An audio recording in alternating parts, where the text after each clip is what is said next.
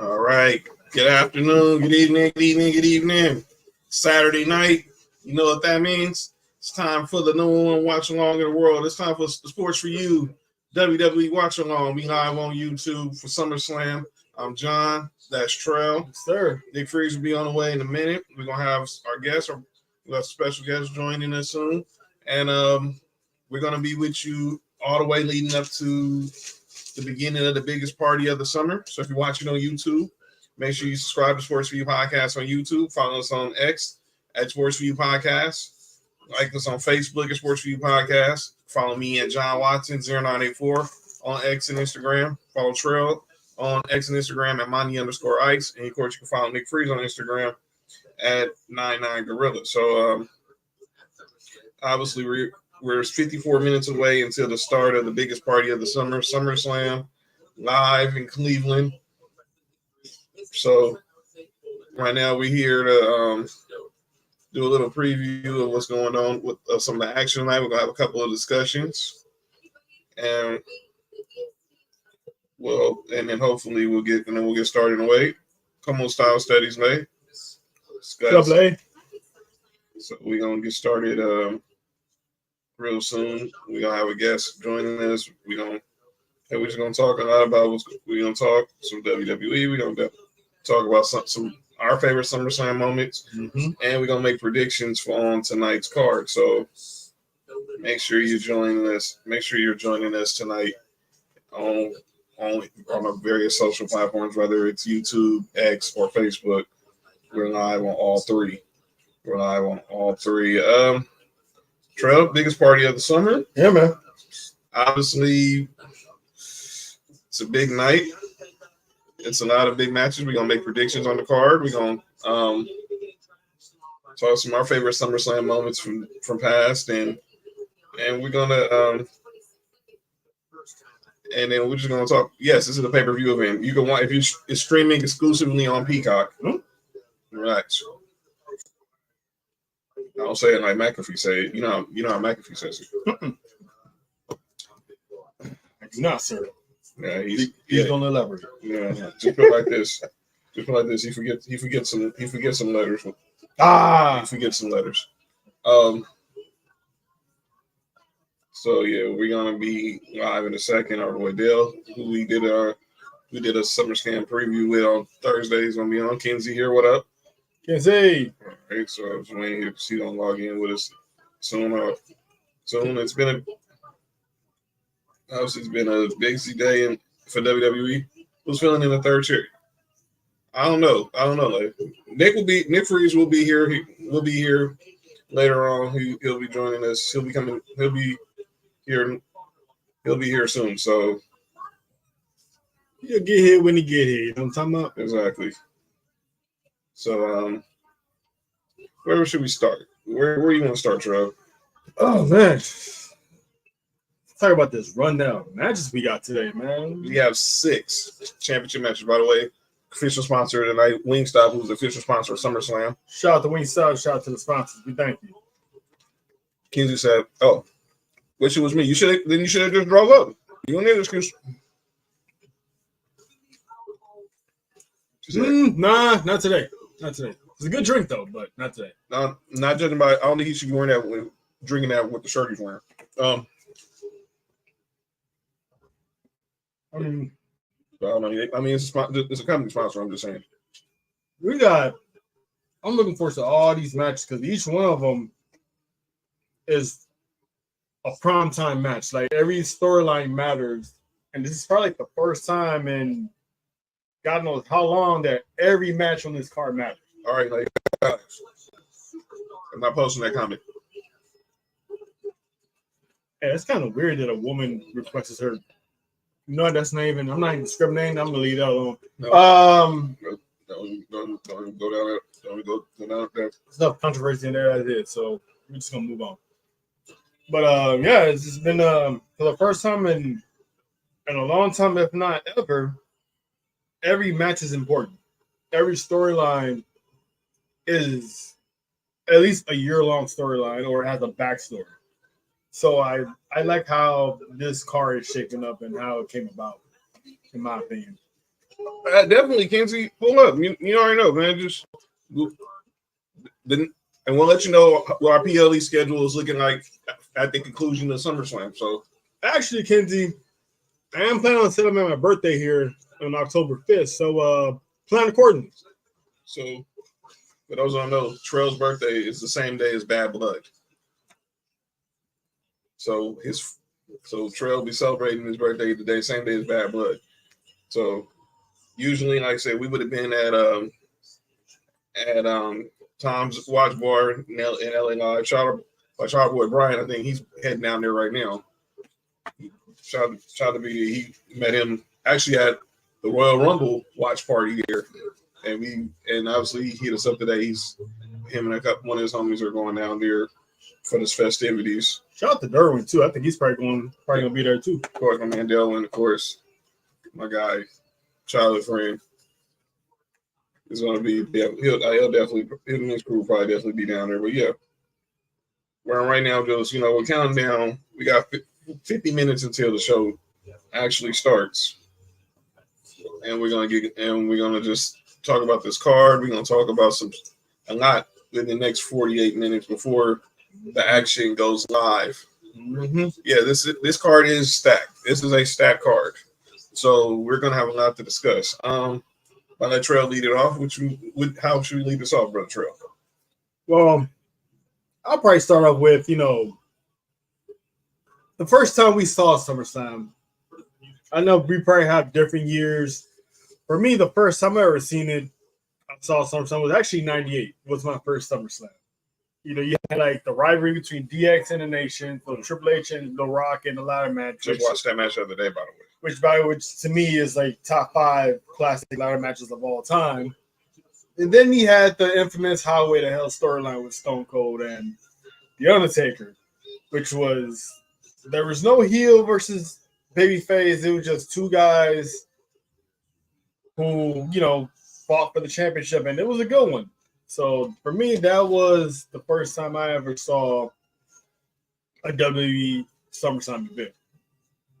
How about y'all? Kenzie, what was your first one? John, what was your first Well, my shirt is telling you my first one. I said it on Thursday when it was on Dale's show. SummerSlam 94, United Center.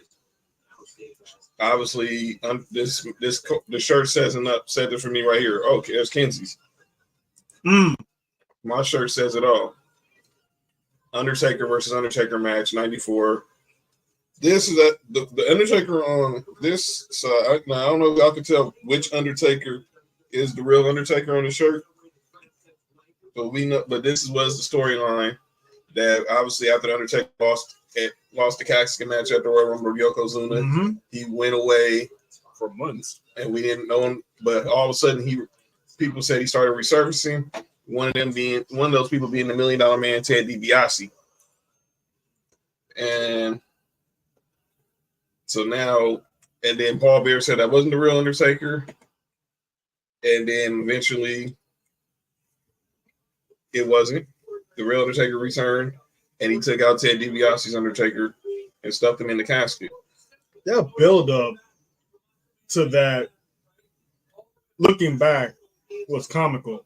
Because you had Leslie Nielsen playing detective, trying to find out, where is the real Undertaker. Lieutenant Frank Drebin. And he never pays attention when the real Undertaker is around him.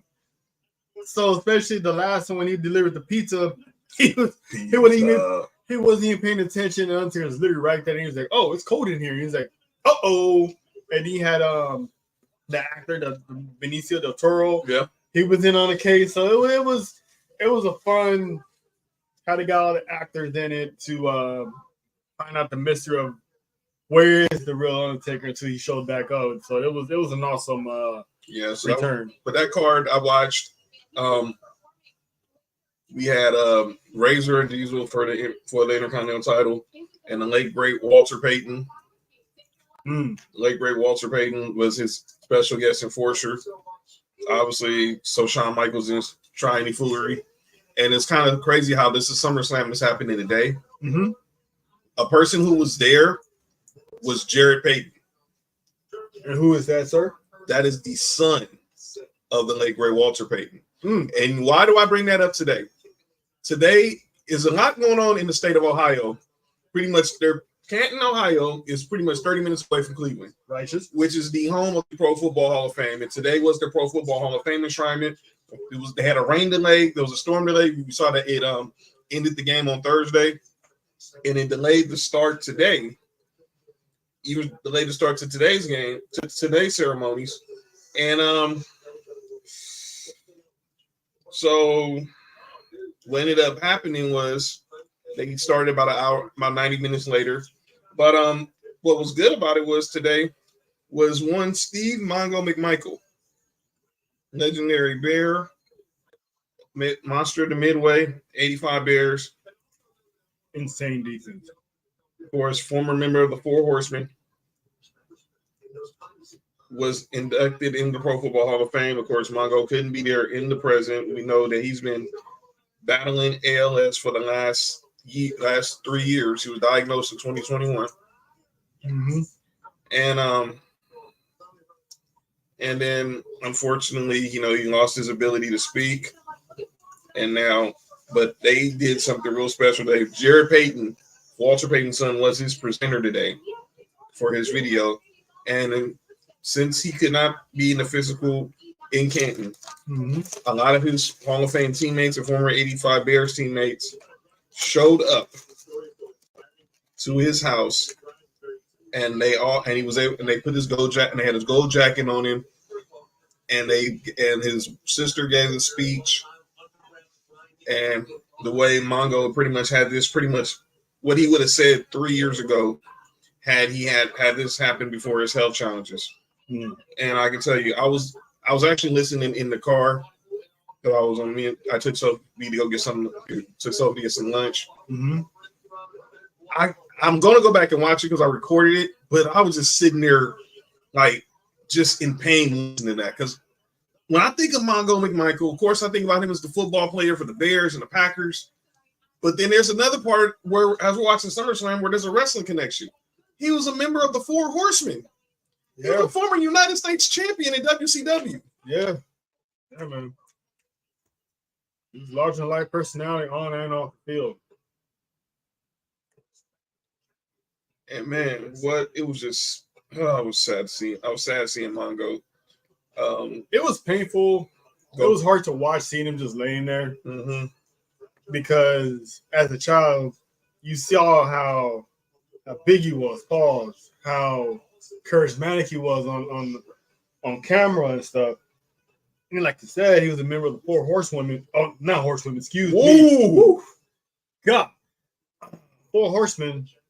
And just seeing him there, it's like, man, he reminds you of how much you always have to take care of yourself, take care of your health, take care of people around, because you just never know when stuff like that can happen to you. So it really puts life in perspective. But I thought it was big ups on Peyton's son and the rest of the team to head out and head up to its crib to be there for him. I thought that was cool. Hey, my sister Lee John in the house. Hey, sis. Hey, Kenzie, mind your business in here. Yeah, sister. Hey, safe drives for you and you, sister. Miss you tomorrow. Yeah. Who's skipping church? She is. Right. Well, no, but if I don't know, my sister Lee John remember church. She's already announced with her husband used to play for the Padres. So ain't that something? I know, right? Where they at? So they're going there be at the pot. They're going actually to the Padres game tomorrow. But yeah. No, Kenzie, I had a Red Bull earlier. I'm good. So Kenzie was telling, I don't know if you missed it.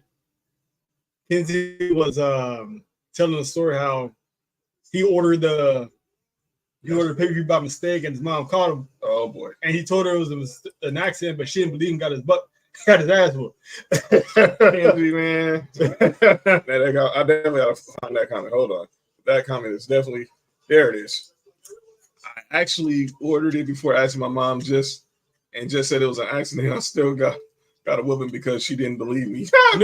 No, damn well, you in a black household and you do something like that. She know for a fact it wasn't an accident, kid. You should have known better, dog. Yeah, just take the L, bro. just take the L. Just take the L. But yeah, we got a lot going on.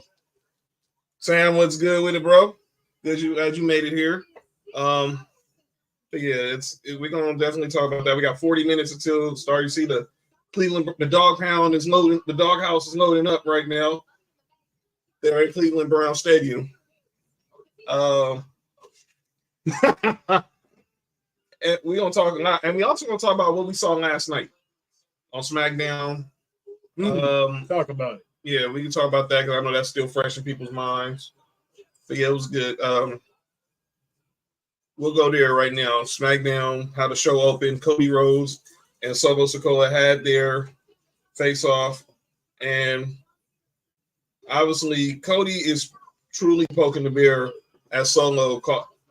Basically, they're saying they're not the real bloodline, and now and it even got worse. Oh my God!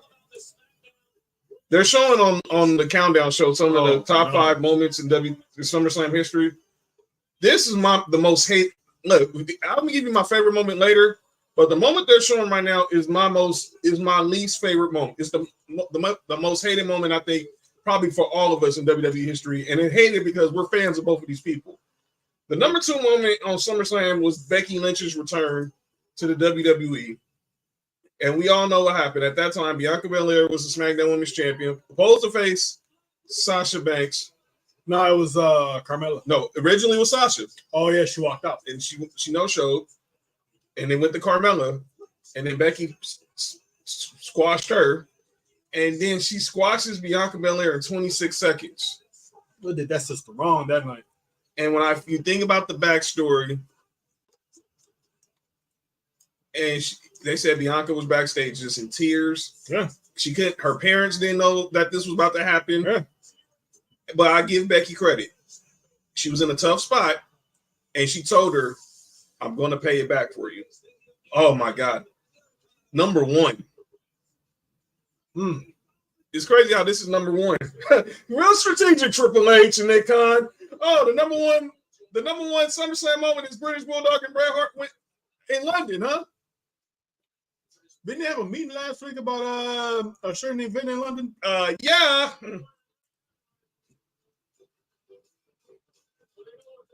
Okay.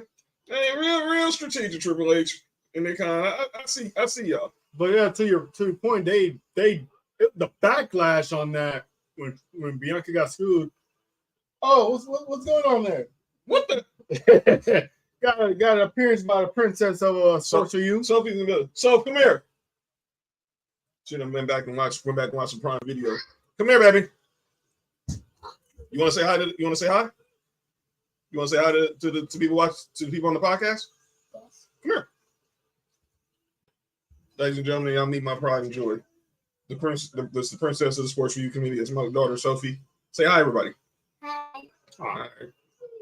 You got ask your question. Who's your favorite wrestler?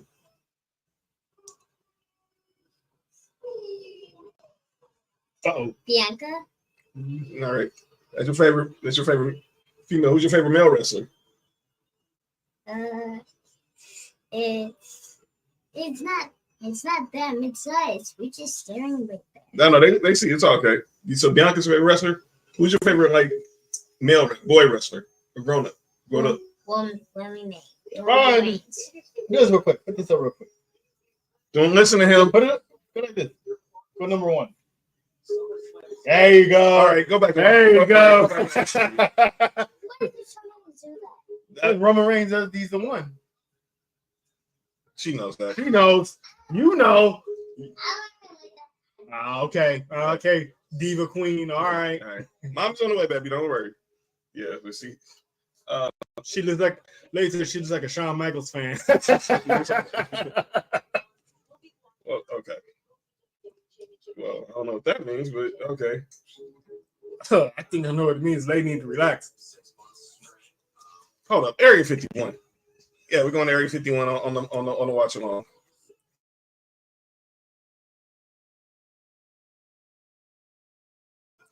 All right, we're back. She's a heartbreaker. That's my baby. That's probably why. But that's what we were talking about with Becky and Bianca. Becky was in a tough spot, But man, I gotta give her credit. She told me I'm gonna pay it forward, and she did. One of them had a WrestleMania moment. No, That feud lasted an entire year, half of the entire from summer SummerSlam. all the way to the spring. SummerSlam of 2021, and then concluded in SummerSlam of 2020, SummerSlam of 2022, the following year in Nashville. But yeah, it was, their feud was one for the ages. It definitely was one of the best matches of that calendar year 2022. Obviously, their match at WrestleMania, the match at SummerSlam was a banger. They gonna snitch on you. 89 was another. Sam says 89 SummerSlam was another classic. I did 89. That was pretty. Yeah, you're fresh. Yeah, let us know. Let people know why 89 was a banger, Sam. Yeah, because I was like 5 years old. Same I don't remember nothing.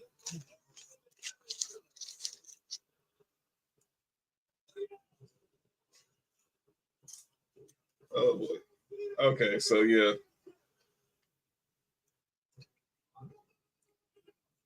So yeah, it's gonna be a good show. But that feud, it went really well for her. Tinsley said, I was just born that year, so I don't know. Exactly. I was only 5. Look, I said I didn't watch wrestling until the 90s. So yeah, I don't remember nothing until I was at least 10. Yeah. Shout out to my man Hype. He got a busy weekend. Said running around getting stuff ready for tomorrow. If you're in Philly, get them tickets to the podcast live show, man. Hype, Night Charles, Taya Brand, Mr. Know-It-All, Tom the promoter. They're going to be on the show on Tuesday. Okay. Talking NFC East with us. So shout out to Hype, Night Charles, Taya. They're going to be on the show with us Tuesday. Okay, Sam says Zeus, later known as Debo, and Savage taking on Hulk and Brutus the Barber BK. RP Tiny Lister. By the way, I told y'all the story. My mom used to work with his pops, right? Mm-hmm. My mom used to work with Tiny Lister Senior, Tiny Lister Jr.'s pops. I'm gonna watch SummerSlam later tonight. Yeah, definitely. So definitely, if you're in the Philly area, get them tickets, man. Go support our guys, our guys and our brothers and sisters out there in Philly. Shout out to Broad Street bullies in the building. But yeah, but I think like I'm going back to '94 when my favorite SummerSlam. Obviously, that card had. Obviously, I talked about Razor and Diesel, Lex Luger, Tatanka, because everyone thought Lex Luger was the side, but it was Tatanka. Yeah, that was crazy. Obviously, Bret and Owen, my first steel cage match, seeing Bret versus Owen. Brave Raider, what's good with you, bro? He said, what up, fellas? I remember watching my first SummerSlam in '88, Mega Powers versus Mega Bucks. Time has flown, boy, and I still love it. We need Roman back. Talk about it. Talk about it. Don't speak so soon, Brave Raider. Don't speak so soon. You know what they say in Field of Drink? But I keep telling people, you keep calling the bear out of hibernation. He's eventually going to come out the cave. You're gonna keep calling the bear out of hibernation. You're gonna come out the cave. So yeah, we'll talk about the main event tonight now, which is gonna be under Bloodline rules. Once they made that announcement, we all saw what happened in the last Bloodline rules match. Total freaking chaos. So since they did that, I already know some shit about to go down. Oh, Hype said Bret versus British Bulldog. Watch every day. We watched that tape 1,000 times. Man, I remember them days when tape WWE, well, at the time WWF was on VHS. So yeah, we got a lot to talk. We got to definitely talk about that. But that's one of my favorites. That was my favorite. So let's go to what's next. What we got on them? Let's go back to SmackDown. Obviously, Cody and now Cody and Solo's match tonight is going to be under Bloodline rules. Also, we got to talk about what happened some of the matches. Another banger match between Andrade and Carmelo Hayes. Andrade is now up 2-0 on him, and we got to talk about that because it seems like there's a. I think there's gonna be a series coming up with those two. But there seemed to be a drum beat that is being spoken around the Twitterverse in regards to this match, my brother. So we'll definitely talk about that. Obviously, the return. What up, Christy? Logan Paul making his return to his home city. HR in the building. To his home city of Cleveland.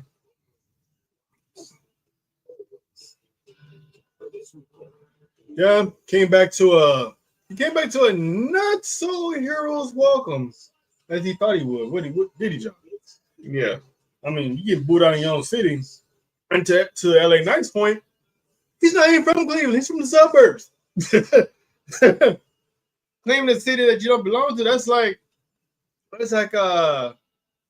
you live in Lancaster, you rep LA. It's like we're watching Christy. Do you not see what the? No, I'm not trying to be a jerk. Christy, do you not see what the title of it says? Yeah, John, you gotta be like that. By the way, shout out to Joe Tessitore, one of the new voices of WWE, of course, longtime college football voice for ESPN, former voice of Monday Night Football. I thought that was De La Hoya.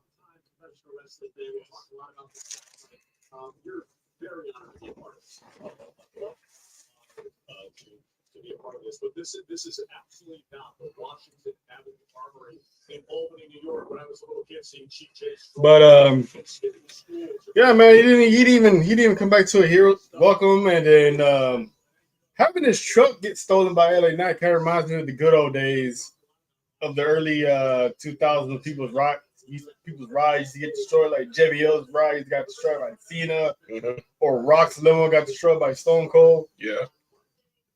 Oddly enough, I mentioned those two guys because it's like if Stone Cold and The Rock had a baby, you had LA Knight. Yeah. And he pretty much stole Logan Paul's truck, which was awesome. Really awesome. What the? Be careful. See? And Mama just asked me, was you on camera? Good God. See, I am trying to do the right thing, and you just wanted to steal the show. Hey, man. Hey, we're used to it. Shout out to Nico. Chris says, is that a baby? Is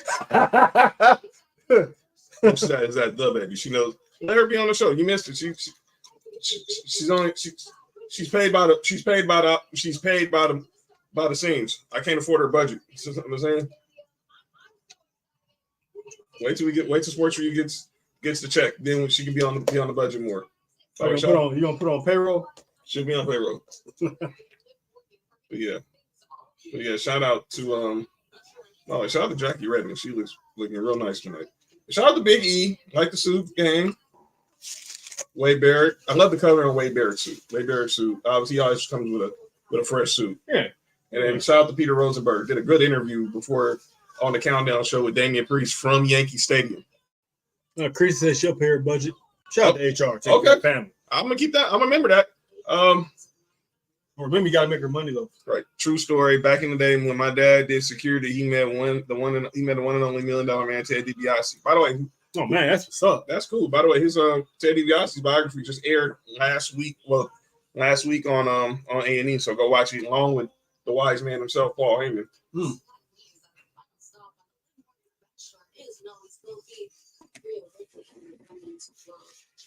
So yeah, but back to last night. Obviously there. Then we had 2 title matches last night. Both tag team title matches. We saw that that Bianca Belair and Jade Cargill finally got their moment. Yeah, they got their rematch that they've been waiting for since was it Backlash? Classic. Now, I had a feeling that they wasn't gonna win, but I didn't know how they were gonna lose.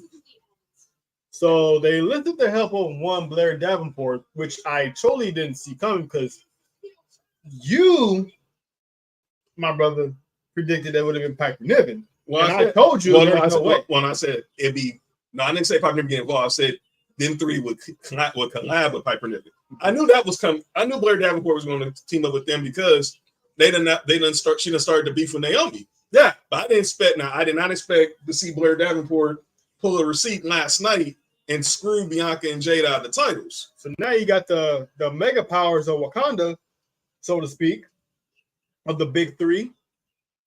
Sooner or later, they're going to wage war with Blair Davenport and the women's tag team champions. So I'm all for that because all 6 of the women are going to hit hard. And that's what we like to see. So outside of that, like you said, there was another tag team title match that went down on SmackDown, right? And that was the main event, the WWE Tag Team titles last night with DIY versus the Bloodline, Tama Tonga, Jacob Fatu, after they won that gauntlet match, which was pretty much was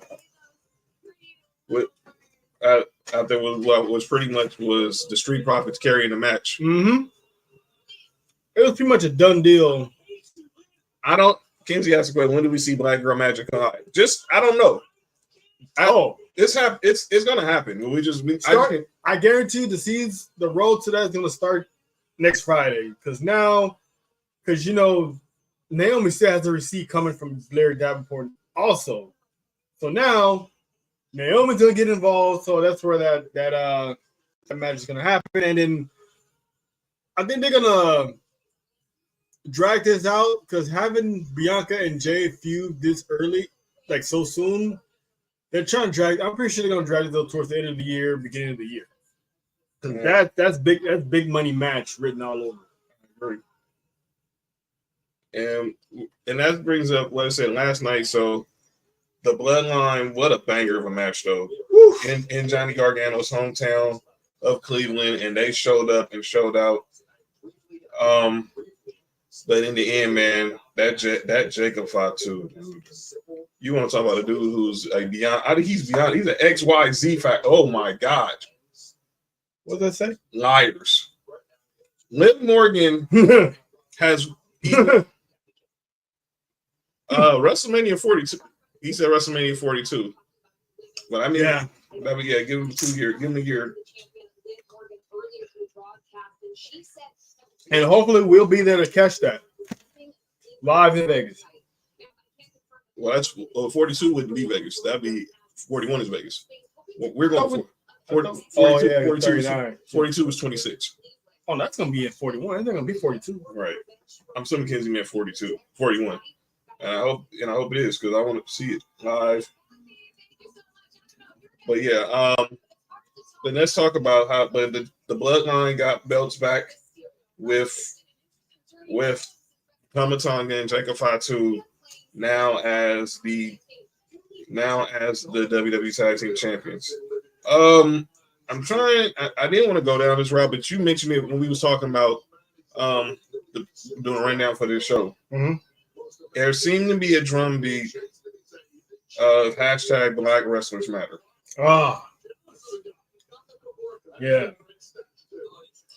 I know a lot of our friends over in Black Wrestling Twitter were not happy that the Street Profits basically had to come second fiddle to the Bloodline again.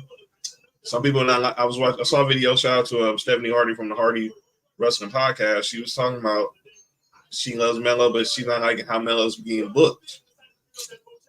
When is Montez Ford? And I'm paraphrasing.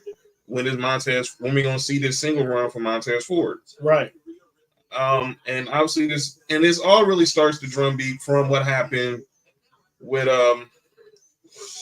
MVP basically saying that Triple H didn't do enough to keep the Hurt Business together. And obviously Bobby Lashley's leaving. What you think, man? I'm not going to say Triple H is anti-black, but He's not. But I don't know where we're going with this. Where do you think that we're going with this? I can't tell people how they feel, right? Because when you're in a frame of mind that you feel like that you're being do unjust because of your skin, I understand. However, they're comparing right now. What they're doing is they're looking at what Tony Khan is doing in AEW. Mm-hmm. You got Swerve as the black heavyweight champion, and then you got Athena, the Ring of Honor women's champion. But what these people are not looking at is, yes, Swerve is their black champion, but he's getting booked just as poorly over there as champion as anyone else as any other black wrestler in WWE. You got MJF over there getting more time than the heavyweight champion. That's your guy. Why is he not being booked better? Why is he not opening the show? He's like in the middle of the show. He's not closing the show. Like sometimes he comes out and he has like a squash match or whatever. He's not even get booked properly, but they want to come at WWE because they don't have black champions. Yes, they don't at this time, but you guys forget that Bianca Belair was champion for an entire year. What up, though? Hey, Champ, I sent you the StreamYard if you want to join us, brother. My boy Champ, he's going to be joining. Boy Champ out in Georgia. He's going to join us for the South 2 days. And, you know, him and Sports VHP, they talk a lot of wrestling. So, Champ, I sent you you want to join us, I sent you the StreamYard. Check your messages. All right, lady, be safe out there. All right, like I said, she's going to be back later. So, shout out, be safe, lady. We'll see you in a minute. But go ahead, continue. So, like I was saying, people tend to forget that Bianca Belair is a black woman, is she not? Yes, she is. What's she taking care of? Main events, appearances, red carpets, championship matches. She's already a 3-time champion. You know, Bobby Lashley, WWE champion, 2-time. You know, people make it seem like it's Triple H, but you gotta understand this stuff is already. Montez Ford should have had a singles run under Vince McMahon's leadership. Mm-hmm. The writing was right there against the walls when Montez had that match with Roman Reigns. The boy showed out. It showed that, all right, you got to break this team up. They teased a profit split under the Vince McMahon watch, and they didn't pull the trigger. So the fact that we're trying to put it on Triple H makes no sense because this was going on before he took over. And right now, certain stars are hot right now. LA Knight, long overdue. And we got to live with the fact that whatever the bloodline does will always take precedent over anything else. I think the only way that's the DIY would have kept the titles last night if it was Tamaloa in that ring and not Jacob Fatu. I don't know about that. They still have. Probably more than likely, but he's the weak link of the bloodline. You've been pointing out for weeks. Dude, sorry. Go check his highlights from TNA and New Japan. Dude is sorry, but it was major for Tama Tonga and Jacob Fatu to win because you think about it, their dads were tag team partners, of course. Tama Tonga, the son of Haku, Jacob Fatu, the son of the Tonga Kid. They were the Islanders back in the day, and they never got that chance to be tag team champions. And now their offspring is carrying gold. Now, I don't know about this whole Solo pretty much do. Like someone said, Solo was pulling the Christian Cage last night and having Fatu and Tama put the belts on his shoulders. Like, he basically carried them. But I think everything's gonna play out right. Look, I don't want to see Bobby Lashley leave, but he's still Bobby Lashley. Yeah, I mean, I didn't want to see MVP leave, but it was just probably just time, and he wants to do other things. He don't like the road that was for him. He's a Hall of Famer. He has that right. Yeah, as I hate to say it, but as a culture, we gotta stop always saying that they're against black people because they're not getting. Like I said, Lashley had a lot of love when he was champion, especially during the pandemic era. Bianca Belair was taken care of, and she's a African American woman. First African woman to make it in WrestleMania against another African black woman. Exactly. So let's cut the crap about they're not pro-blacks. At this current time, there's stars they're pushing right now. It doesn't mean they're against black people. Now I say that. Do I think the team of the Prophets and Lashley should have been booked better? Yes. I'm not gonna say like they shouldn't. They should have been in the prime spot. But during that time, if you put them against the Bloodline, Bobby Lashley's not beating Roman Reigns. So and then you had Jey Uso on Raw. So it wasn't. Couldn't have been booked better, yes, but it is what it is. That's just how it happens sometimes. Sometimes the chips fall when they may, but eventually it'll happen.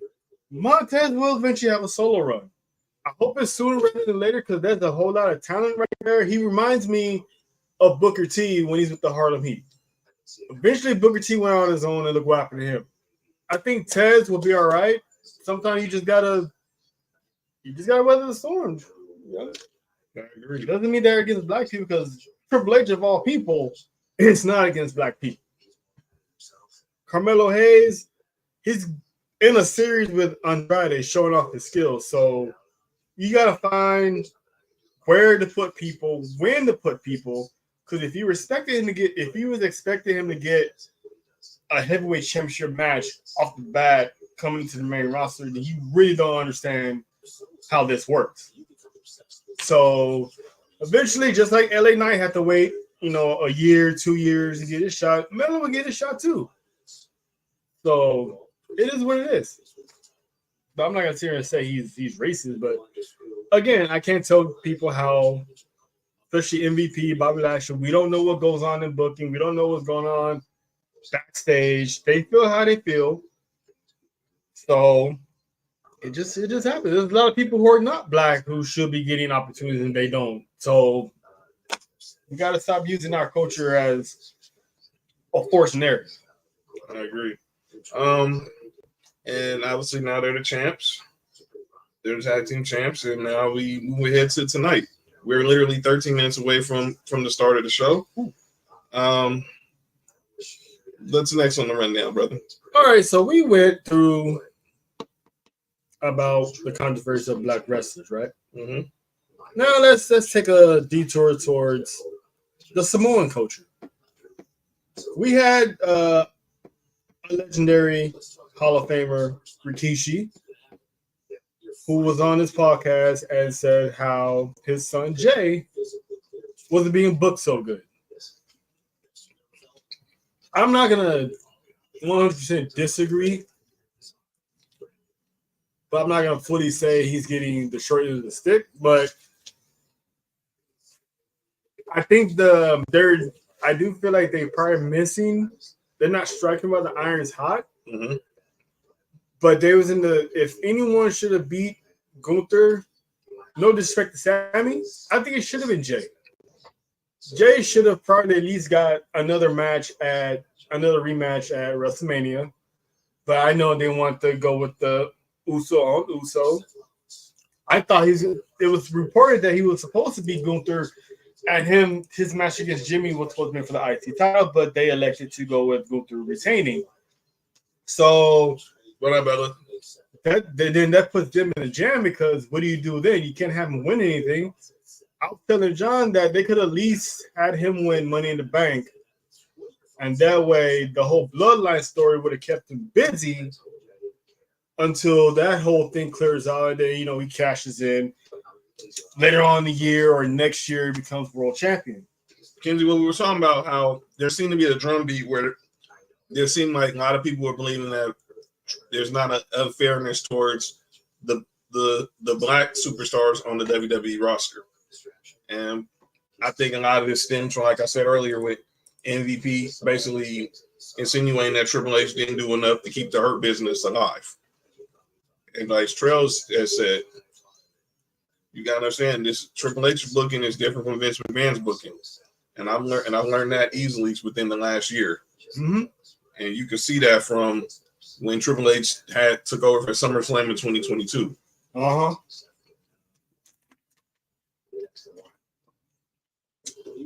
And you can see that because I don't think Stephanie McMahon just pulling up and brazenly saying we're in the Paul Levesque era without feeling confident. Yeah. And that Hurt Business thing, like I said, that's during the pandemic. What is Triple H going to do? He can't tell Vince McMahon what to do. He can say whatever you want and argue to Vince McMahon until he turns red in the face. What Vince says, it goes. So He's hands were tied. Vince had a lot of questionable decisions. Then Triple H took the fall because they feel like he could have did something, but what could he do? He's not in control. His control was actually limited by Vince until he stepped down and TKO was like, no, you back in. So, but back to Jay, he has, top selling merch. I think he should at least won Money in the Bank, but I'm not too upset on why it went down that way because they had to play into the CM Punk Drew McIntyre stick. So only fear I have about it is that all this time he went solo, they're gonna wind up bringing back the Usos, and he's gonna be in the tag team for a while. Which during that time he should have been the singles champion by then, or at least have Money in the Bank. But it is what it is. That's his son. He feels he got short-ended. It's not the first time people felt that way. I mean, Alpha Sika, he thought his son Roman got Raw deals Mania years ago. It happens. You just gotta weather the storm, man. And Jay responded. He was just like telling him, just sit back and watch the show. Yeah. I think Jay knows that everything's good. Yeah. Stuff happens. Just be patient sometimes. You just enjoy the story that's being told. That's it. Jay told us when we was live and for Wally Mania in LA, he was like, there's so many chapters to the story. Yeah. So and he wasn't lying. Yeah. And check this out. Jacob Fatu has only been in the company not even 4 months. And he already has the championship gold. That shows you how high they are on Jacob Fatu. Triple H were like, we hit a home run with this one. Yeah. Perfectly. Yeah. Lead off homer. Yeah. Straight Otani. Straight Mookie Betts out there. Ricky Henderson. Aaron Judge. Kenzie said, I mean, probably agrees with his pops, but publicly he isn't going to say that. Maybe. Or he just knows, like, hey, man, just chill, pops. Yeah, it's like good. He already, and like, I mean, he hinted that maybe Jimmy Uso might be coming back soon. So I think Jay knows what's going down. Yeah, man. He's a primetime player. He's a top pick. So yeah, he's enjoying this run that he has. All right. What's next on the rundown, Brother Trail? All right, so we're 8 minutes away from showtime. We do have the match card, and we will wait till as we get closer to show. When the show starts, to let you know how it's going to go. How do you feel now? This crossover with TNA and NXT has brought some good stories, good action, good exposure to the brand. Absolutely, it has. Now, when TNA first did their deal with AEW, by the way, I'm reading a tweet for Sean Ross Sapp. Mm-hmm. Jelly Roll is setting up in the ring right now, so Jelly Roll is probably going to open the show. Oh, cool! Little performance. All right. Shout out to Rustin Roman from the Wrestling Society Network. What up, Russ? Thanks for joining the show, brother. Good to see you, man. Good to see you. Shout out to if you're Christy. I'll holler at you later, John. I'll text you. Okay. Let's just enjoy the show. Let's not talk about what ifs. What if we don't get this? What if we do get that? Just enjoy the show. Trust and believe. Because there's people putting stuff out there they don't know is for sure. And I'm not saying it on the show because and shout out to our boys over at Snug Wrestling. Because Ed said from Snug Wrestling, our boy Edgar, we're gonna be talking to real soon. Yeah, so Rustin said Jelly Roll is opening for SummerSlam. Oh man, I got us.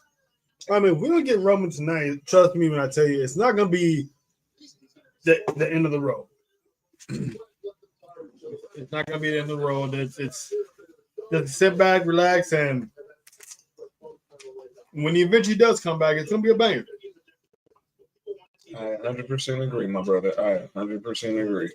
Because I was thinking about that too, Kenzie. I'm like, Jimmy hasn't came back yet, so we might get Jimmy first. We might get both. You never know. But I'm sure is looking forward to seeing. Yes. Now, back to the TNA topic here. When they teamed up with AEW, what's going on with them in NXT, that's what I originally expected from the AEW deal. I was expecting Deanna Purrazzo to mix it up with Thunder Rosa or Toni Storm or whoever was champion at the time. I was expecting Moose to be on there. None of that. It was just Kenny Omega on both shows holding all the belts. Mm-hmm. So they really do nothing. They didn't elevate TNA. They didn't do anything. They took a leap of faith and signed up and linked up with WWE. And man, they took their up-and-coming star. WWE's like, let us take your up-and-coming star and all your good stars, put them on our show, and make them even more popular than what they were before. Right. Because when I first saw Joe Henry on TNA, I'm like, oh, okay, he seems cool. Shawn Michaels in NXT was like, let us borrow him real quick. All right. Now you expose him to the NXT crowd, and now they're pretty much doing TNA a whole bunch of favors to add more money to their pockets. They sold out their Summerverse pay-per-view for the first time in like over 10 years. So Preston says NXT TNA is awesome. I think NXT TNA will have Worlds Collide fairly soon. I hope so. That'd be dope. That's what I think the end game is. That'd be dope. By the way, Bailey was talking to Stephanie Hypes from BodySlam.net podcast, and she wants in on this crossover too. Specifically with two people. One she's familiar with from her time in WWE, which is the artist, the wrestler formerly known as Dana Brooke, aka Ash by Elegance. And then Tony Storm Part 2. Yeah, you all right, man? And then she wants to go one-on-one with the Joker now. And who said this? One Bailey. Oh, I dropped the F-bomb in the middle of the interview, which is classic, which is funny. She didn't realize it until she said it. I mean, I was telling John and Dale, this should come ahead at War Games. Hey, Rustin, you must have been talking to us before. Have we had a conversation before the show? Look what he said. I want to see Moose versus Over. Man, listen, man. Don't get me started on the Moose hype train, man. I've been calling for this dude since Mickey James came back in the Royal Rumble with the TNA title. I'm like, okay. Sooner or later, Moose has to make an appearance, man. I'm so looking forward to the possibility. Like I was telling Dale and John, I wouldn't be surprised if this turns into a War Games, but I don't know if they're going to do that because they have the male War Games, they have the female War Games, and obviously the male War Games is going to be bloodline dominant. So I don't know. What up, AC? I don't know if they're going to have a War Games match, but they should have at least an elimination match with like Team NXT and Team TNA, because there's a lot of stories going on in NXT between them and TNA. You got Gallus and Joe Hendry, and then you got the Rascals.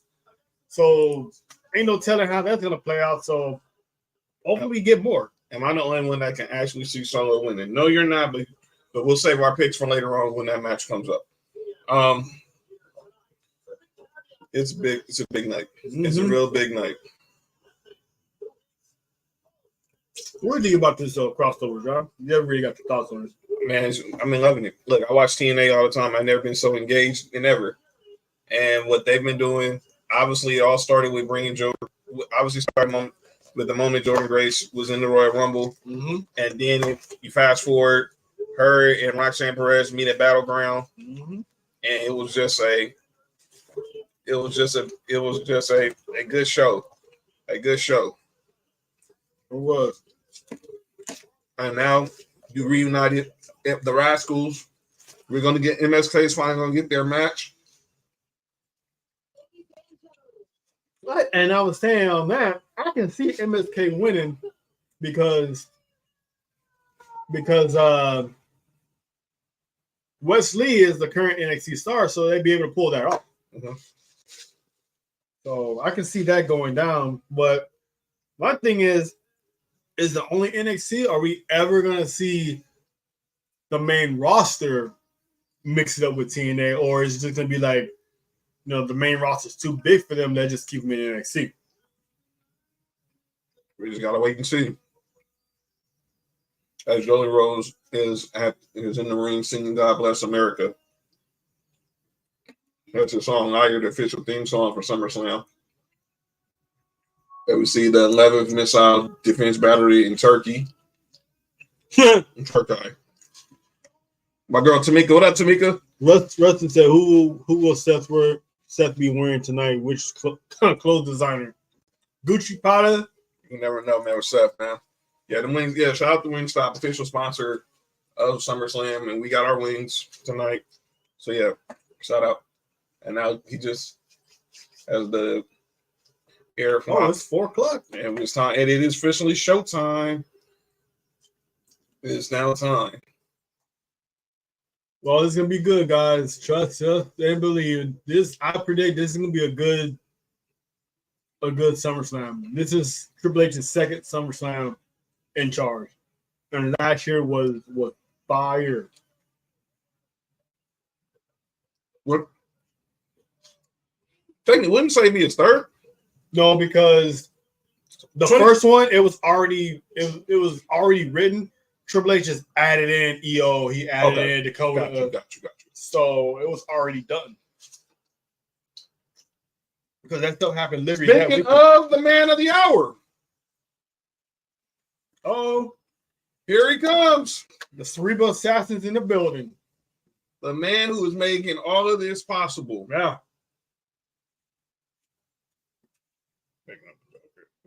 Speaking of, that's right. Speaking of Triple H. Hensley said, watch Seth wear the same fit that HBK wore.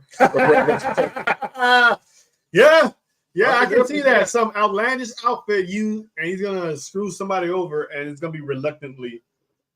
And what do you know? How that feud ended. It ended in a Hell in a Cell match in Bad Blood. So, Jesus Christ. And what are we on right now? We're on page 4 Bad Blood, which will have a Hell in a Cell match. Yes, we do live in the USA, Mohammed. Huh? Good. Area 51. Hold on.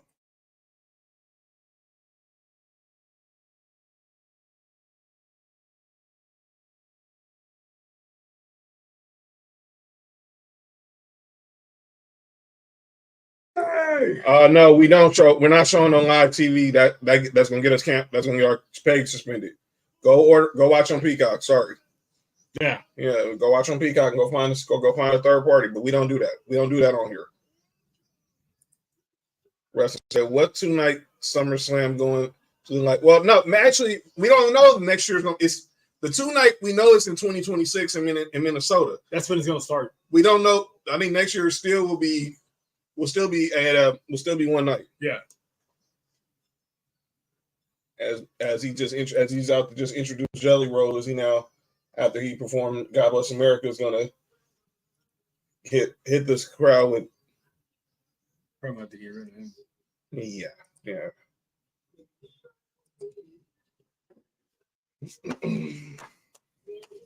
If you have Peacock, go subscribe on Peacock. Or streaming online. Yeah. There's websites.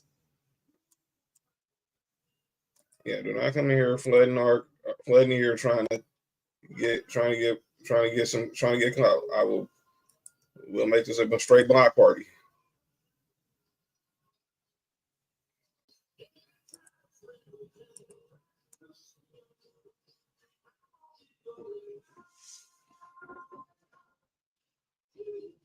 Okay. All right. So no way, Shayna's in the building. She on the way. Don't worry, Mom. She's waiting for you. She's waiting for you. She's waiting for you. What's up, Shayna? I thought the night 2 started. No, it starts in 2026. Yeah. We don't know where SummerSlam for 2025 is. Hopefully, I'm just gonna assume it's gonna be in India. It's gonna be in Indianapolis. Yeah, it's gonna be. Yes, right. Yeah, I'm straight on it to Dikembe. No. Yeah, get out of here with that. Don't come here sabotaging this experience. We're here for Jelly Roll has got the crowd moving. At least Jelly is okay. Rustin said, at least Jelly is heck of a lot better than Hardy. Oh my God. Remember when Hardy, the guy who performed at the Royal Rumble in 2022? Oh man. Yeah, well, right now, saying that Jelly Roll is just performing. He's performing right now. So you by the time you get home, you'll be home for the first match. Should we tell them what the first match is, or we gonna wait till they show it on the screen? Well, they're gonna kick it off with the Women's World Championship match. Rhea Ripley challenging Liv Morgan. So they're planning on starting this off with a banger. Because I predict this is gonna be a huge banger, and they're already showing video packages for it in the middle of this concert. So shout out to Jelly Roll with the choir. And all black choir too. Looks like. So tell y'all black people. Who said black people don't listen to country music? I certainly did growing up. I'm not gonna lie. Yeah. I'm just saying. Yeah, she's laughing. I think she's laughing at the whole Liv Rhea. She's gonna tear it. Dom gonna rip her heart out, dog. Maybe or maybe not so soon. But accidents, quote unquote, can happen. So accidents can happen. All right, Dale, send me. I'll be on his way. I think his son gonna join the show too. That's what's up. All right, so yeah, let me see y'all's our shirts. Okay, Yeah, he's got now. I got an Undertaker shirt. Now I'm gonna do a wardrobe change. I'm just gonna leave this word. I have an LA Knight shirt I wanted to wear that I'm gonna wear when the match with Logan Paul comes up. That I didn't want to be wearing it at the same time he had his shirt on, so I wanted to wait. So then I wear the LA Knight shirt for the rest of the night. But I want to at least show what I got from the SummerSlam section on WWEshop.com. Undertaker versus Undertaker. Yeah. And there is your official host. I look too good to change, so I'm not changing. Cleveland's own Mike Mazanin. Oh, little disrespectful. Well, he's probably gonna be little to his parents. Mike, the Miz is the hosting SummerSlam in his hometown. Shout out to Marie. Saw her get off the bus earlier. She looks stunning. Shout out to her for surviving. Yes, the ordeal she had. Yes, and that's why it's even better. She's even just stunning. Here comes mommy. And who is she smiling at? Oh, here. What do you think she's smiling at? I thought it was Zeus. And Rhea Ripley is making her way through Gorilla right now. Our first match for the Women's World Championship. Rhea Ripley is back in the ring for the first time since WrestleMania. And here comes the brutality. What? Boy. Mommy's on the way. Jackie Redmond looked good too. Yeah, Jackie Redmond looks amazing. She always does. So let's get some picks in.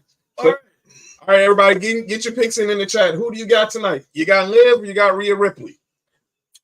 I'm going first. I'm in the words of Trish Stratus, the blonde's going to win this one.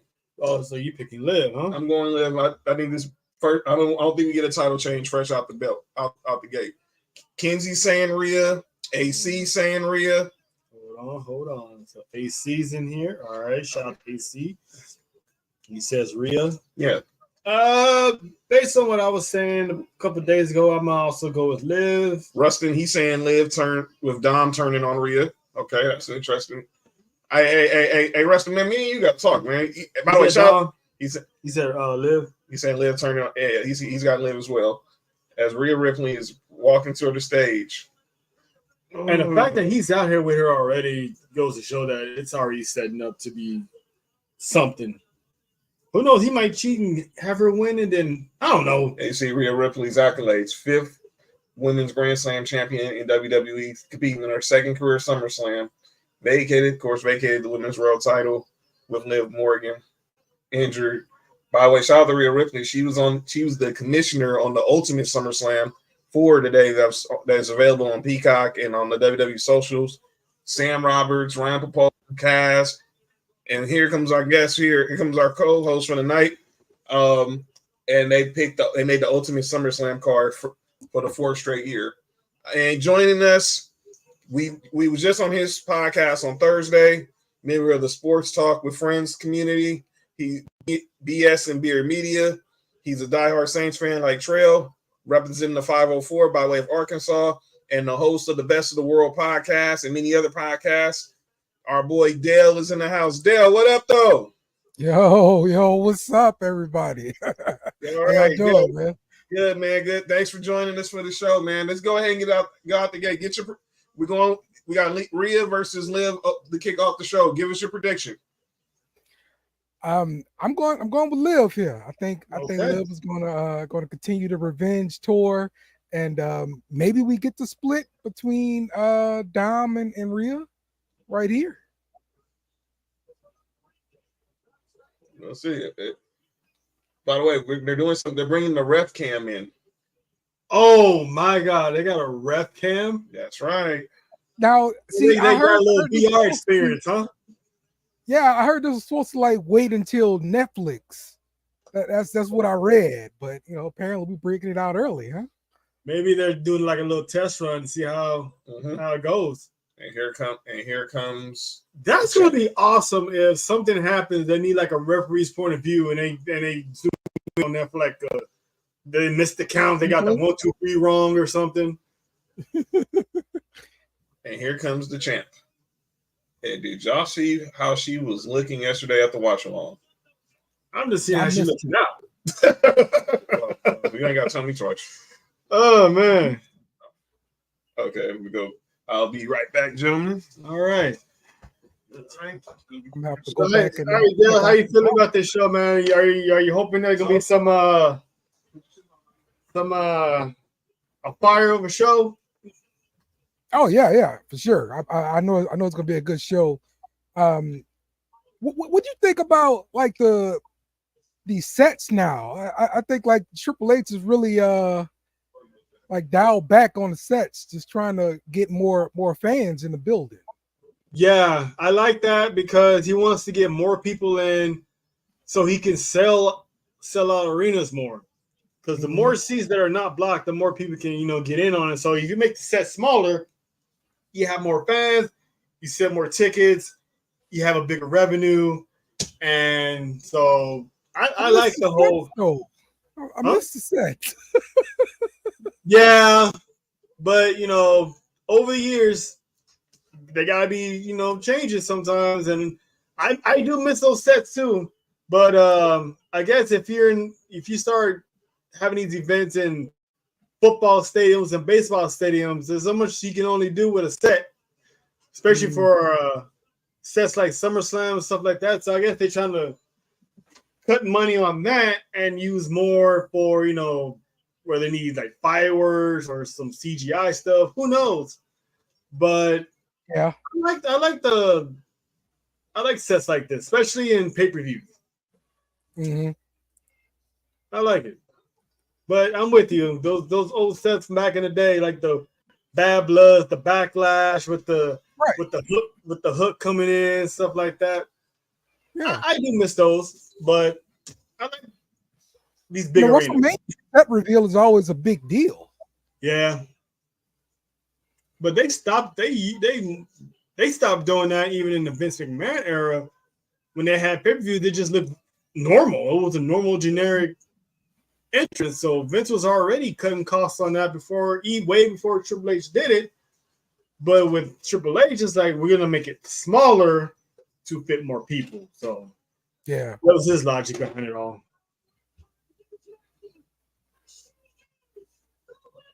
Man, Samantha Irvin. I mean, what else can I say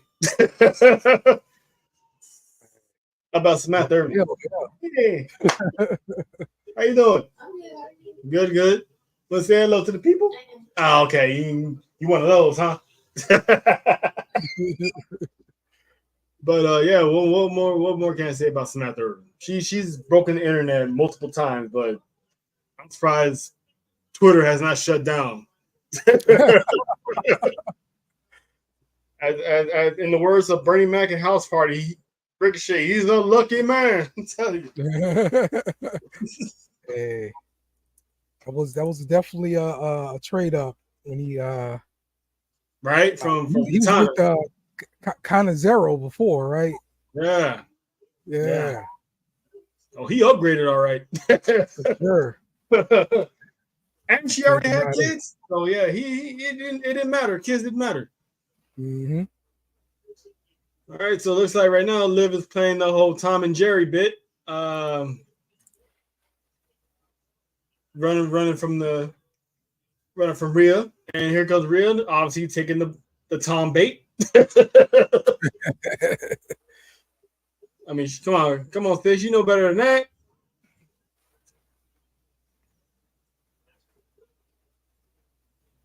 Oh man, this should be a banger once it gets started. They got to tease you along a little bit. Yeah, I mean, loving their outfits though. Their outfits are pretty dope. Kind of ironic that they're matching. Yeah, black and purple, huh? Yeah. I mean, this story here. I'm seeing some more signage on the ring, the mat. Yeah, they put an announcement on the corner. Wingstop is also co-sponsoring with Prime. Oh snap! Okay, it's TKO effect. Yeah, taking effect. Okay. Uh-oh. Looks like the cameraman just got a promotion. And here we go. It's finally getting going now. So it looks like Liv's gonna have to weather the storm because the next 5 minutes she's gonna get her ass kicked.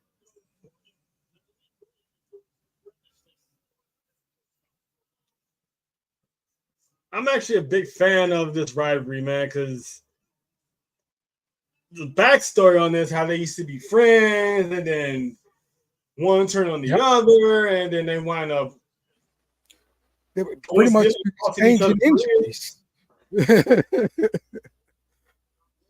Like exchanging injuries. Like, I hurt you, you hurt me.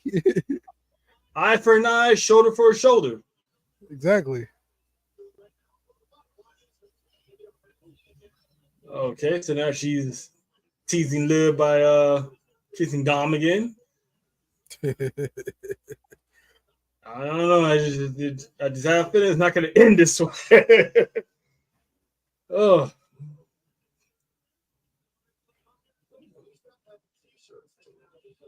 I mean, they're in Cleveland Brown Stadium. Look how big these stadiums are. It's only a matter of time they come over here to SoFi. Oh yeah, oh, for sure.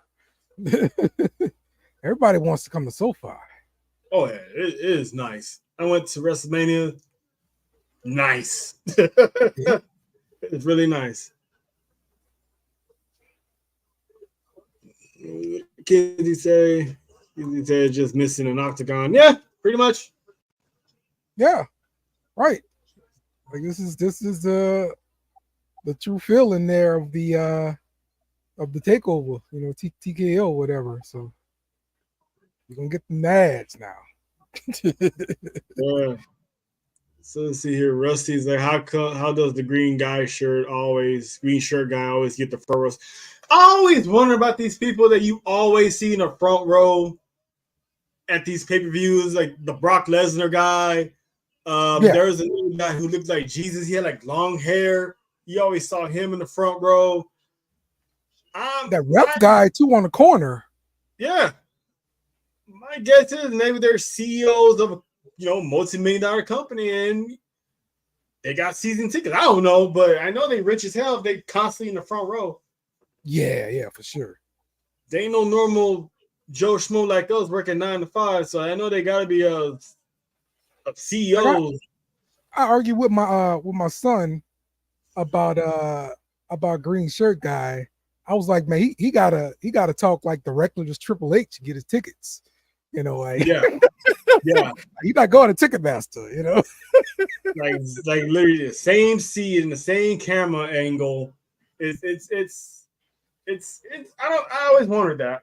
If I ever came across these guys, I would straight up ask how you have a trust fund? Are you like on payroll or I don't think green shirt guy will reveal it. I'm pretty sure he's done interviews and somebody's asked him. So gotta be a CEO of a company and he's able to get tickets just like that before everybody else does. Because I always wanted that for years, especially the Brock Lesnar guy. I always wanted to meet the Brock Lesnar guy because it's like you always see him.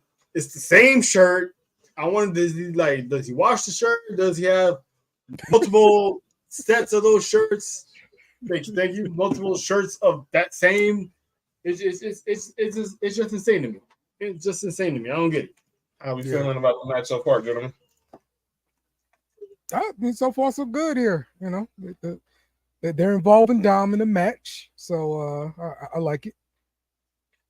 Some things we were as we watching this match, watching the action. We talked about last night, Dale, how SmackDown went down as the go home show. Mm-hmm. Rustin said that Rhea's shoulder looks bad. All right, is this who I think is finna join? We got a special guest, ladies and gentlemen. This young man is joining the show for the first time. He's Dale's son. Oh, okay. And his name is Breeze Mims. He goes by the name of Breeze Mims. I think y'all can figure out what that is. Breeze, what up, though? Hey. How you feeling about the card, young man? Well, I think it's pretty good. Who do you got tonight? Who you got in this one, Liv or Rhea? Liv, definitely. You got Liv? My baby mama says she's picking Rhea. She's anti-blonde. Hey, shout out to that name, man. I love Breeze, man. That's my goat right there. So I'm assuming you're a Saints fan too, just like your dad. I don't have a choice to not be a Saints fan. Oh, okay, you say that now, but you're gonna love it later, sir. You missing out, man. You missing out. You wasn't born at that time, but you're missing out. So I'm gonna ask you guys this. So we'll start with what we was talking about before you guys joined during the pre-show. We talked about a lot of how SmackDown went down last night. Obviously, now the main event is Bloodline Rules. And then we talked about how Melo and Andrade had put on another banger last night. Blair Davenport screwing Bianca and Jade, and then the Bloodline bringing gold back to the table. Well, I'm gonna start with you, Dale. What was your thoughts on last night's SmackDown? Davenport looked like joining Elbow Fire and Isla Dawn. I think that could help. 'Cause I like them together. I just don't think it's clicking with the audience yet. And Black Davenport has a natural villain dislike to her kind of thing. And I think the crowd going to start picking up on them together. And you know, when you got a group of ladies together, it doesn't hurt to have, you know, more than one that's you know, pretty attractive and everything to the audience, to the male audience, right? And I think this is going to do that to help them. So that part I like. I do. Was that like, a wardrobe malfunction, or did Rhea just pop her shoulder back in? Oh no, that's the wardrobe mal. Oh my god. I missed it. No. Bruh. But no, Rhea just literally just popped her shoulder back in place, right?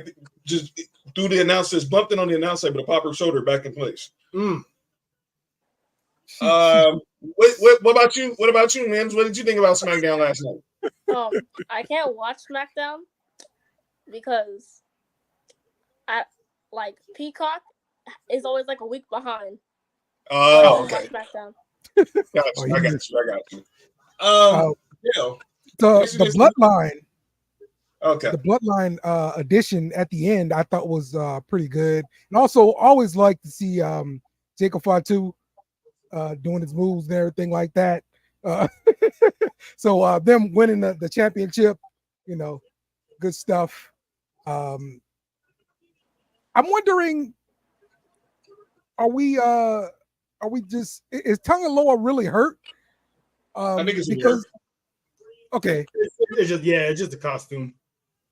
Okay, so we're just getting Jacob Fatu some more work in ring, pretty much. I guess that's the plan there. Because I thought we were going to be firing up. Okay, Yeah, I thought we were gonna be firing up the Tonga brothers and so we can get a Tonga versus Usos kind of thing. That's what I thought we were doing. I think they were, but the guy is just not good. Really? So yeah, like the last somebody's not remember good. when he debuted, they did put those two together. Yeah. And he didn't do that good, in my opinion. He didn't do that good as his brother. So ever since then, you see him in the suit, and you see Tama and Jacob doing the work. So I figured, oh, they realize what's going on. Is that all right? You just gonna stand here. We're gonna have Jacob do it, because I think originally Jacob was just an enforcer, and those two are the tag teams. So I think now when the Usos do get back, it's just gonna be Toma and Jacob. Wow, this Rhea Ripley just had her in the court, really live reverse. Now she's trying to get her in an armbar. Rustin Roman says, so with the announcement of the new Raw commentary team, why treat Corey Graves that way, adding Cole to SmackDown? Well, I'm assuming Joe Tessitore is going to be on SmackDown. He is. He's on SmackDown, and obviously Tessitore is going to be on SmackDown. Raw, and Michael Cole moving to SmackDown. They're moving Cole. They're taking Cole off Raw. Was that what they? USA probably, because it's a USA network. Okay. So does this mean? What does it mean for Pat? Does he stay on Netflix with Testament? Well, then obviously they got the ESPN connection there, so yeah. So it makes sense. No, they announced that Joe's gonna be on Raw. So I mean, and then obviously they got that ESPN connection there, and then obviously, and you never know, things might change when they get close. Once we get closer to the Netflix deal. Damn, they're gonna split Cole and McAfee up. That's gonna suck. That's the modern day Jim Ross and Lawler. Yeah, I think we need to wait and play to see how this plays out, because I think obviously they want to. Because I think obviously I see now why he hasn't confirmed that, Kenzie. I know that rumors out there that Pat McAfee's going to be taking a hiatus because of college football. But if that was the case, then Joe Tessitore is taking a hiatus because of college football. It's true. Oh, so I think, and McAfee hasn't confirmed that. We won't know nothing for another 3 weeks. And if Pat's still doing Monday Night Raw, there's no need for him to leave for college, because his college duties are from Friday to Saturday. So he could go home Sunday and back to normal Monday. Liv's bringing in the chair. Liv's going to try to get disqualified so she can still keep the title, as we see what the game plan is. Either that or get Rhea to get the chair so she can get disqualified.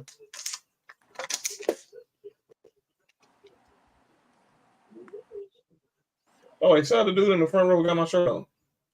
Did she really have a bad shoulder? Or is this one of those? I think she's trying to really work. I think she's probably still trying to prove that she's still coming back from. Oh, whoa! Wait a minute! Oh, she's going for Riptide already? Riptide! No. Nice. Oh my God! That was too easy. This is not over. It's far from over. Gotta be a work though. Let's see. We'll see. I'm gonna ask Dale another question, but we're gonna wait till we get to go to a commercial break about something else we discussed on the pre-show. But Rhea Ripley just hit Liv Morgan. She's about to do some damage. She's about to do some damage. Let's see what she's gonna do. What? Oh! That's my. Whoa! No. He said he's not gonna win your title like this. So he's trying to protect her from getting disqualified. For the one time Dominic actually makes. Oh! No. Don't tell me that's how it's going to end. 1, 2, oh! Okay. Man. All right. Now we're cooking. Oh, now we're cooking. Oh, boy.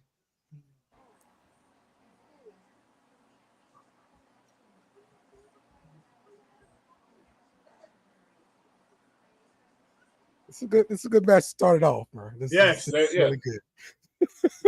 They're starting off the banger, and like I said, cameraman getting all the payroll. He's getting all the bonuses in the check. You know what I'm saying? Wait a minute. What? No. Oh! No! No! Oh! Hey, that's how it happened at Clash at the Castle. Oh.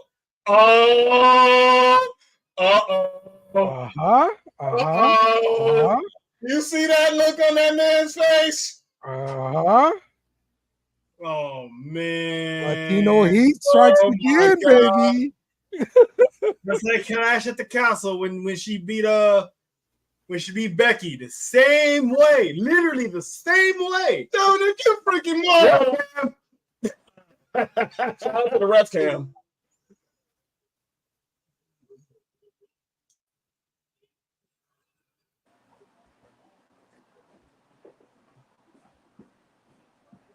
Wow.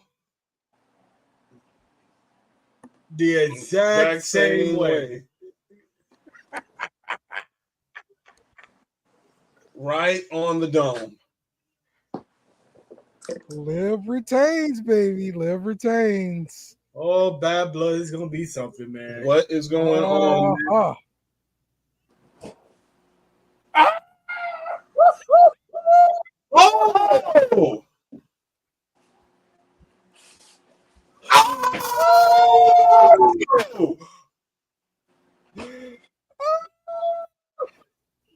I did not see that coming though. John said he was gonna break her heart, and he broke her heart same floor. Oh my God. Rhea, you are out of the Judgment Day. Peace.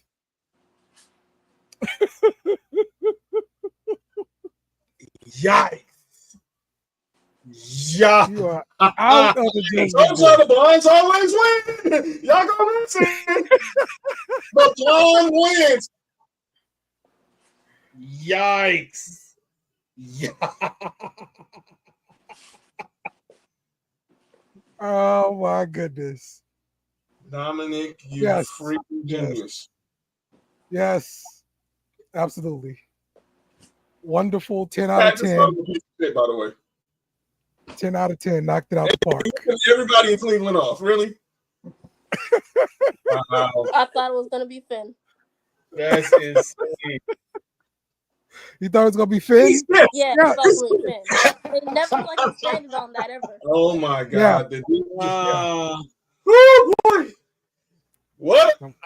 And here we go, John. Here we go. The cracks in the Judgment Day have there's a leak in its old building, and that building is the Judgment Day Clubhouse. So how many people picked? Only person that picked Rhea was Kenzie and AC and my daughter's mother. Boy. Here we go. All right. I need to ask you a question, Dale. Insane. Right. We was talking about this. We was talking about this on the pre-show. There seemed to be this movement for Black Wrestlers Matter right now. A lot of people are complaining about how the Black wrestlers are being booked. What is your thoughts about how they're being booked right now? I mean, we got Swerve as a champ right now. Well, we're talking specifically WWE. Okay.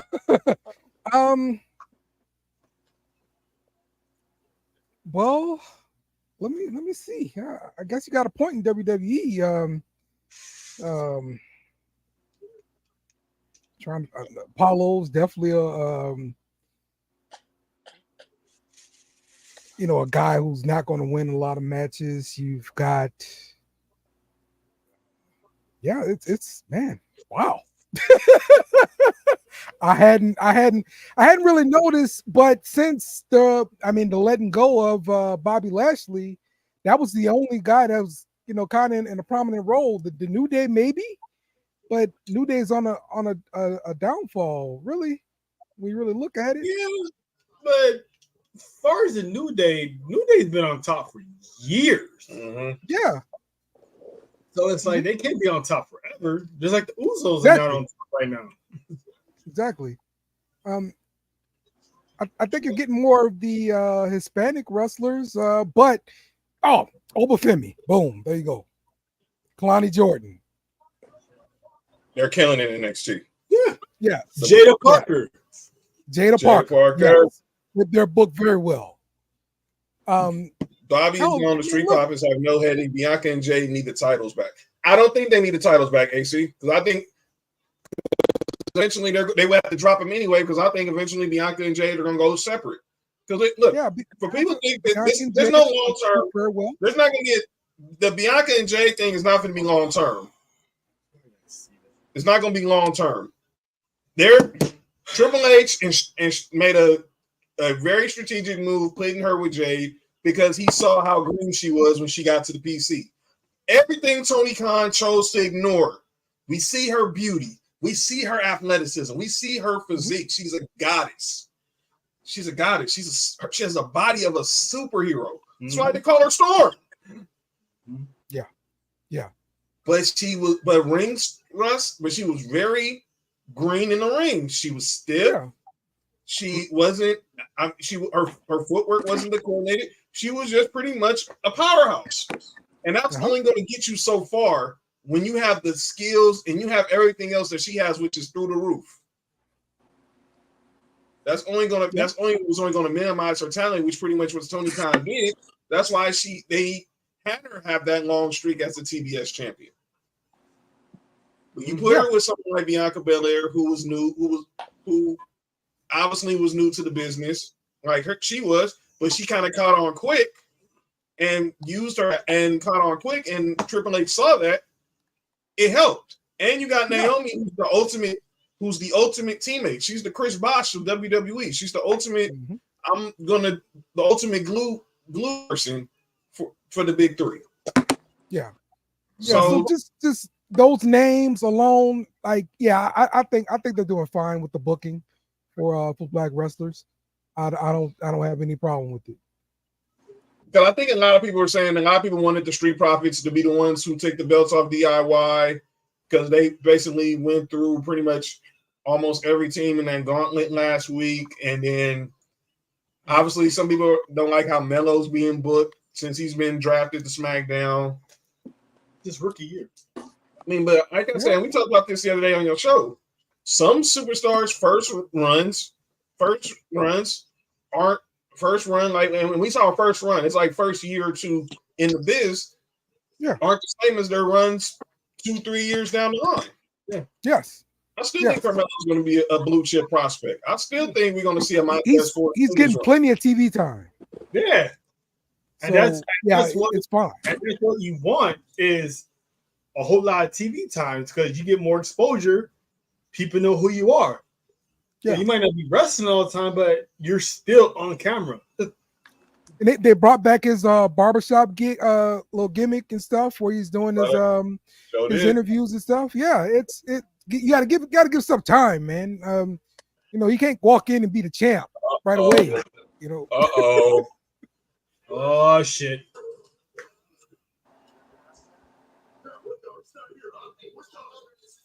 Oh.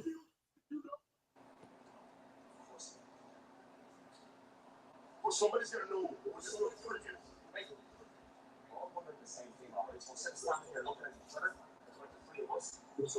Finn's giving me Triple H vibe. I'm free. So I'm watching my back tonight.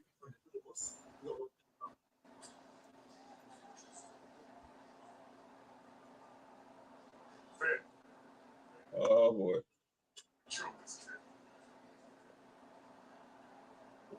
You know what, Dale? Finn is giving me that Triple H vibes when he looked Stone Cold in the eye and told him don't trust anybody when he was trying to find out who ran him over, right? And then look how that turned out in the end. Yeah. All right. Here comes match number 2. It's for the Intercontinental title. Here comes the badass. Who you got, Dale? All right. So again, every time I pick against Sami Zayn, he destroys me. So I'm picking Sami Zayn. Mike, what I thought? I got nothing else besides that. Okay, so there's a reason why I'm picking Sami Zayn. All right, so you got Sammy. All right, Bree, who you picking? I'm going for the upset. I think Braun Breaker's gonna win. You going Braun Breaker? Okay. all right. Braun. Kinsey got Braun. AC got Braun. You got that. Our boy Mike D in the house, wrestling from the 313 in the house. He got Braun. All right, Mike. all right. About the wrestling from the 313. Subscribe to their channel.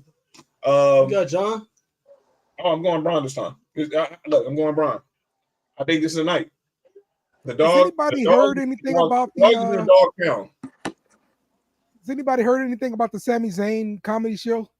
It was good. It's good. I mean, I hope whenever it comes to LA, we're planning on going. We get to go. Yeah, yeah. Rusty Yeah, Roman says Braun wins with Sammy to get the bloodline versus the bloodline. This will help Sammy get to bloodline versus bloodline. Obviously, Maybe. we'll see. All right. So I heard Sammy's show is one of those shows where they don't allow any cell phones, which is why there's no leaked footage or anything like that about it. So Maybe. Guys, jacked, ready to go. Shout out to Braun when he was on Pat McAfee show. That was a hilarious intro when he speared some poor guy in on the basketball court. That was awesome. Wait, Braun did that? Yeah, he was on Pat McAfee show, and he was coming out, and some guy was holding the Sami Zayn sign at a doorway. Braun spilled him right through that doorway. Wait, what? that's great. I did not hear about that. Yeah. Look it up. It's on YouTube. It was awesome. It's on Pat McAfee show on YouTube. All right. That's great. Okay. All right. So Sami Zayn, I've been hearing people say good things about his shows.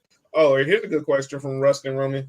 This news broke during the show we did on Thursday. What are your thoughts on Yes. JKP resigning with NXT? Yeah, I think it's gonna be great, man. I think it's gonna be great.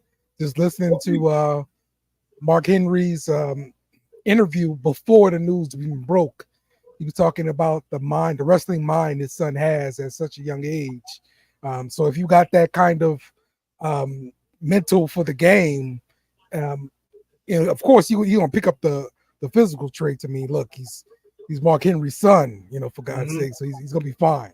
But yeah, I can't wait to see what happens with him. So Yeah, hopefully he pans out. Hopefully it works out for him. He's definitely, like you say, he's the son of a legend, son of a Hall of Famer. So yeah, He said he has to have the bucket behind him. Look, man, he's only 18. Wait, he's only 18 years old. Let's let the kid go to his 4 years of college. Unless he's just a blue chip talent, which we all know he is, amateur style. Don't throw him out there just because he's Mark. he's going straight to NXT. Okay, but I trust Sean and Matt Bloom are gonna do right by this kid because Mark done right by the business and he does right by the business. He's done right by continuously. Without Mark Henry, we don't get a Bianca Belair, we don't get a Samantha Irvin, and we don't get a Jay Cargill. Yeah, he discovered those. Okay, but the thing is, wait. Say you're hoping it's not a Gable Stevenson situation. Just some things, maybe it just was just Gabe Stevens' priorities were not in order. Seemed like there was something not there because obviously that match with Corbin was straight trash. He had, here we go, Sammy's coming out the gate. Look, and like we talked about this the other day, and our boy Tig said this. Sami Zayn doesn't need a title. He's very much now made man after everything he did with the bloodline. Yeah, he's pretty much he doesn't need a title reign in order to be successful. Oh, I thought we were gonna go for a spear. I thought so too. But yeah, if anything, he'll go. Gabe Stevens, I think his priorities were not in order because he was back and forth between WWE and then also wanted to train for the Olympics again. So it was he was pretty much a mess. Like he didn't know what he wanted to do. So they ended that one real quick and in a hurry. BS, by the way, who's running the BS and Bear Media account tonight, Gil? Yeah, that's me. Oh, that was you. Oh, that's you who just said that Gabe didn't want it. Elaborate by that. What do you feel about Gable's work? What you mean? Yeah, just like he's saying, he had other priorities. You know, he's thinking about he went to NFL right away, right? Like, so you don't just go right into the NFL without already talking to somebody and stuff. So and you got to be in shape for that kind of stuff too. So if you're in shape for that, you're not in shape for wrestling. So yeah, his priorities are not in order exactly. And you can't work with other wrestlers if you're not on that same level, especially in WWE, man. These are all guys that's like itching to be at the top of the card, man. Especially NXT, right? It's hungry. We said it the other day when we were talking about Logan Paul. Like, I don't think Roman Reigns is not getting in the ring with a novice. And plus, Logan Paul, he already had his foot in the water because he was already on that main stage with Floyd Mayweather. So he's already a big time attraction, big time name as opposed to Gabe Stevens. Oh my God! What a Steiner! Frankensteiner. Yeah, he does some wild stuff, bro. He was a like, freak he is really, really explosive. Yeah. Tell you, man, he has both intangibles of his dad and his uncle. Yeah. And it's working and he's mastering it like to perfection. Yeah, his work ethic is insane. He talks about working out at like the heat of the day, like running heels and stuff like that. You know, like I mean, he kind of reminds me of a young Brock when he started out jogging on the highway carrying a tree trunk. So yeah, exactly. You know, this kid has it. And what happened to Brock in his rookie year? He was already a WWE champion in his rookie year. Yeah. So I can see it happening for him because he's adopting it like a sponge. Sure is. And it's helping that Triple H is in charge and not Ben. So Sean set him up. Triple H is like, I got him.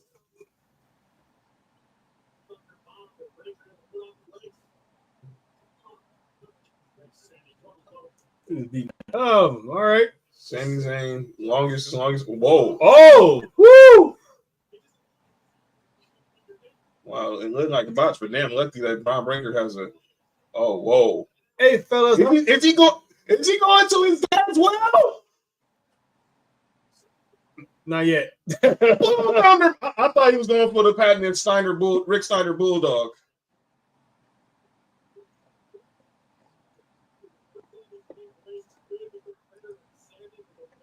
Rustin said, I know this part of his first name should have been the last name, should have a different last name. Breaker needs to change. I think eventually, they did that because they didn't want him. Everyone knows just having that last name. Sometimes it just, you don't want the expectation. You don't want to put, you have to deal with so much expectation. When then we find out that he's actually a Steiner, now eventually he might end up being Braun Steiner or Bronson Steiner down the road, but right now he's Braun Breaker and he's a badass. But I see what you're saying, Rustin. It doesn't. It'll get there though. It'll get there. I don't think it had nothing to do with the name. Sometimes. Ooh.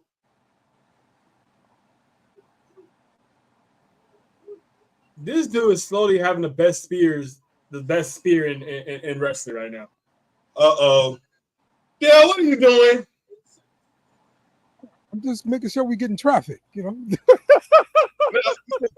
Charlotte didn't start off as a flare. Good point. It's over. It's over. Wow. Wow.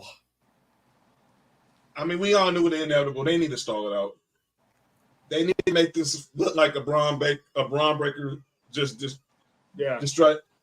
And now he is the new Intercontinental They're gonna put the rocket on this kid. Somebody who I really thinks. And he said he wants it. He wants to be that main attraction. He wants to be the guy. Who was I reading yesterday? Said they think within a year Braun Breaker's gonna be a world champion. I said that. No, but it was somebody. It was a legend that said it on a pod recently. Oh, but yeah, you said it. You said it for sure. You said it. Nah, I didn't expect a little more time, AC, because we know what Braun Breaker's capable of. This needs to be a Braun Breaker match. This needs, the match Money in the Bank catered to Sami Zayn. This needs to cater to what Braun does best, which is just smash dudes. Look at that. And now. Oh, that's one of one, Braun. When he got off those ropes, you ought to know it was over. Oh, I didn't see the second spin. I thought it was. I mean, you know, that's what he got. So he won. You kick out of finishers all the time, though. Congratulations, and you gotta believe this. Somewhere, Big Papa Pump and the Dollface women are proud, looking at their guy. Look at that. Yeah, that's like what a rookie year he's having, huh? was roll to throw at the Royal Rumble in 4 months. He's Intercontinental Champion in 4 months. All so right. are we gonna run it back again? What y'all think? No, I think this is it. If they run it back, it's probably gonna be on Monday Night Raw. Okay. Don't need to put that at PLE. Meanwhile, I need to go take a step out for a second. Trail, take it away, brother. All right, as my guy here goes for a wardrobe change. Yeah. So, but yeah, this is what we got going on here. Let's see what we have here. He's just for sure. Hey man, you gotta chill on that, AC. Now everybody know about that old Jersey Shore stuff. Okay, but I don't want to talk about that about this. But okay. How come on Raw, security is always out there in like 3 seconds or less, but on SmackDown they just don't care at all. As soon as Raw starts attacking anybody, like they're out there immediately. Yeah, it's management. And then when the Bloodline starts attacking people, security doesn't care. They just let it happen. Nick Aldis is a bad GM. Hey, Showing that McAfee that paid on the DLC pack. But yeah, I mean, maybe the security is on the Bloodline payroll. Who knows, man? Maybe Nick Aldis has it more on lock than Adam Pearce does. Yeah. Here comes Pat McAfee. Pat McAfee and the entire Pat McAfee crew. That's awesome. The entire podcast is on. It has a DLC pack. Even that stooge Boston Connor and Ty. Those stooges Boston Connor and Ty Schmidt. Man, I know Pac-Man was like, damn, I'm jealous of my man Darius J. Butler, man. It was all good though. AJ Hawk looked like he could be a pro wrestler. He always looked like he could have been a pro wrestler in the NFL. Now you put this dude in a video game. And here we go, Slim Jim, which is the sponsor of this next match. What a coincidence, huh? The spokesman for Slim Jim has a match coming up. Yeah. Shout out to the land. They showed up tonight, man. Shout out to the land, man. Shout out to the land. Oh, man. yeah, man. So there we go. The savage moment of the summer. So I know me and John got the megastar. Yeah. Let's get your guys' predictions, Dale. Who you got coming out of this as the U.S. champion? Yeah, I think we have a new champ here, and I think it's going to be they're going to give him some time for sure to this is going to be a banger this for sure. match. Mm-hmm. Yeah, but yeah, I'm going with LA Knight, and finally he gets some kind of championship on the main roster. So. Long overdue championship. Kenzie, LA Knight, AC, LA Knight. By the way, Kenzie said, damn, I ain't heard Stooge since Jerry Lawler called Briscoe Stooge. Yeah, that's true. Rustin said The Rock and Roman and Stone Cold's baby child wins. Okay. So I know what that means. Stephanie. I know what that means. All right. No, Stephanie. The queen is in the building. What? Stephanie McMahon. She looks great. She looks great. I remember last time. All right, what Triple H said that the last time. Hey, man, let the man mind business, dog. Hey, man, she's keeping that man healthy. Hey, mind business, dog. She's keeping that man healthy. Talk about a man's marriage life is none of our business, dog. Hey, man, and he said it. We didn't say it. He said it for us. He was like, "Hey, y'all see how hot my wife looks tonight?" I was like, "Well, Triple H, we've been around the last 25 years. Your wife actually ruined a lot. Also, was part of a lot of young men's childhood, but that's a whole other conversation." Like Tori Wilson, I just saw her speech. Saw a clip. Someone played a clip back from her Hall of Fame speech. She was saying she was thankful for being responsible for a lot of young men's puberty back in the day. Not mine, but look, Billy Kidman smashed. Shut up. Still remember when Triple H and Stephanie got married through the drive-thru in Vegas after he drugged her. Good time. That show was here. It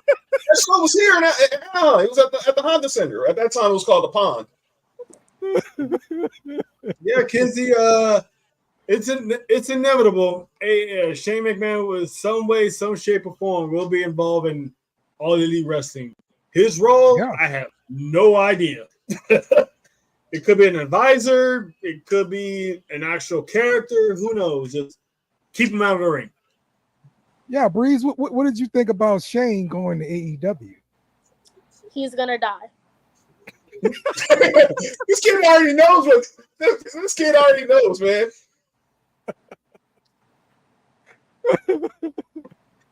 What's he going to jump off of? They got a lot. They jump off anything over there in AEW. That's right.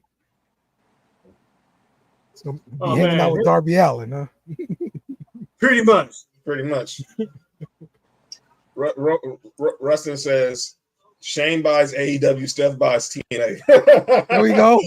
Here, all over again. Just like good old good times. But Tony Khan got a lot of money, so he ain't selling AEW. Oh, did y'all hear that story about Britt Baker getting suspended? We talked about that. We were talking about that yesterday at work, man. So if y'all don't know the story, Britt Baker got suspended and fined for allegedly having a backstage encounter with MJF and Alicia Atal, who's a backstage interviewer for AEW. For those who don't know, who is MJF's fiance or girlfriend.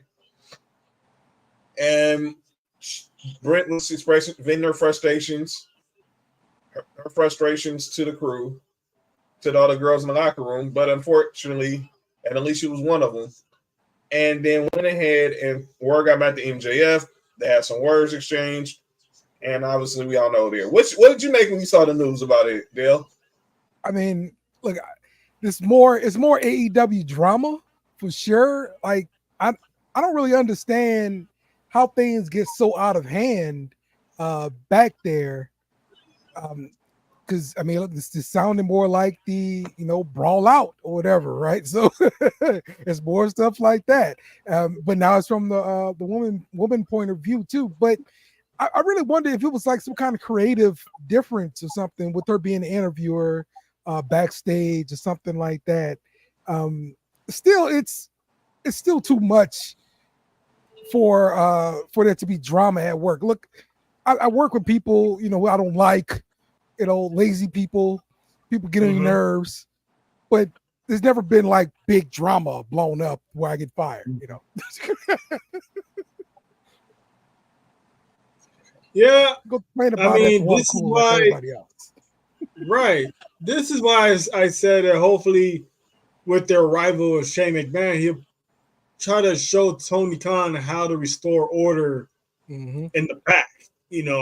Teach him how to have people in place to make sure, stuff don't get out of hand. Because on top of that situation, there's a whole other outcry of MJF not getting any type of punishment for barging into the women's locker room to begin with. So, and he so far as far as he avoided security. He avoided suspension and fine.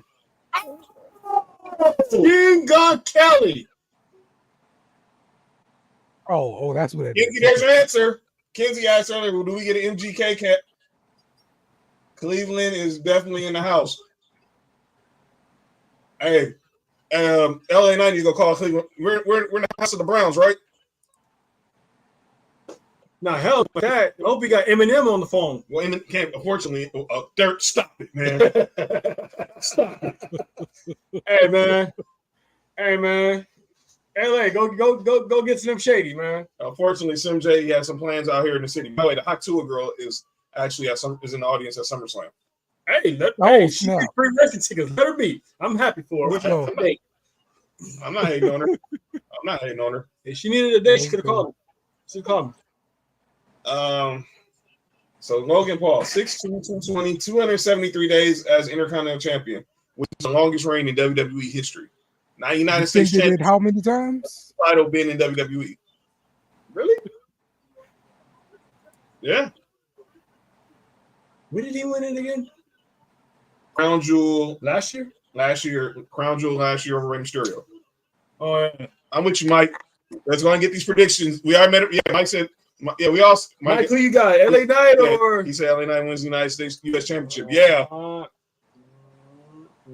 And you see Logan Paul wearing the donning the Browns colors. That's not gonna. They still don't like you, bro. Breeze, who you got? Okay, LA Knight has to win because Logan Paul has that like Brock Lesnar contract. He's rarely there. Yeah. So let's I like the way you talk. You're raising your son right, Bill. I like the way he's talking. They have a future in this business. That's right.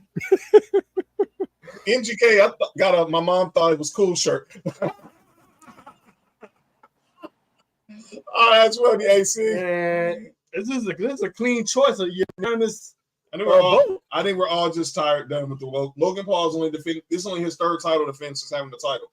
We can't clown him for that because Roman did the same thing. But the belt's getting. He brought his car back. Yeah. Let's turn up the promo.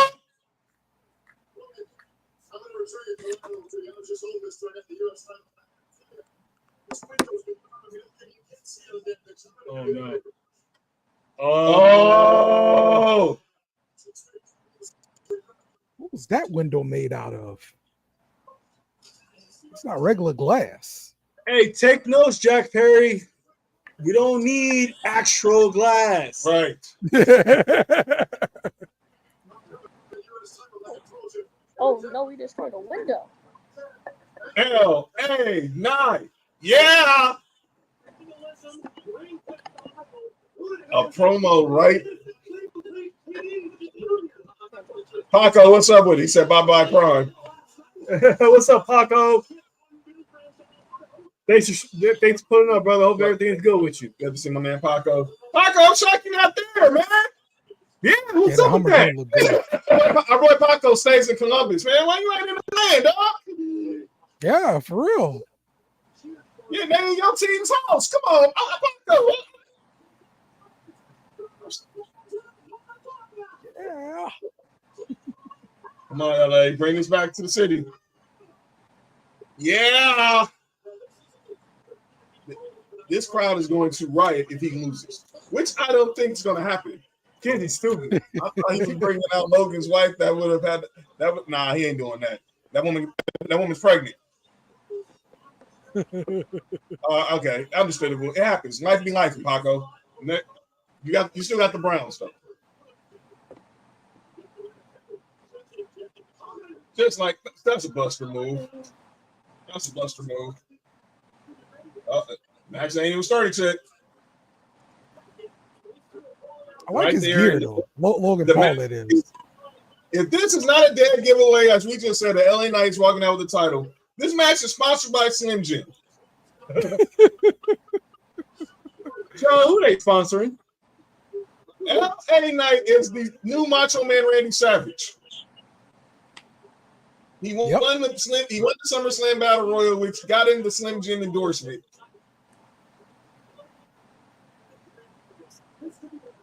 There we go.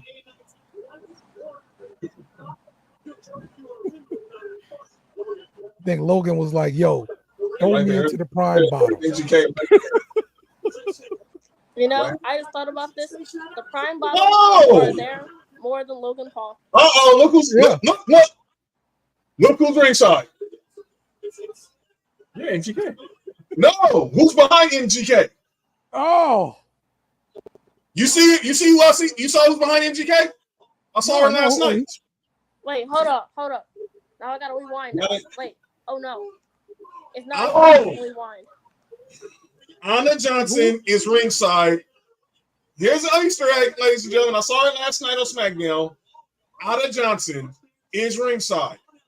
For those who don't know who Anna Johnson is, she is the daughter of the High Chief, Peter Maivia. Oh. The daughter of a million-inducted Hall of Famer, Leah Maivia. The mother. The grandmother of Simone Ava Johnson, the GM of NXT. Jeez, what would that make her if she's Ava's grandmother? If she's Ava's grandmother. She is the mother of the final boss. One Dwayne Rock Johnson, who is the cousin of Solo Sikoa and now they're saying the original tribal chief, Roman Reigns, and there's MGK looking distressed wearing that Cleveland Guardian tag. They gotta be careful with these camera angles, man, because people be picking up on this stuff, man. Right, Yeah. right. Like, cut away from that angle, bro. I came across a photo I wasn't supposed to see on Twitter, so. Let's be clear. This match has not started. Yeah. Oh, so when it actually does, this is gonna be a short one.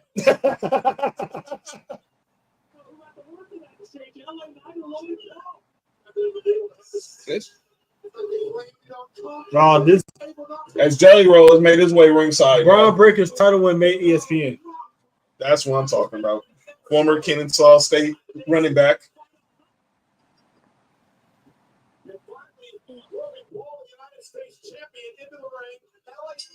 Oh, yeah, there we go. All right. Gotta love these pre-match fights.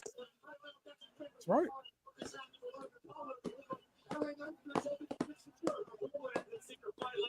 It's personal. Been chasing out this. Why didn't expect a Major League reference tonight? Why not? I'm just saying. Shout out to Graves. Oh, this is LA Knight's night. It has to be. This is LA Knight's night. He's waiting 2 years for this. It has to be. We were upset he didn't win the Andre the Giant Memorial Battle Royal in WrestleMania in our city. He wasn't at WrestleMania in our city. He did win Money in the Bank in London. Yes. Not being in LA wasn't Triple H's decision. I know that. I'm just saying. He didn't win. He didn't win Money in the Bank in London. He did win, but he wins the SummerSlam Battle Royal, sponsored by Slim Jim, who was the sponsor of this match, I might add. Obviously, we knew he wasn't going to beat Roman, but he shows up. But before that, he teams up with John Cena, and they beat Jimmy Uso and Solo at Fastlane.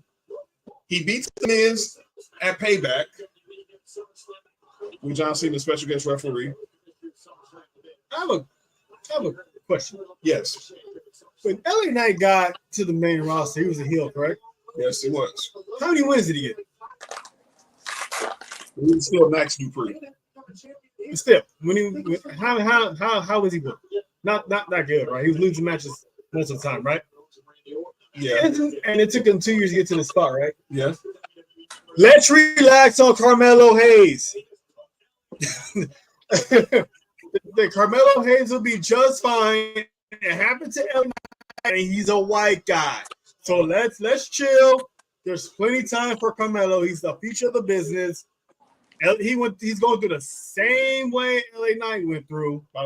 Losing some matches, winning some matches. Losing some matches. But the whole time, LA Knight was on camera. He was on TV. And look at him now. 2 years later, he's finally getting his first championship match. So let's pump the brakes on black wrestlers getting mistreated. Carmelo will be right okay. Yeah. Absolutely. As I was telling John earlier, as a culture, we gotta stop using skin color as an excuse most of the time when something's not happening. There's a reason why. There's a process to be had. So it's like everybody got to shut out. By the way, the FU Logan chants are really loud. We all know why. Oh, it's not because of that. Because I'm pretty sure 95% of America do things like that anyway. So it's definitely not because of it. But last night he was getting flipped the bird. They had to bleep out the screen. By the way, Bronson we did 10 minutes ago. All right, piss break.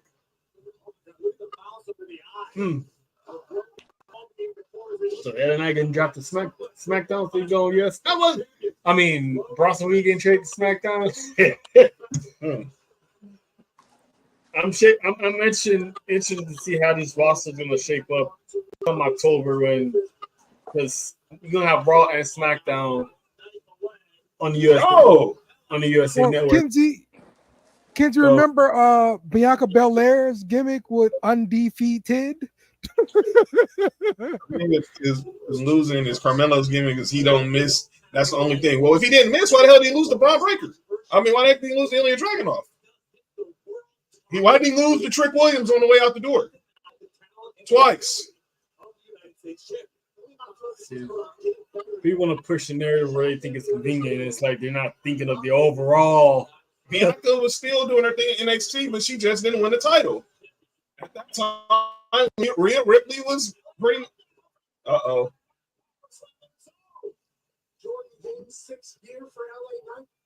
Does he become a champion in Cleveland, Ohio? All right, Paco. See you soon.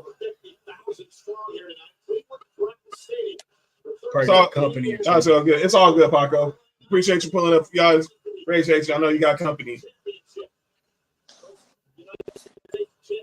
Black wrestling is not getting mistreated. Black wrestling is the best it's ever been. From our boy Mike D from Wrestling on 3-on-3. Exactly. They're looking at what AEW is doing, but they're not realizing that Swerve is not getting booked well either, and he's their black champion. No, man, I disagree. I think Swerve. Oh, number one, AEW made Swerve, and I'm not saying Swerve wasn't talented or anything like that, but he wasn't as big in WWE as he is in AEW. And that's I have to give them credit. And the fact that he still has the title. They're facing A-Town Down Under after an exchange that happened on the SmackDown Lowdown this morning. That aired this morning. And by the way, they talked to Bianca and Jade this morning. That aired that they recorded it, that they talked to him, and they want that lick back. Clearly, this ain't over. What were you saying, Dale? Yeah, so the fact that Swerve is still champion and the fact that they're going to All In, they put him in a big spot with Bryan Danielson. Just jump from the second rope to the third rope for an elbow drop.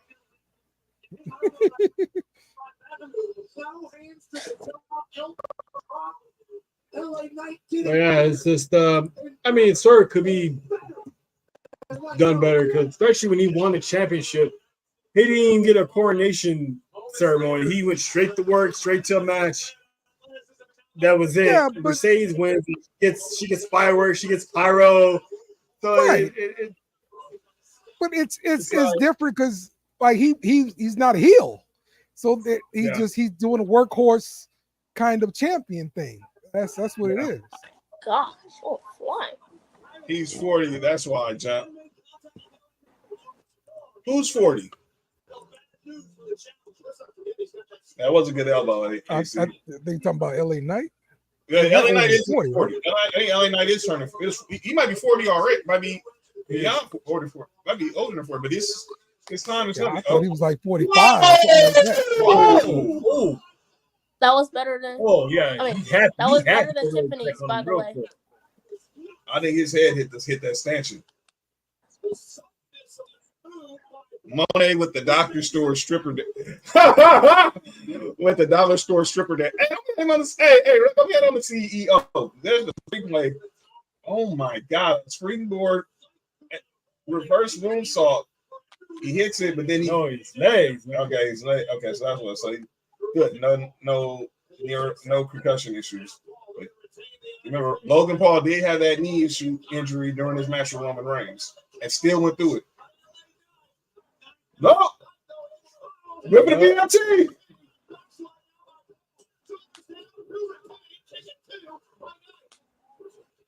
No, no, not like this. Nah. Logan can really wrestle. We talked about this the other day on Dale's show, AC. Bad Bunny made a lot of these celebrities having to step their game up. With the exception of Johnny Knoxville, because that was just an anything goes match, you can't just go in there and just suspect a lie down. This ain't Floyd versus the Big Show. Kinsey said that Mercedes running AEW has been kind of lackluster. It has. Absolutely. I mean, she did nothing for like a month or so and then wins the championship on her first night. On the first, not a big fan of Mercedes Moné. Sasha Banks is so much better. My TV is like 20 seconds ahead of y'all. Yeah, Bad Bunny especially, right? She could have had a few minutes in between before winning that championship. We gotta thank Bad Bunny. With Bad Bunny, if it wasn't for Bad Bunny, we don't get this type of match from an outsider. Oh, maybe. Oh, and then you hear what X-Pac said. Oh. If he would have been a prick to the nice recovery.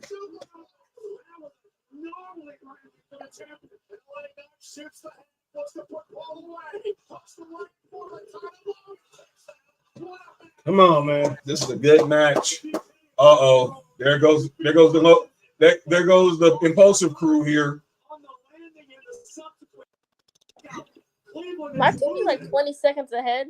So like y'all react to stuff like 20 seconds later. Then I actually Maybe it is. I don't know. We're all watching on Peacock, so yeah. Got my TV, the TV right in one.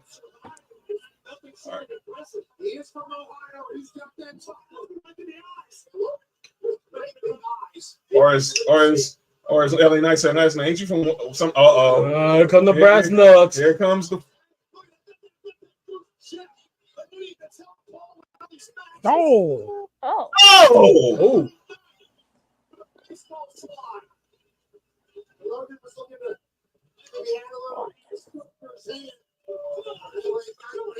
right. Remember, you guys ain't. Hey man, you guys ain't only Stooges that get.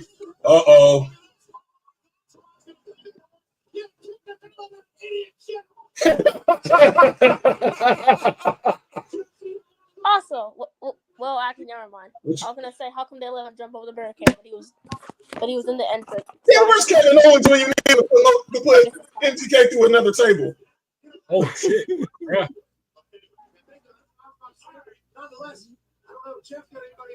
Why Machine Gun Kelly ain't help his boys out? Man. Oh man. MGK got the brass nuts on the chain.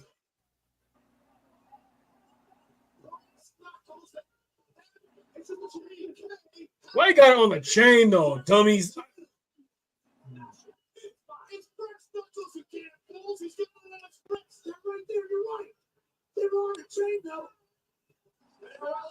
Yep.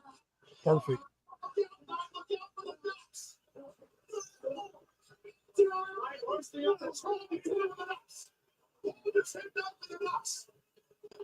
Come on, man.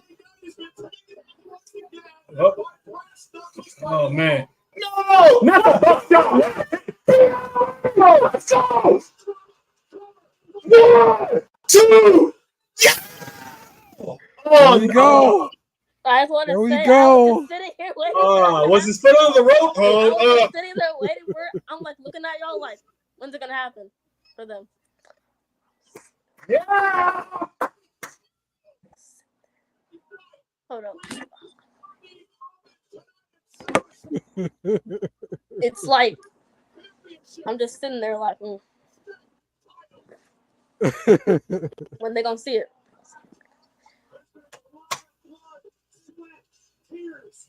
That was a good match, though. Good I match. want to say the moonsault 3 for 3 that Logan Paul did is better than Tiffany's moonsault by a high margin. If you wait, it'll happen. I'm telling you, man, Logan She Paul got some just signed skills, a 10-year man. deal for like 50. Shayna say, yeah. Everybody. How does Mercedes? I want to say she's got to be either mid to late 30s. So if she does come back, it'd be in her 40s for sure, and probably a Hall of Fame too. Wait, now who signed a 10-year deal? Oh, Mercedes. You talking about Mercedes signed a 10-year deal? Okay. Damn, for real? I thought it was a 5-year deal. Mm-hmm. There we go. One. Oh, you saw his foot? His foot was under the rope. So expect a rematch at Bash in Berlin.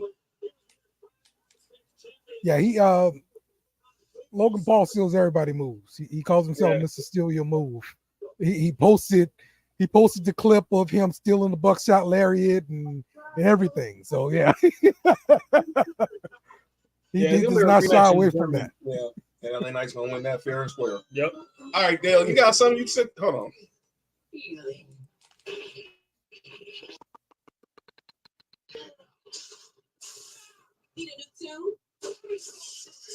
Step into a Slim Jim. Get savage. Damn it to the spice. Unacceptable.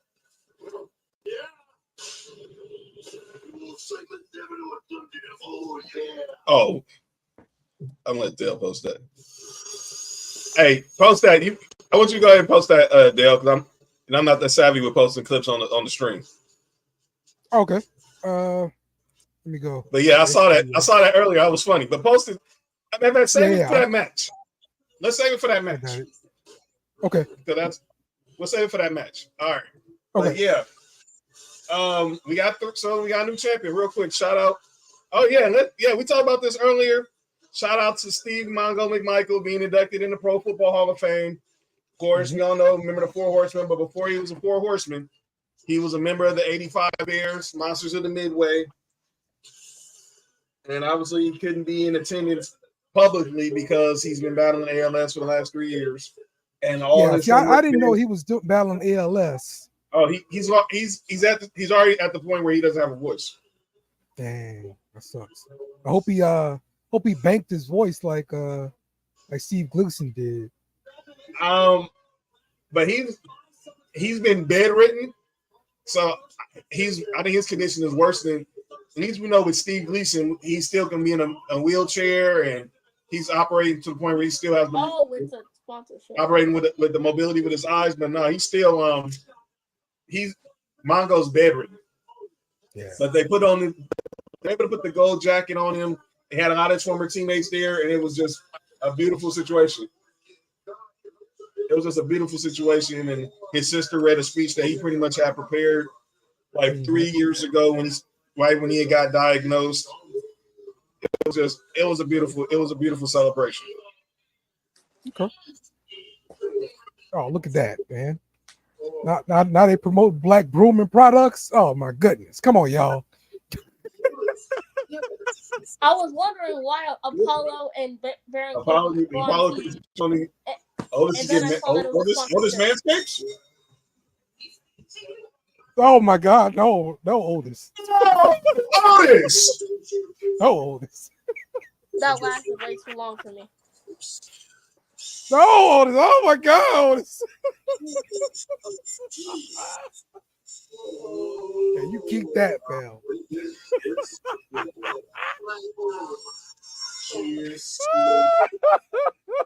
I wonder if they got more or less people to buy it.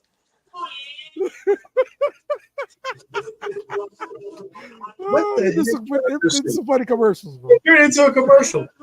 That is awesome.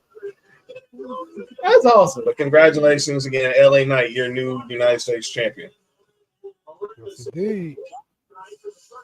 And now we move on to the next match. Apollo Crews made it to a PLE. Look at that, y'all.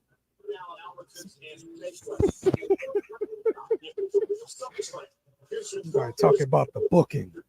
Yeah.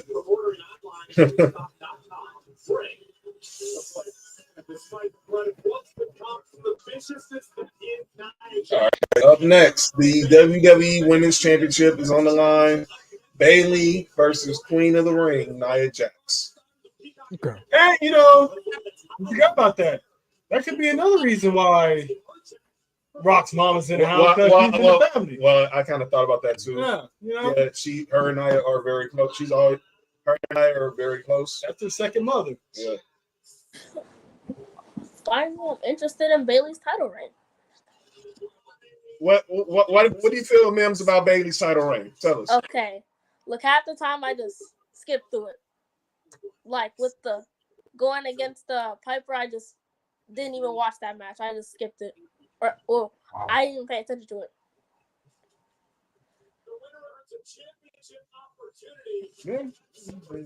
It feels like she. I remember if she was at Money in the Bank. Cause if she was, then I forgot. This was Nia Jax walking into the arena this afternoon, just oozing confidence right now. Mike says he thinks Nia beats Bayley to become the women's champion. That's Kenzie's baby mama right there. Look, man, sometimes you gotta have that swagger. Yeah. Sometimes you got that swagger. You confident. Nothing's gonna stop you. And this Nia Jax has definitely oozed a lot of confidence, physically, mentally, and even spiritually. She's been a total different person. Yeah.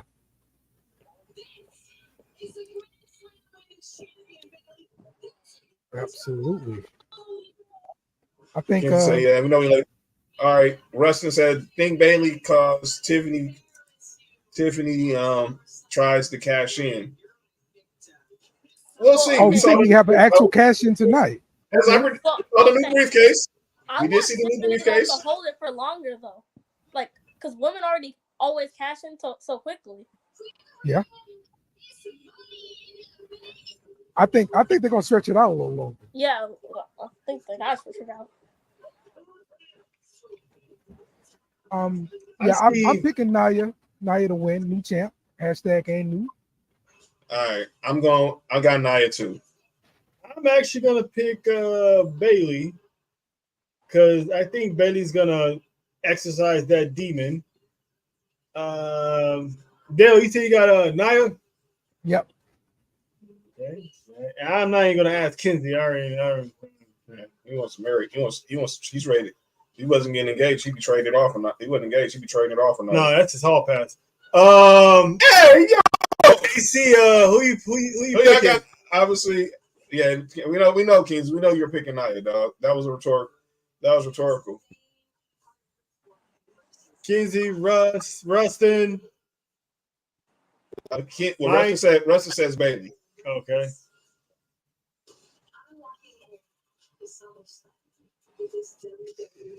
All right.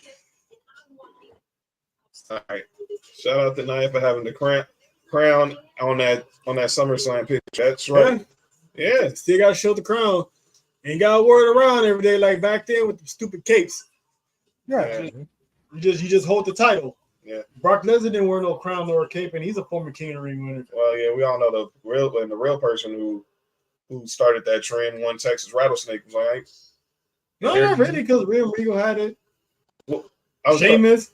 One time that I said Texas Rattlesnake started the trend of not wearing it. Oh. Yeah. Gunther doesn't wear the crown at all. Like, he don't even she's know. now in the crown, so she's losing confidence. Down, she got the crown on tonight. There we go. She got the crown on. Thank you. Just have to understand when it comes to Nia and my girl Oscar. Okay, Kings, you got no Tiffy though. No Tiffy. What's up with that? She'll be around. She's probably taking the sights in the land. So I'm just saying.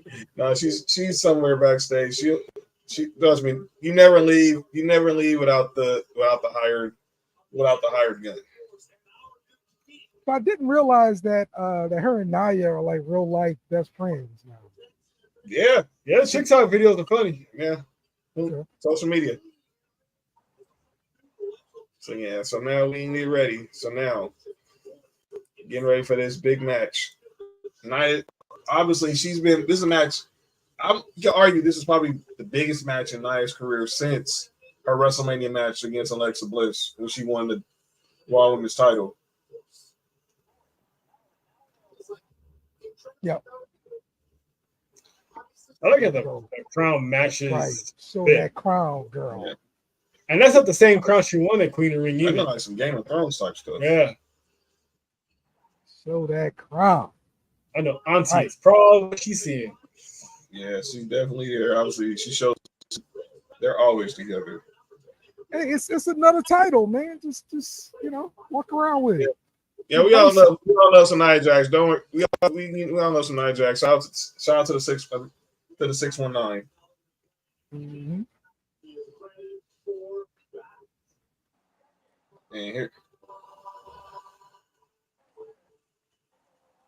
And here comes the champ.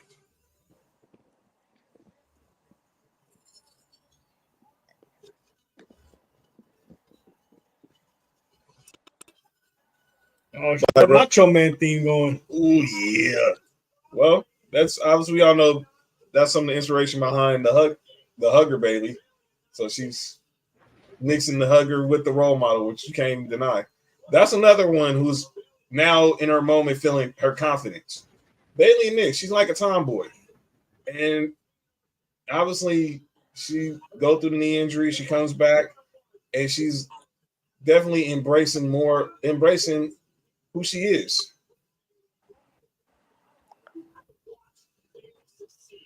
Rustin said, "My sister just showed me a Facebook WWE exclusive of Rick and Scott hugging Braun." Nice. Nice. Glad to see that the Steiners were in the building as we thought. Oh, yeah, that's awesome. Obviously, the Steiners were in the building. And look at that look. That's a look. That's a look of focus. So it's time. It's game time.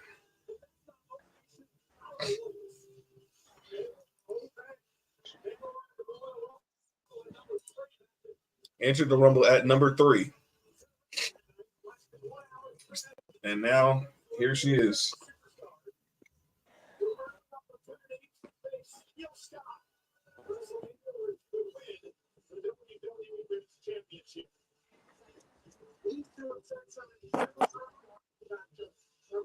Oh, yeah, they sure have.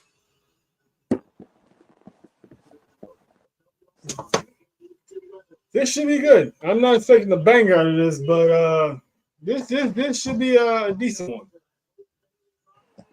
Valorant is sponsoring the match. There is no way.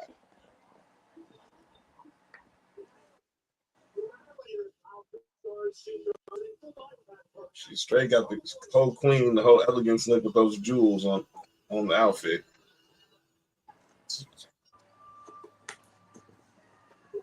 I mean, if Nia wins, I don't expect to cash in anytime soon. The gold is in the I building. expect lots of teasing. That's what I'm expecting. Which is right up Tiffy's alley, man. She is the 2024 Queen.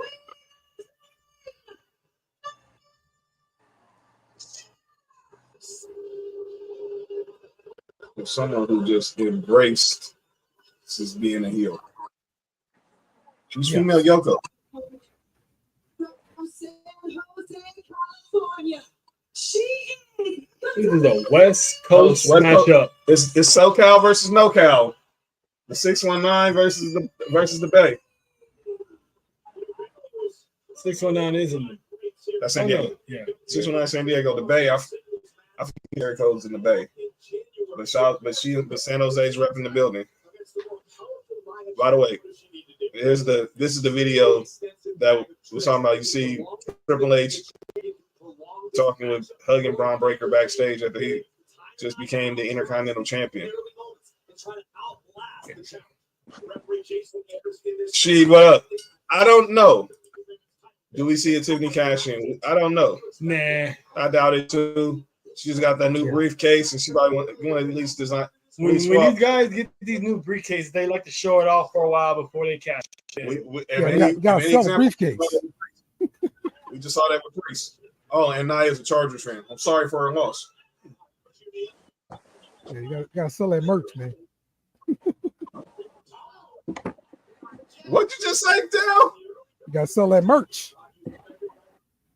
Oh yeah. Oh. What?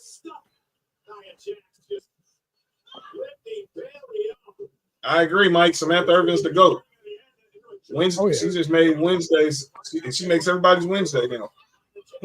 Oh, someone dropped.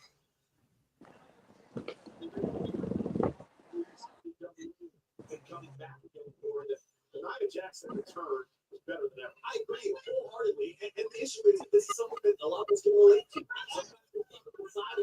Sometimes you're on the outside looking in. And her getting let go did nice and good. Of course, we all saw it coming. She paused. Because she had to regroup, get her mind right, get her weight right, get her health right, Her mental health. and get her attitude right. And so now she's basically substitute with Charlotte, so they're good. And she came back. She ain't go nowhere else when she got let go. It's almost like she took a year or two vacation to redo herself. But I don't think it's a bad idea for any wrestler, just because like their road life is so crazy, man. Like you get burned out easily. So taking a year off, man, reset. Yeah, I think that's a good idea. And I think one of the gifts and byproducts of the pandemic was the fact that now they're not on the road as much. Stink face.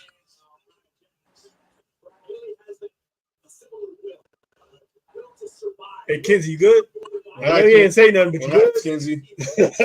Stay focused. I don't know. Check that.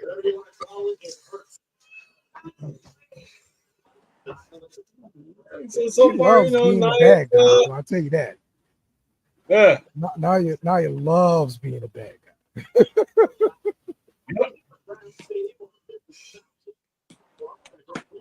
Yeah, actually, she did come look safer. Yeah.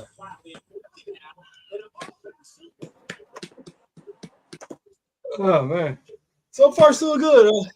It's not a boring match, so they're it's a slow, steady pace. Because the next three matches we're gonna see are banger after banger after banger. Oh, okay.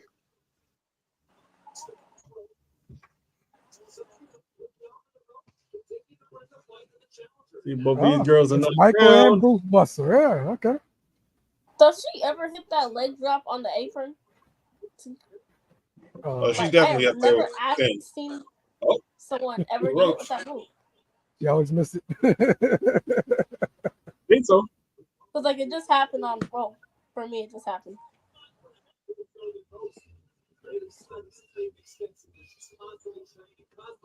There you go with the her hole. Pause. But it was funny. It's a woman. I ain't gonna pause a woman's hole. Good point. What's Bailey gonna do? Yeah. So it's spinning to the outside, folks. Tell the Donnie broke here. Yeah, we got. This is almost some Harger Bailey kind of attire here, huh? Yeah. Which was based off the Macho Man's gimmick, so right. So you got the role, you got the hugger gear with the role model swag right now. All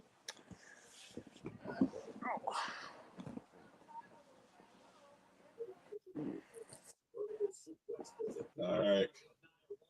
Oh wow. She got her up. Whoa. Gotta get it. Nice, got her in a guillotine. Oh, never mind. I got.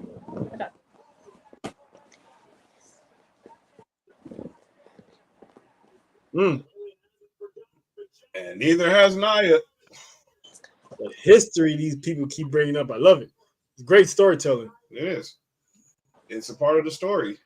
They need to know that there's a real history here. Whoa! All right. She added a little something to the arsenal, and that. Okay. Let's get some little. It's hard to talk about what's happening in the match for me because I'm always like ahead of something. That's true. That's true. It does look like Izzy's ring attire. Yeah, Izzy based our ring attire off of her. So yeah. God, who knew? That little girl. Drop off in like 2 seconds. Whoa. Hey man, Jacob can do it. Oh. This is really no. She ain't that high. Okay, she ain't that much of a high flyer. I thought she was about to. Me. Crazy. Also, I mean, I get that she's heavy, but that was trunk. a jump and turn. She dribbled a little bit.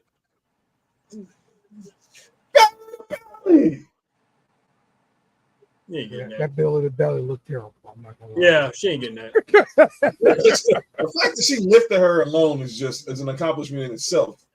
It shows you how strong Bailey is. Look at that. Wing. Just bounced off the mat. Nah, that was ugly. It was a little sloppy. I like how they always go for the rope.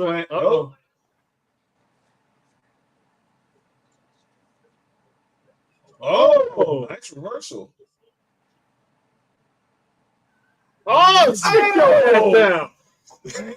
Nuggy.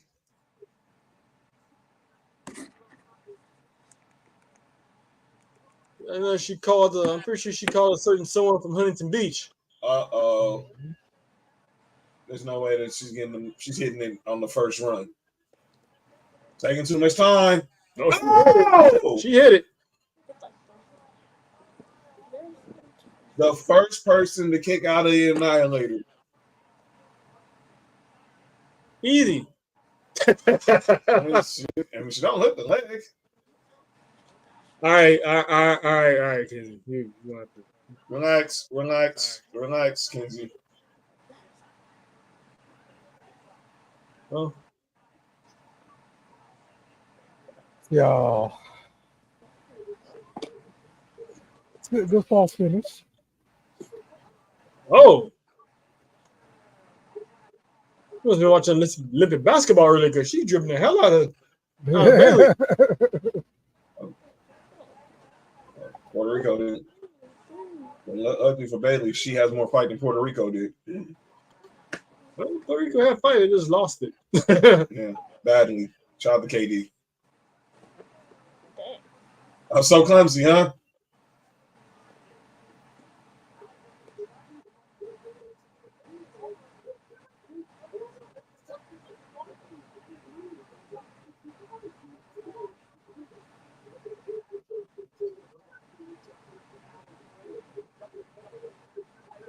Oh, right into the post.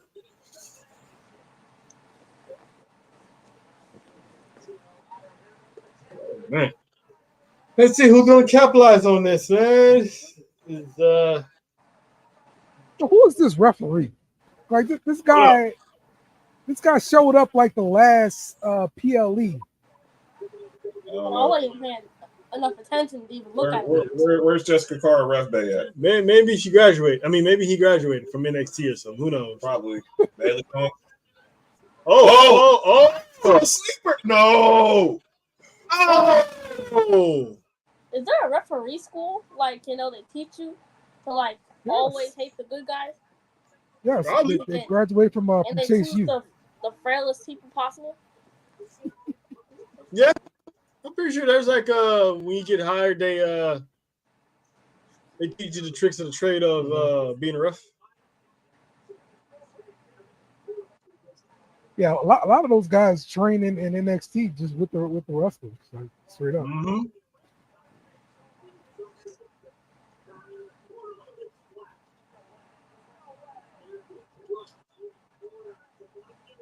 Oh! Hip attack.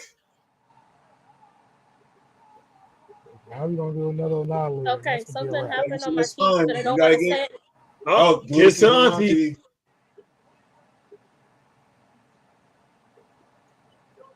I'm expecting Can she? Uh-oh. We saw, remember, Nia Valkyria tried this at Queen of the Ring. No, she got it though. She got it though. Oh! Like I said, it's really hard to react to this stuff before y'all get to it. And like I can't go back like 20 seconds or because if you go back like way faster. But Belly's going to the top. Yep. Like I said, can't say it's about to happen, but you know. Oh, nice. That was on point. Okay. Oh. All right, Naya.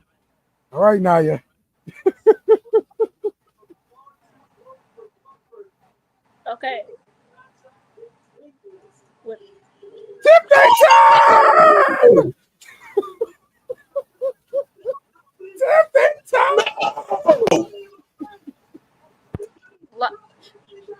Okay, I'm already in too deep now. I'm already in too deep. I'm just not gonna turn back at this point. Nope. I'm not gonna. I'm telling y'all, I'm not gonna put it back.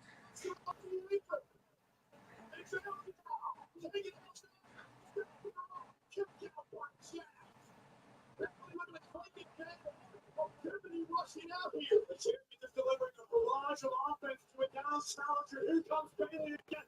Off the ropes. Whoa! Uh-oh.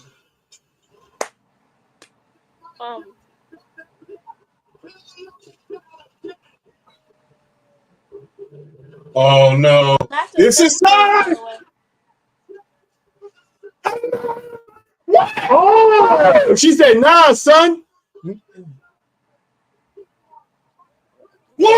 2. No women's champion. Let's go, Naya.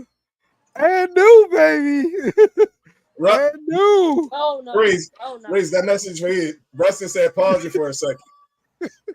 We have Tell me when you see Tiffany. Tell me when you see Tiffany. Like celebrating with Nia. Like I said, she's gonna hold on to that briefcase for a while. We've seen 3 title changes. Oh wait, hold up. Wait Pausing it just makes it resume at the just makes it resume at the point I already was at. Well, I mean, the game plan? It just puts me further ahead already. It just takes me to the live. Okay, I'm relatively behind. Yeah, we batting 1,000 right now, Mike. We batting 1,000. 4 in a row. I don't see a cash in. No. Nia Jack's gonna get this moment in front of the crowd Friday night. Okay, I'm gonna say this. Wrestling gives me trust issues. Every time I see a celebration between 2 wrestlers, I always pick a turn. Yep. Wrestling gives me trust issues. I'm like, yep. Every single handshake, I'm like, I'm never shaking a person's hand. I blame Ciampa.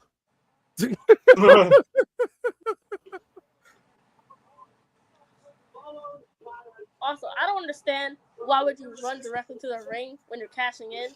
Don't you bring it to the timekeepers? Because all the ref does is take it, then bring it to the timekeepers anyway. Annihilators 3 in total. On hell of an effort. Don't hang your head, Bailey. You fought proudly. But tonight belongs to 3.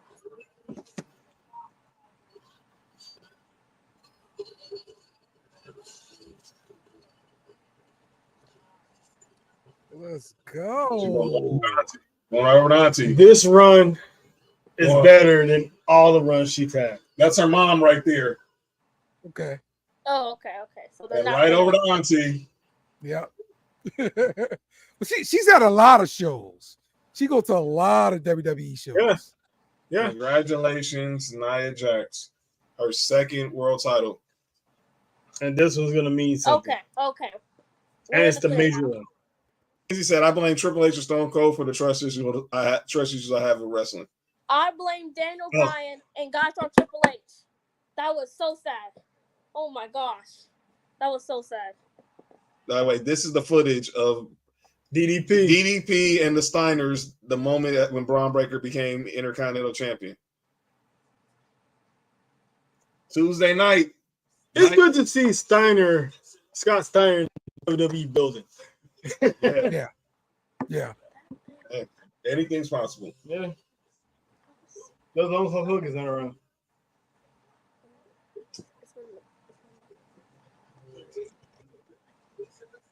But if you say his name, he'll appear. Yeah, so by the way, they already promoting the official October 1st. NXT goes to the CW. Let's go.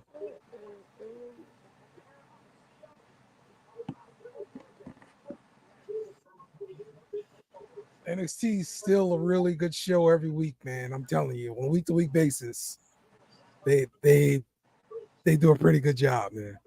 This is, man, so far all these matches have hit off the park. If you want to say that was probably all right.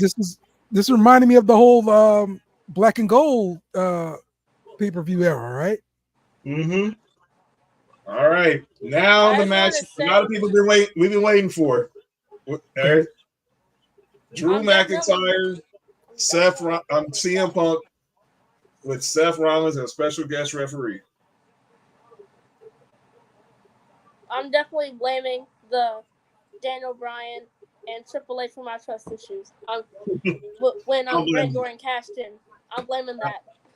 I don't blame you, kid. That was perfect. I had the reaction. That happened and when did that happen? At a SummerSlam? Yeah, I was Triple H doing? And what was Triple H that night? Special guest referee. What's Seth Rollins tonight? Yeah, it's true. He's not gonna screw it over. Cash in. No, he's just gonna screw it. I think he's gonna just let them be living you know what out of each other.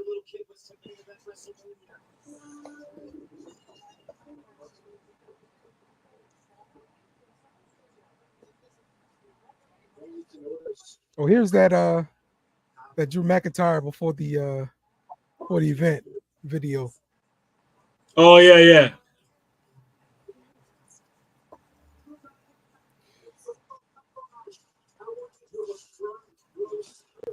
He's signing the CM Punk jersey. Well, he's writing a message on it. Let's see what it is. After you CM Punk.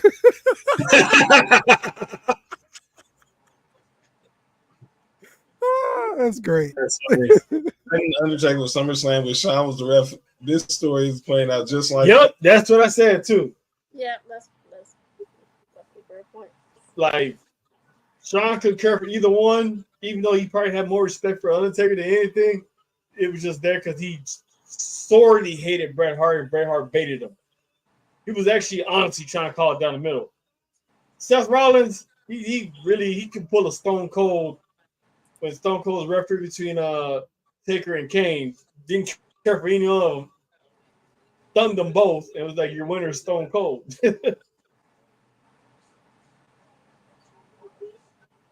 Yep. Also, I just thought about this. By the way, can we say this? Braun Breaker, he's batting 1,000. Now, obviously, we know he's a new Intercontinental Champion, but he also bats 1,000 off the field, outside the ring too. His choice, he makes good decisions. Yeah. Obviously. What was you saying, Breeze? Oh, how Drew McIntyre elbows Adam Pearce one time, he gets suspended, and then Stone Cold does whatever he wants to Vince McMahon, and nothing happens. He never gets suspended, never gets fired. Like, how come he never got fired? Well, Vince McMahon also makes himself a wrestler every now and then, so he constantly goes out. He constantly went after Stone Cold day in and day out, so he always has a receipt every time. Yeah, he makes a rattlesnake. Yeah, he paid him back in different ways. Yeah, trust me. And then Shawn had a match at Bad Blood. Guess what's coming back? Yeah, that's right. Bad Blood, October 5th in Atlanta. Trail's birthday. I repeat, October 5th is Trail's birthday. So we're gonna be that, and we'll let you know our watch on schedule at the end of the show, so y'all can join us. They'll definitely be on with us more for watching alongs and everything. This is going to be something we start.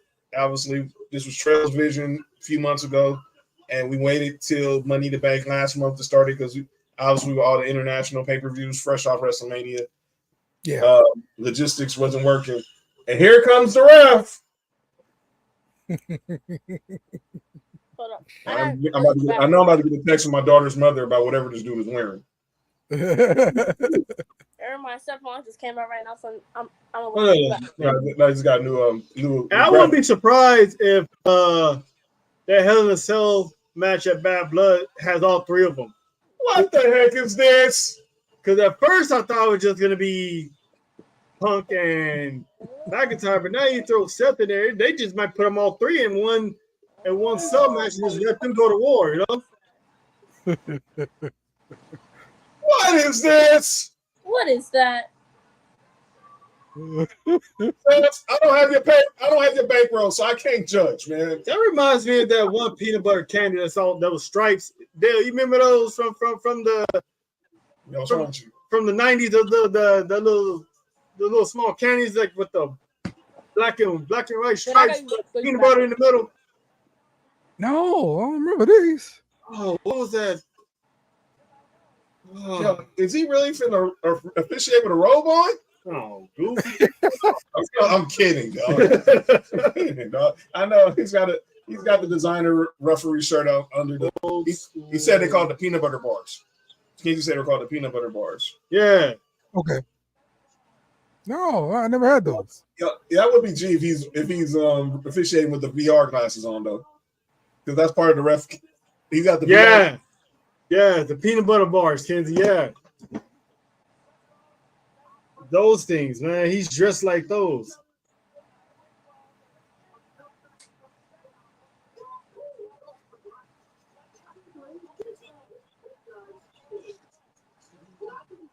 See if anybody can. I don't know if you can see that, Dale. Like those candies. Oh, okay. Yeah. Yeah. All right. Yeah, okay. I remember those now. Right now. Yes. I remember those now. LA Knight officially got his point picture with Triple H. Those give you a lot of cavities back in the day, man. Yes. But they were sure as hell good though. Yes, they were. Boy. Yeah. The dress, his attire did look like that. I was like, wait a minute. Shawn Michaels shirt didn't have sleeves on it. Neither did Stone Cold. He sure didn't. Ask Brock Lesnar and Goldberg. All right, let's make some predictions. Mike got CM Punk. All right.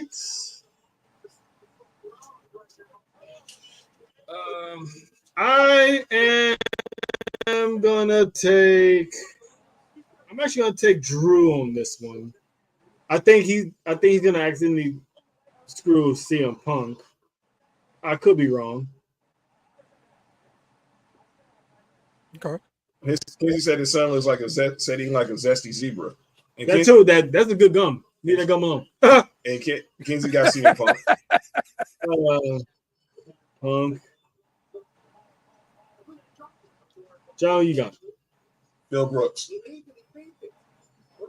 Oh, of course. Shout out to Pepsi. Dale, who you 't I'm taking DM Hunk. That is a dope shirt, though. I mean, that shirt has so much innuendo in it. People just don't understand. Yeah. Yes. Rustin, AC, Breeze, who you guys got? He said Drew. Rustin says Drew, then Seth, and Punk at Bad Blood. So he's got Drew. So. AC, who you got? Seth or if you still AC, who you got? Seth or Drew? It's only a good gun for only 15 seconds. You're not lying. I had like 2 or 3. Well, all the flavor is gone after 15 seconds. Yeah. I used to always have that bubble tape. You have to pull those things out like tape every single time. Yeah. So this is it. This is Drew McIntyre's 4th SummerSlam. You already see the Second City flags are out. Hey, oh, never mind. He's not even there.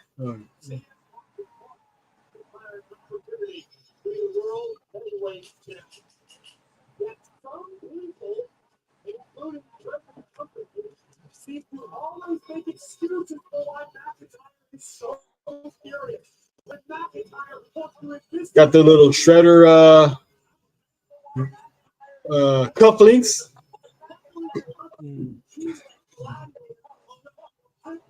I never had the bubble jug, Kenzie, nor the ones that look like baseball chewing tobacco. I never had those either.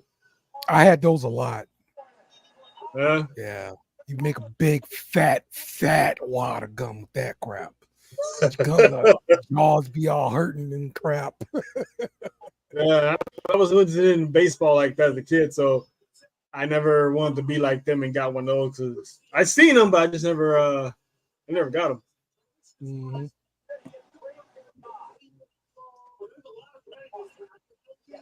Remember the bubble judge that tried you missing out? No, I didn't. It was all made by the same company with the same flavor gum. No, I didn't.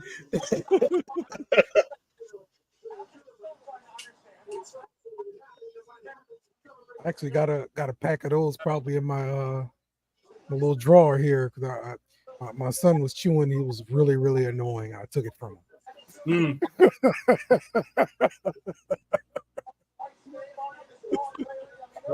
That zebra gum was always my favorite one, man. That and the bubble tape. Especially when they started getting flavors on that bubble tape. Mm. I think they had grape, if I'm not mistaken. So I used to eat those a lot.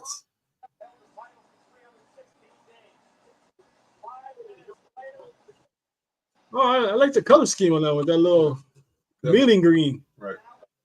Yeah. This That's place nice. is gonna erupt. That is nice. We waited 10 years. 10 years for the moment that is about to occur. I just literally just saw him last year. That's what I'm saying, man. Can we watch AEW? So, but we all know this. I mean, to be fair, he was barely there either. So, but yeah, right.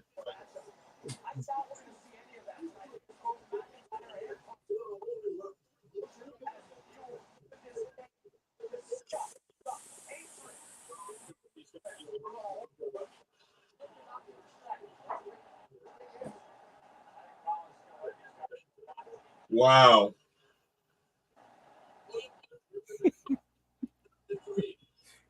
His acting is great, bro. Go. I can't wait to see Drew in some kind of movie or something, man. Seriously, He did a movie with Batista. Sports PSP. What's that, brother? PSP.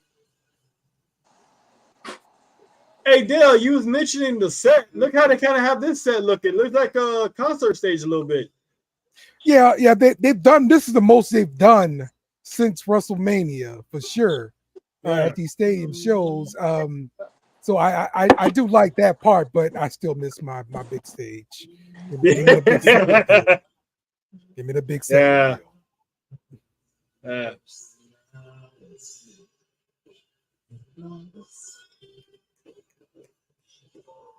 Signing his name on the what's it?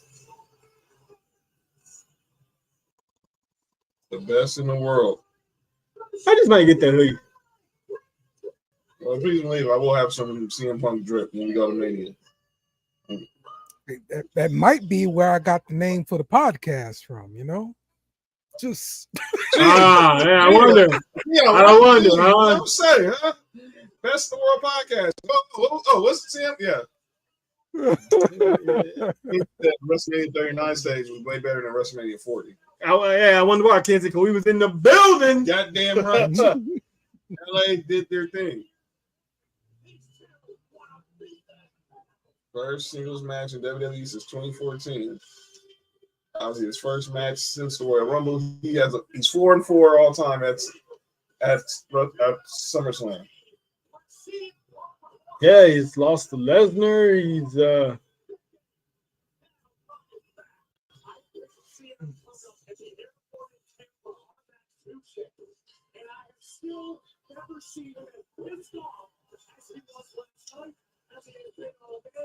He is in this moment.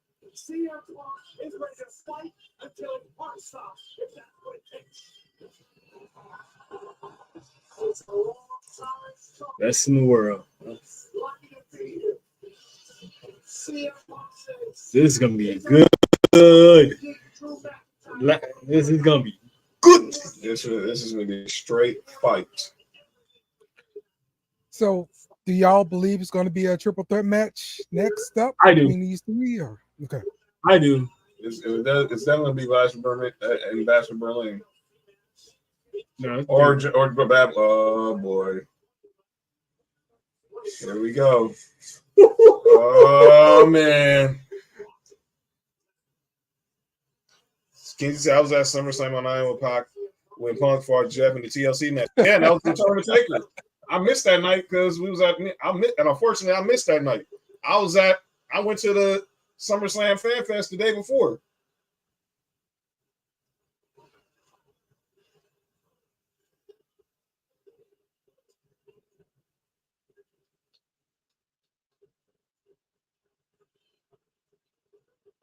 Bell hasn't run yet. So, how many times are we going to go to the rough cam? A lot.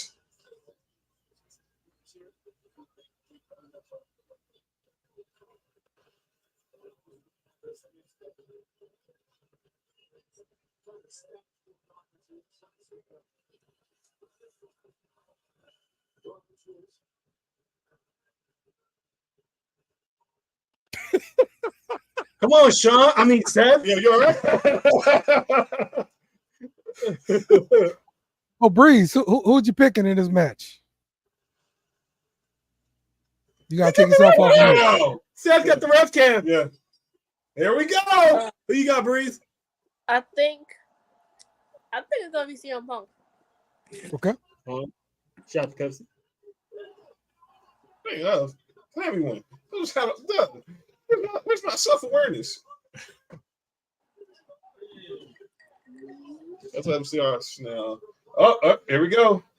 Here we go.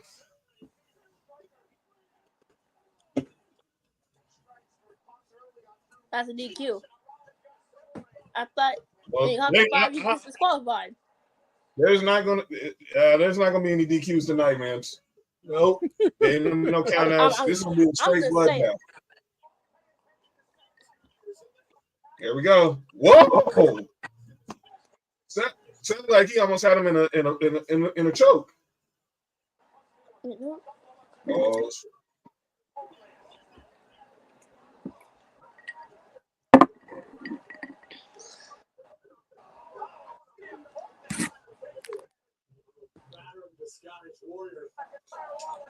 Ooh.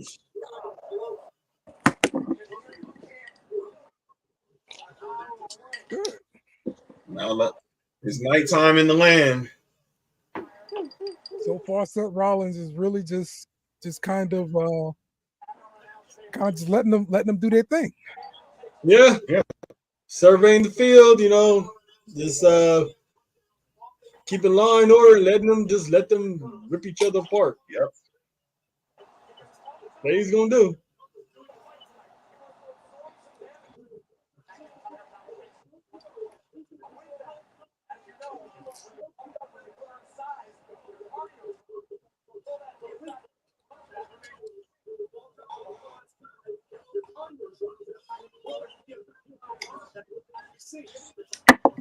Oh, right into the area of Samantha Irvin.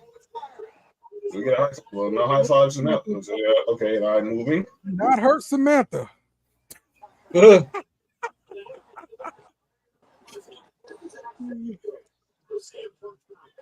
Protect Samantha Irvin, y'all.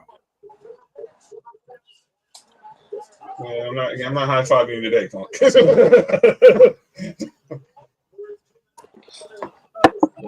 What the heck is Seth doing? Just relax. Enjoy the show. He stopped at 4. He's like, I'm just gonna sit here.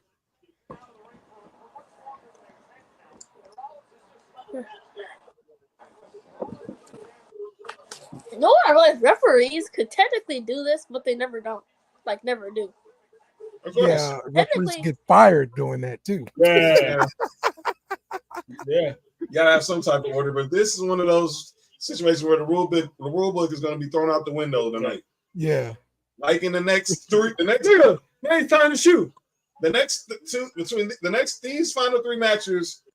Currently, the last match doesn't have any rules, but these final 3 matches, the rule book is out. Oh, it's all good. Our man Nick Freeze was supposed to be here tonight, but he had to do some OT. Hey, we'll see you Tuesday, bro. Hey man, get that bag, dog. Don't you worry about it. Man, we all good. We holding it down for you. Definitely you'll be at the next one. My man Nick Freeze definitely on assignment on the trap. That's why he wasn't here yet. That's why he's been late. Yeah, we wish you definitely, man. You gotta go back and watch SummerSlam when you get to the crib, man. So shout out to see you Sunday, man. And definitely Tuesday. Oh.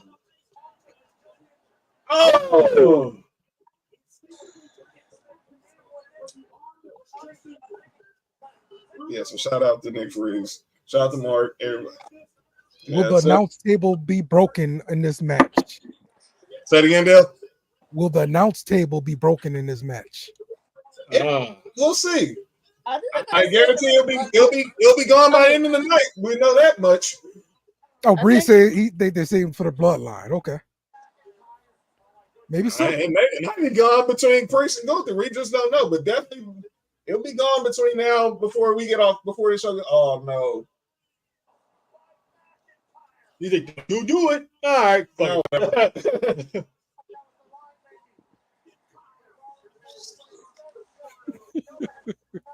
That's like a dude who got front row. Right. Front row tickets. That's it. Mark got to pull up to a show one time. No, I can't pull up to a show till he stop making these accusations about the Undertaker. He made the same accusation last night. Y'all saw I had on my Undertaker versus Undertaker shirt. My boy Mark believed there was 3 Undertakers. No, there's 1. He said I'm too old to be falling for promotion. I'm like, no. There's 1 Undertaker, the great Mark Cowboy. The other guy, I just wish I could have. Wish I could have been 6'10" in 1994. That was an easy guy to make. That was I forgot the guy's name, but I saw him on the last ride. On his cousin or someone from he was one of those guys in that biker gang in the Attitude Era. But yeah, that dude got an easy bag. And he just pretended to be the Undertaker for 3 months. Yep. Look at this referee. Look at this bedazzled shirt, man. Oh, you know he was gonna bedazzle that thing. Now you knew that. I mean, the fit is not as bad as I thought it was gonna be. I thought he was gonna wear what he had on Monday night. I thought it was some Hollandish, like Sean. I thought it was gonna be see-through. No, we know Seth ain't going there.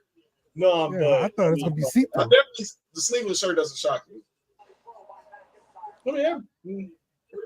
But yeah, I don't think he was on with the Shawn Michaels referee shorts.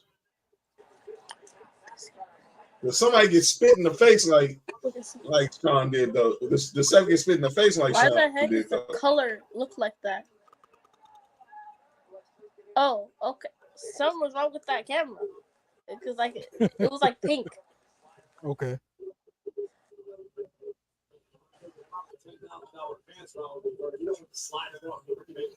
Can't you say he just went to Becky's closet and picked out something? By the way, Becky Lynch biography tomorrow. Trish Stratus and Becky Lynch's biography tomorrow, the season finale.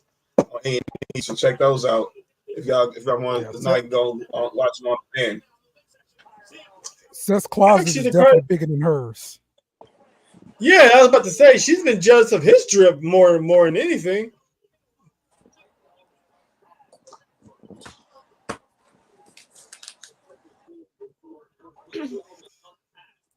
Yeah, I'm sure she's getting the rest and rehabilitation she needs for.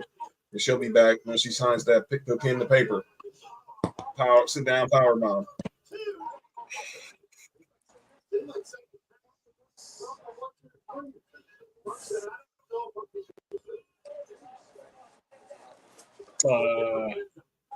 It's just rhinestones and see-through. She's at the show. I wouldn't doubt it. Yeah, I mean, yeah. I wouldn't doubt it. Her and the baby at the show. She ain't good. She's just not under the contract, and that's strategic. Mm-hmm.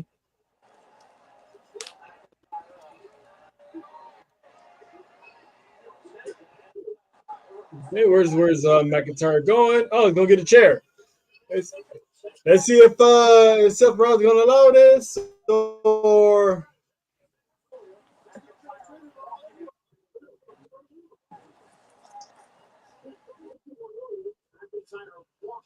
Oh, when he hit Seth with it.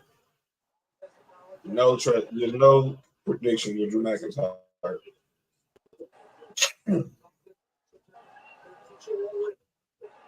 Again, this has been a good night, all night. Every match has been a banger. And we've seen 3 title changes. And pretty much all of them is titles have changed in hands too. Right? See that fog coming out. You can tell we're in the land.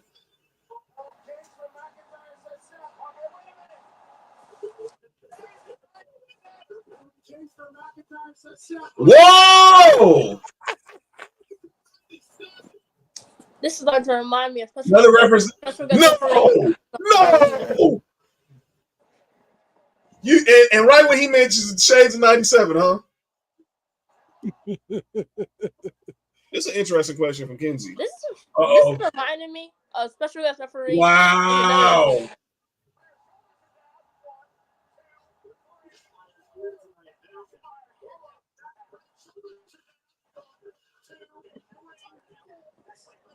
Uh-oh.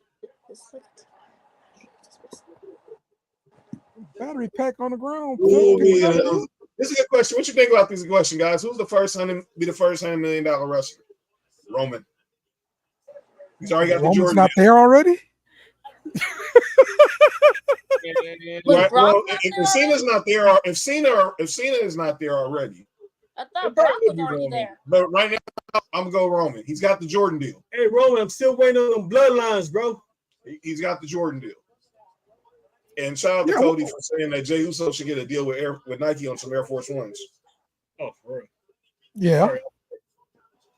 I wonder what took them so long though. Was taking them so long with the bloodlines.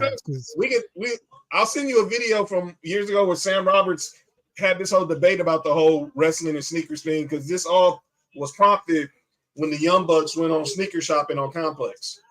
And they feel like they're the ones who really are the trendsetters. Yeah. AC said, hey, AC, who you got, Punk or he got Punk for the win. Just got back from the store with Shay. Luckily, I had Peacock on my phone. I wanted Nia to win, and I have Punk to win. Shout out to Shay. No more ref cam. Yeah, and I broke the ref cam. Thanks a lot, Drew. Punk. What? Oh, vintage Punk. In the Bret Hart in the Hart Foundation colors.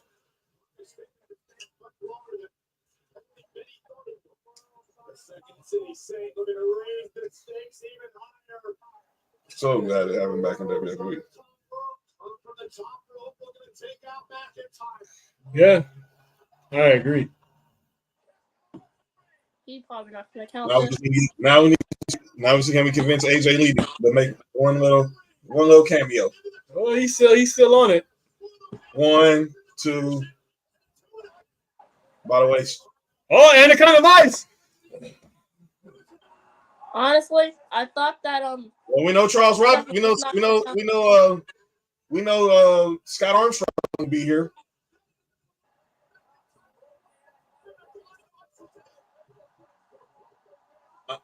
Oh no! Oh, he's taking a bracelet.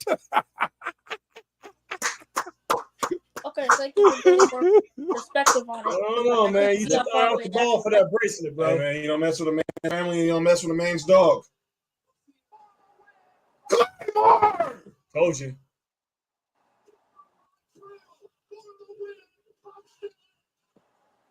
Seth Rollins has been good with these counts, man. He has been good with these counts. Yep. Yeah, good cadence for sure. Nothing fast, nothing slow.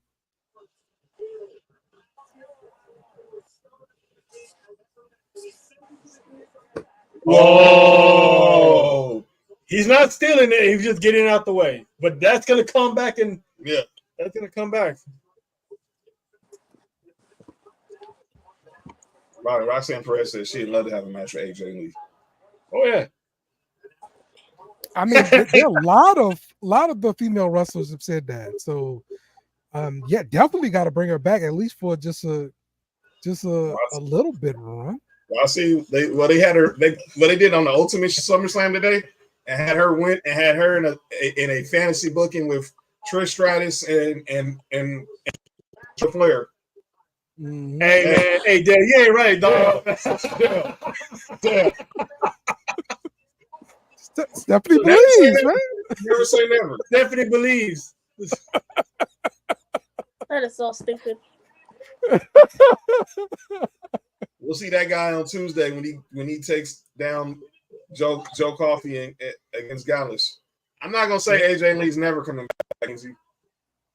Yeah, I think she's coming back at some point for a short run. Time heals all wounds, but we'll see. But it'll just take it's just gonna take some time. Yeah. Oh, I didn't see that, man. I didn't see it until he pointed it out.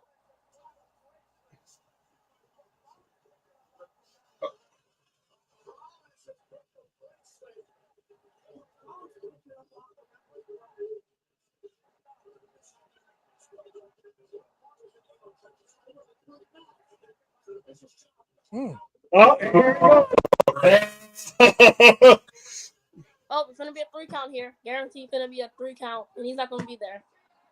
Whoa! 1, 2, 3. Yep. Yeah, I was not surprised. And no Seth Rollins. 1, 2, 3, 4, 5, 6, 7, 1.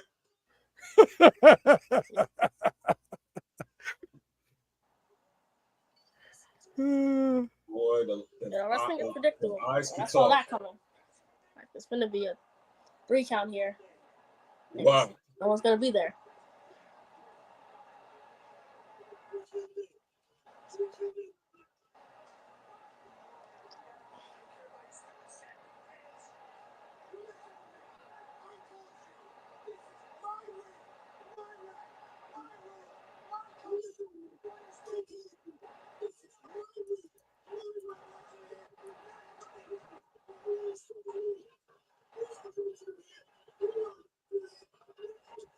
Uh-oh.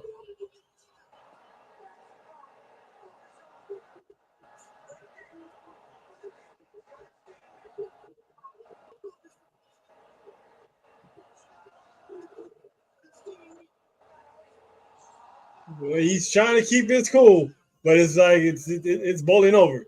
Oh! Oh! And there it is. All right. He's finna get Claymore.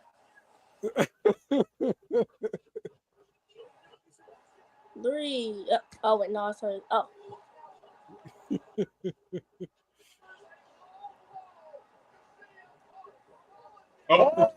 Turnabout's fair play.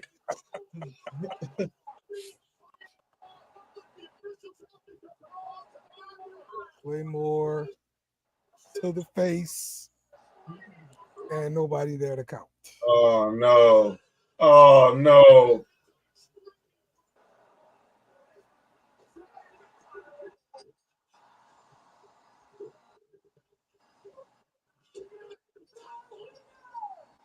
All right, McIntyre is the winner.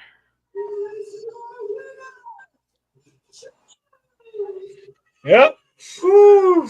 Look, man, that's my first loss of the day, but I'm happy with. I'll live with that. And Seth Rollins bailing just like Shawn Michaels did. Me and wrestling, we got this one, man. and Dale picked you also. And Seth Rollins is bailing, and he's ripped off the referee shirt. And Drew takes back the bracelet. He's still messing with his downfall.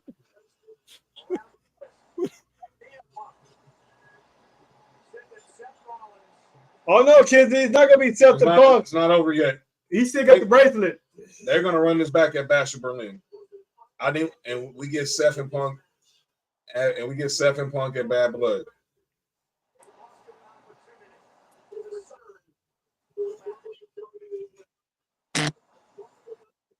So triple threat at Bad Blood, you guys said? No, I think we get Seth and CM Punk at Bad Blood. Okay. I think the triple threat happens at Crown Jewel. Okay. I still think it's at Bad Blood. Hell in a Cell. Can't contain them one by one. If it's Hell in a Cell, then definitely it happens. It's definitely.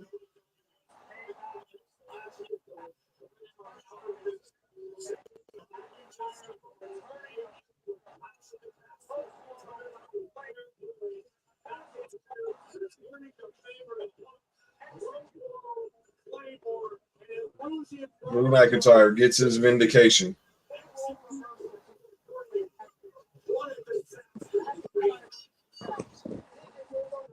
Well, Seth definitely didn't want to count to 3. I tell you that. But the simple fact we don't know we don't have it. We all got different answers on what's next. Is good for the story. Yeah. Yeah. Because more likely CM Punk's gonna come for Seth, but you still gotta get that bracelet back. So it's gonna carry on the Bad Blood, because it's a lot of bad blood between these 3.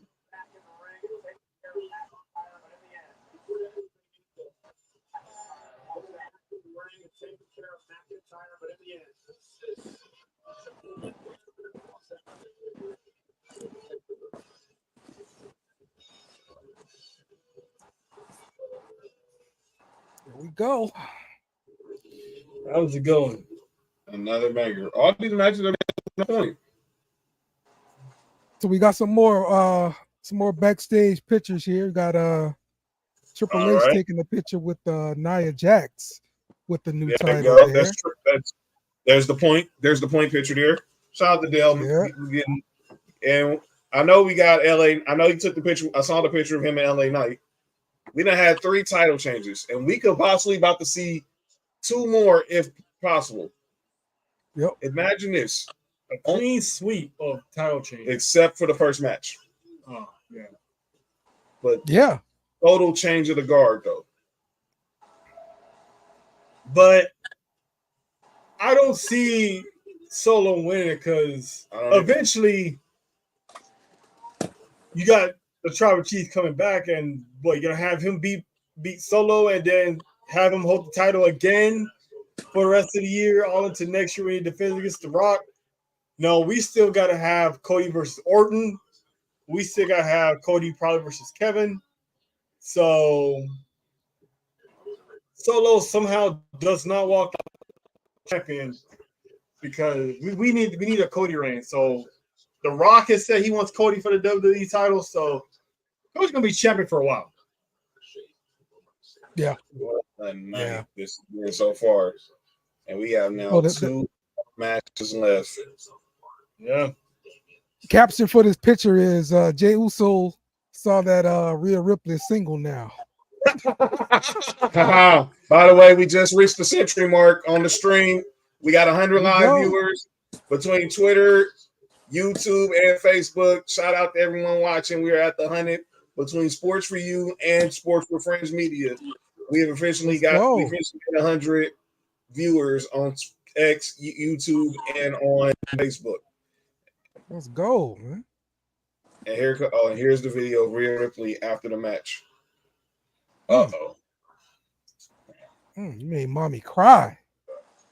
Oh, that's not good. No, it's not. So we hear another 100 streams, another 100 viewers watching with us on the verse.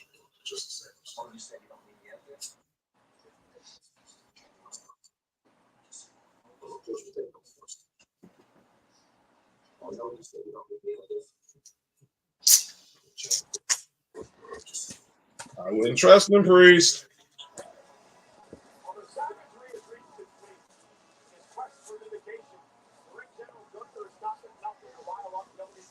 Yeah, Finn Balor definitely gonna screw up Priest for sure. It's happening. Boy, I cannot wait to see how Rhea Ripley gets to Baltimore Monday night. Yes. It is going to be hell to pay. First, Priest get the Dominic first. He better go into witness protection. Oh, he'll be protected. Yeah. Live on. Shut up. Sounds like hate. No, I'm not hating. I'm jealous. I truly believe there is nothing you can't achieve. All right. By the way, Damian Priest's 24 is going to be available Monday on Peacock. So y'all check that out. Okay. They did the debut yesterday in Cleveland. So now it's going to be available Monday. By the way, they did a brand new episode of This Is Awesome, had the most awesome Intercontinental Champions. And obviously we see the man here that's going to challenge.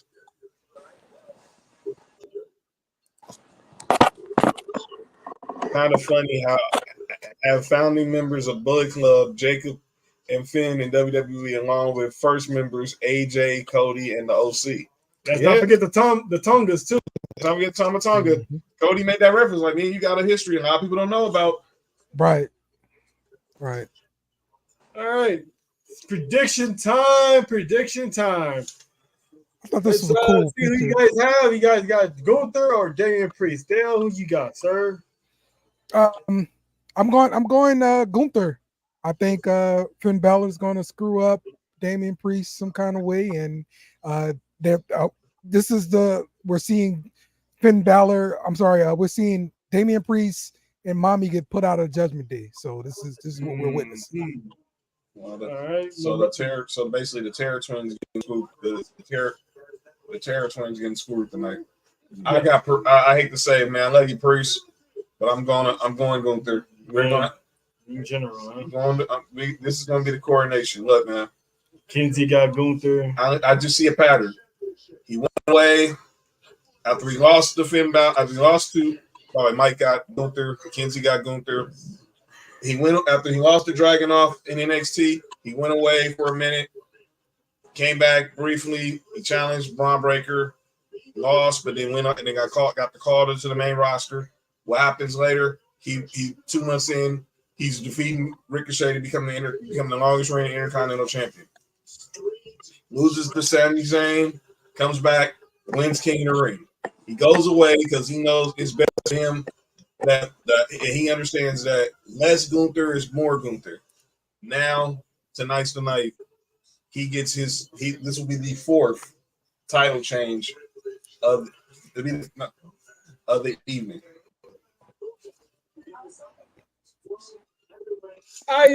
When he debuted on the main roster, he was undefeated. So now that undefeated streak is over,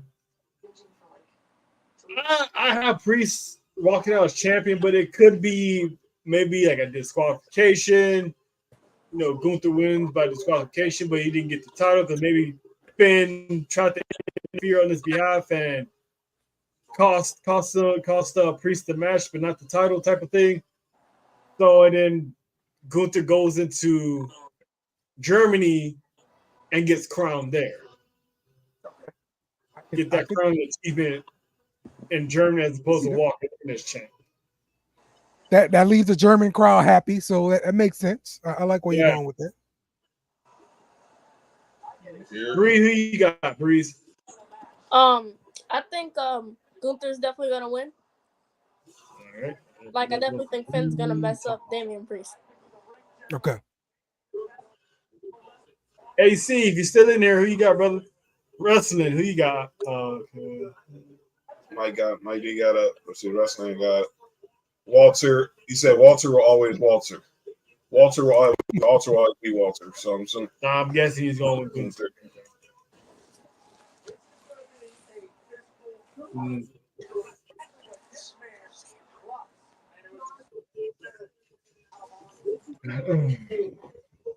AC got Gunther.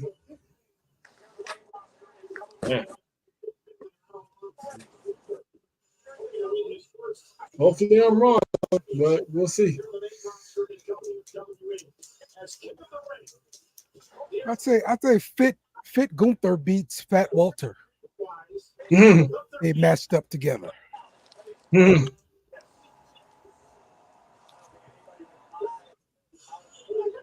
I don't know. Fat Gunther had a lot of weight on him.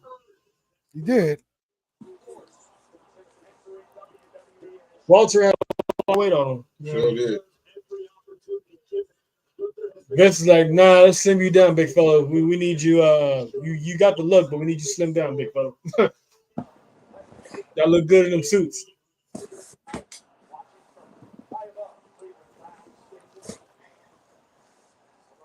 And look who's look at the WWE Legend Suite. We got Kevin Nash. We got X-Pac, DDP, the Steiners. Oh, that's Izzy Dane. That was too quick for me to see what was happening. But she's dating the son of a legend. She's dating the son of a legend.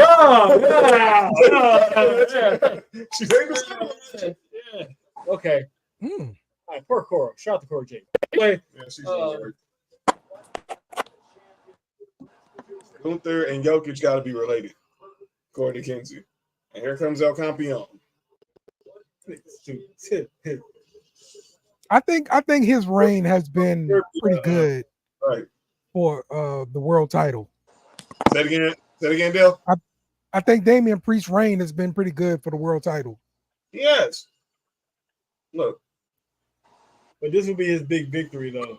this one, boy, if he pulls this victory out tonight, this solidifies everything for him winning Money in the Bank, cashing in at WrestleMania, and now you'd be arguably the most dominant superstar currently on the roster. This has been his weekend. His documentary premiered yesterday in front of fans in Cleveland. You do a sit down in the arguably Figure style show. You do a sit down in Yankee Stadium where you grew up in the Bronx. And he has a live Undertaker like show. The Undertaker live show was first. We go through. Damian's run has been better than Cody's. Damian's run has been better than Cody's. Because Cody's run's been as dry as Popeye's biscuits. You gotta understand. Let me say this. I'm gonna let you go first, and then I'm gonna let Dale go, and then let Mims go. Them biscuits are dry though. Let me say this. You never want to. It's always going to be that way when you're the guy following the guy. I'm a Dodgers fan. I'm a Lakers fan. We've been blessed and spoiled with great play-by-play guys. I grew up only knowing Chick Hearn and Vince Scully. Chick Hearn dies in 2002 when I was 18 years old. The first guy they hired was a guy named Paul Sunderland. He didn't make it. They bring in Joel Myers, who called games for the Pelicans now. He had a good run. So, but then now they got Billy Mack calling the games. And my man John Ireland, and the great John Ireland is calling games on the radio because Chick used to do the simulcast with TV and radio. Vince Scully. I've been a Dodger fan my entire life. And I've only known games to be called by Vince Scully up to the 2016 season. They bring in Joe Davis, and he's been the guy. So sometimes being the guy that comes after the guy, it's not easy. Cody knew what he was getting. He knew what he was up against. You're coming against the most dominant champion of the 21st century. Go ahead, Tron. Oh, I got that. I was just. I agree. It's the Roman Reigns effect. Mm-hmm. Reigns is out of the picture, so you have to shift to the new bloodline. Solo has to take over. It ain't the same as Roman Reigns. Cody had a title defense before he got to. Eventually, all roads are gonna lead to Solo anyway. So people feel like it hasn't worked because one, it's Cody, and two, it ain't Roman Reigns. You've been stuck with Roman Reigns for the past 3 years. Everyone has said whoever dethrones Roman Reigns will have a whole big hill to climb and will be a made man. So kind of hard to follow up a guy who's carried the brand for 3 years through the worst time ever. Technically 4, you want to count just him being there. Look, I'm gonna say Cody's run has been fine. It definitely don't remind me of Popeye's biscuits. Look, if you've been paying attention to like the little social media stuff, he's got the whole Cody's black kind of thing going on, and, and that whole thing is pretty hilarious. But I mean, look, the house shows, the clips of the house shows of him handing out little belts to kids and all that kind of stuff, man. Listen, Cody is the hottest baby face the WWE has seen in a long time. Since Cena. Exactly. Yes. Like we need this. We need this run of an actual baby face. Priest in a play. But as far as him going back to the bloodline, the reason they did that is because they're trying to legitimize this bloodline. Yeah, Like, thank you. That's the reason they did it. So it's Cody's responsibility to get you interested in his new bloodline. Yeah, exactly. Because you got to build that bloodline up, so eventually the big dog does come back. And Cody can move on to something else after he beats. And if you really pay attention to it, the bloodline kind of pushed the Judgment Day up maybe like a year ago. Yeah. Remember we had the face off in the ring where Rhea Ripley was faced off with Solo Sikoa. Mm-hmm. I got a tweet I need to read from y'all. TK, can I help mommy real quick? Shh. TK. Mm-hmm. You know who just tweeted that? Who's that? Can I help mommy real quick? Oh! Is it Jay Uso? No, Buddy Matthews. Nice. I like that. Yeah, Buddy Matthews just tweeted he wants to go help his mommy. He wants to go help his mommy for a quick second. Let's do it. How much?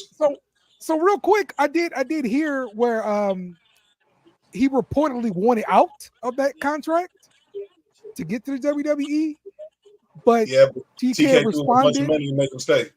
Yes, and he signed it. He's like, I'm thinking about leaving. Oh, really? You know what? She don't need nice conversation with you got a point there, Tony. Yeah. How much would you pay to get chomped by Gunther? $1 million. Cody seems like that PG Cena. Isn't that the point? Yeah, exactly, Breeze.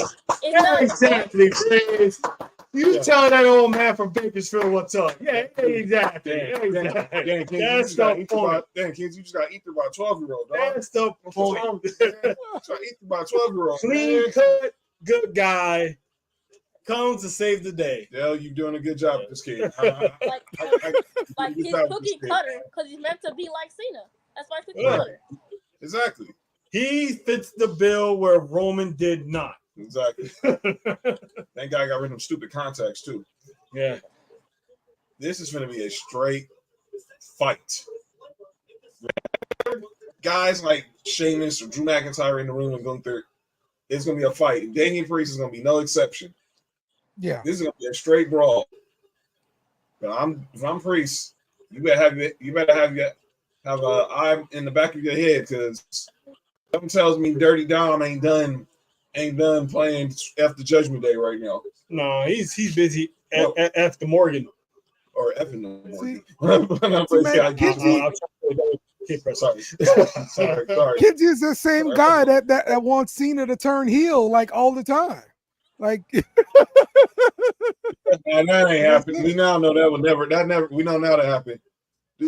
Cody needs some edge. Forget all that nice stuff. He has shown the edge. I mean, you don't think he's going to being in the bloodline rules again match again? Right. Do we want to hear Cena before he leaves? And no, even he said it's not going to happen. No. He's not rapping. Oh! And he's not bringing back the Doctor of Thugonomics, if that's what people are wondering. How do you do that? He's too old for that. He said, I'm done rapping. He's too old for that. Thank you. Although I will be getting a Word Life hoodie for Vegas. Because it got the old WWE, the throwback WWE logo with the W on there. So I gotta pay homage to my guy. I gotta pay homage to my guy. Childhood hero. Hey man, I ain't our truth, man. That's John's childhood Speaking hero. of, man, what the hell happened to Miz and R-Truth? Well, Miz, I don't know. Maybe they were just transition champs. No, I mean like as a host tonight. We'll see Miz again. I think he was just really there. We probably see Miz before the last match. Yeah, They got announced the attendance. Yeah. Still waiting on that. If it ain't the announcement I want to hear, I don't give a shit.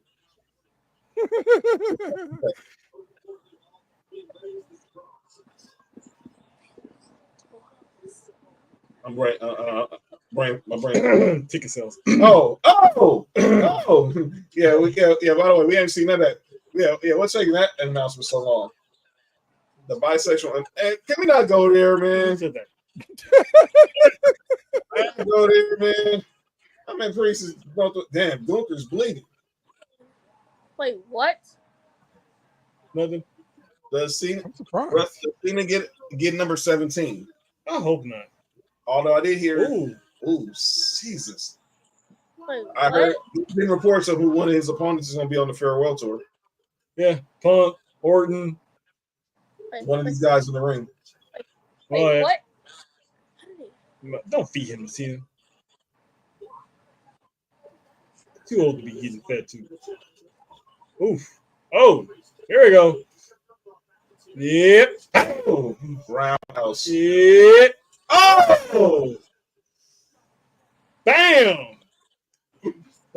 Oh, this is a banger. I thought the Gunther top was an unblockable attack. Man, that Gunther shot was good. Any signs of the there's no sign. Just got a text from somebody asking any signs of the OG head of the table or no. We do not know if any of them are there. And we won't know until the Shiggy gets the Feezy. Not for another. Yeah. I'm not into spoilers. So if I know, I'm not giving it to you. That's why I always say at these events, avoid Twitter at all costs. They always be posting, and then like I said, I stumbled across some earlier, and I quickly got out of it. So I don't. Yeah. So yeah. Hey. Did the priest chop them that hard? Yeah.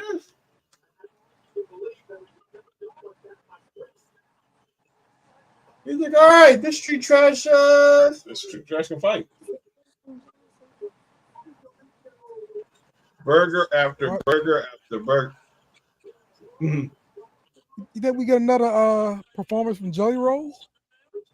Say it again, Bill. Think we get another performance from Jelly Roll? Well, I think he's down for the night. He had 2 songs that was kind of hit too. We might see it, maybe. Oh. Okay. But he killed it earlier. Mm-hmm. South of heaven. It ain't gonna be that easy, Priest. I hate to tell you, bro. By the way, one of the clips I saw from this documentary. This dude was the total opposite of what he is now. He was more a hip hop dude in the hip hop. Growing up in New York. Yeah. And his one of his best friends. You remember when he had the match at Halloween Havoc and they had the guitarist play? That's his best friend. Oh, okay. He was the one who turned him on to like heavy metal. Okay. And it was over from there. Yeah, I mean that look works for him for sure. Yeah. Crazy part how him and Gunther used to just be super heavyweights.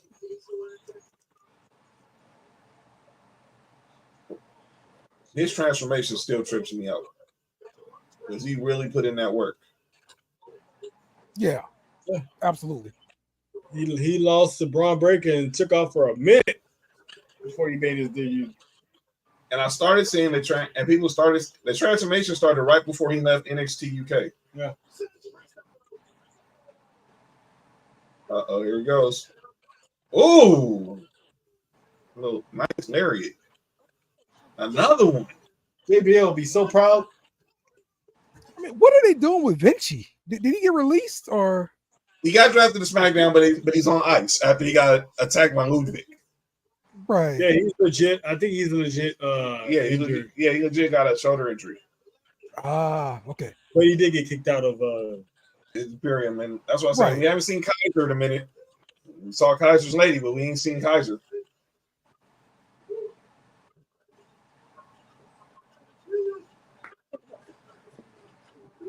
Yeah, he with Tiffany, huh?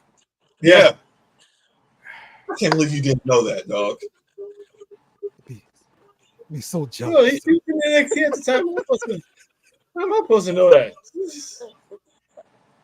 Well, I thought because you watched, I thought you just knew who she was. No, man. Yeah. I don't look up this stuff until I find out about it. You don't look it up. I mean, it was just out there. I just be heartbroken when I hear about it. Yeah, it came across it. And the funny thing is, I walked right by them. Exactly. That's what I'm saying. When Mania was out here. He was on our way to Wildland Mania. He had already got downtown. I literally walked right past all of Imperium, who all had dates, and I did not know I was walking right by Tiffany Stratton because I don't think Tiffany Stratton was on my TV yet. So, oh my goodness. Oh, okay, Finn Balor. Oh no! Finn Balor has made his way out there. Can't say that wrestling isn't predictable.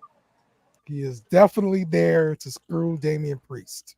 Oh boy! You gonna see why this picture exists. Oh, here we in the Travis Scott. Well, Finn Balor screwed over somebody. This wasn't, Rhea.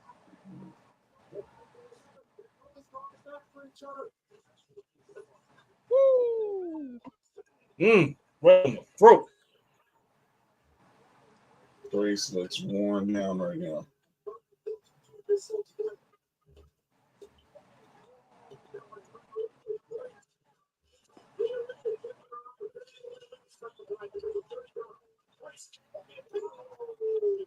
you hear that? That sounded like fireworks above the damn stadium. Goes up to watch him listen to. Look at that. Oh. Even worse, right on the chin of the champion. Oh, he's embracing it. Yeah. The challenger. The sicko.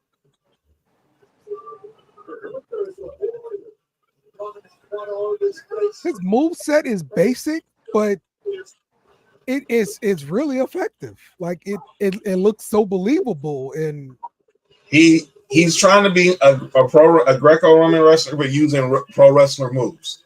Yeah. Wait a minute. Oh, right to the rib cage.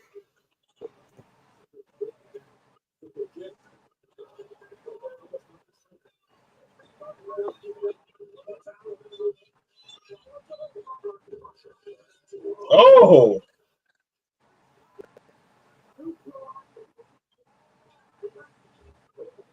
Oh, you don't mess with little brother.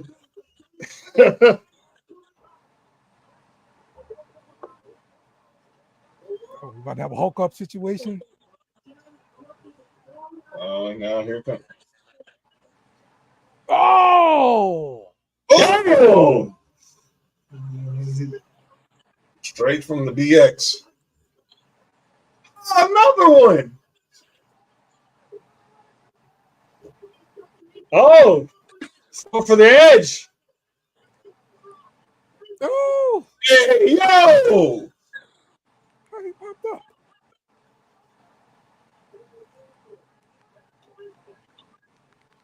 Something happened! No. What are you doing? What are you doing, bro? That was entirely your fault. Right. Like, what are you doing, bro? God. Entirely your fault. Yeah, roll him towards the ropes. Right. What are you doing? He doesn't know that Finn Balor did this. Like, at least have like pull the ref out or something, not just make it set up so it's basically like. Oh, That could have been done better. Oh, so you saw the replay. You saw the replay. Okay. Oh, Why can't the referee ever see the replay?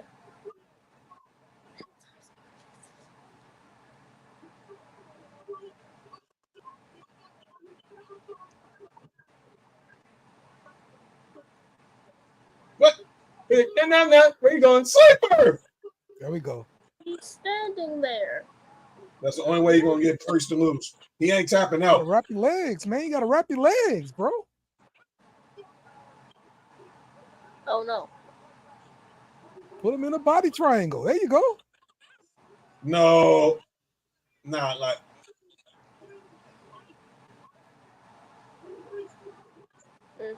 Nah, it's gonna be a new Judgment Day, just like you Yeah. got a new bloodline. Yep.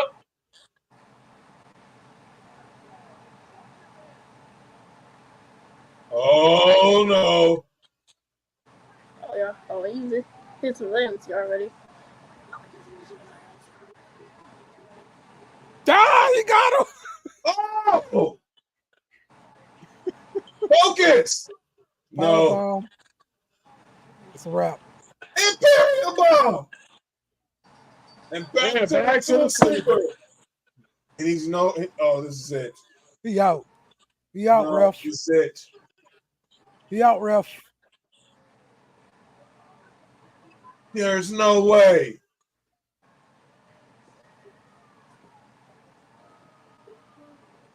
So Mr. Ref doing the damn arm thing. No. Okay, there we go.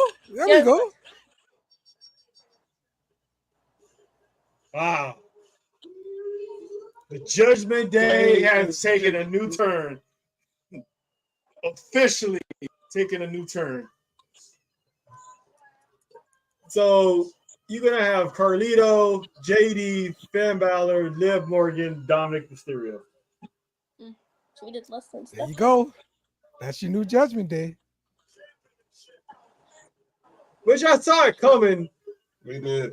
You know, Yes, we saw it coming. Look at this picture here. Okay. For, It's from, bound to happen.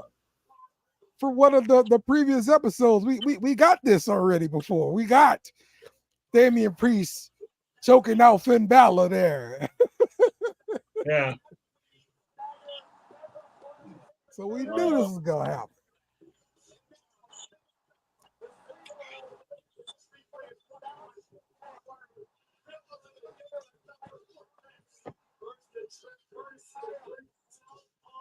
Okay, so run it back at Bash at Berlin. I think so. Yeah, yes. And Finn screws him again. Okay. I like it.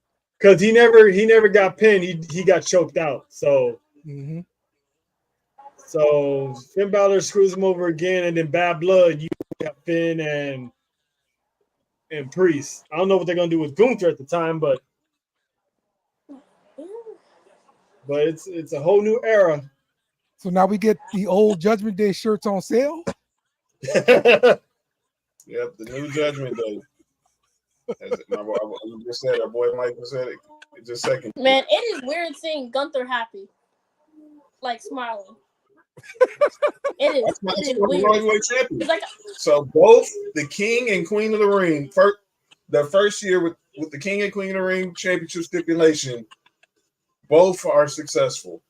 Good point. And Liv Morgan is gonna have a good title run. And then- Oh, Jenny and baby mama. All right. Wife, Jenny in the house. Baby mama, wife, yeah, tomato.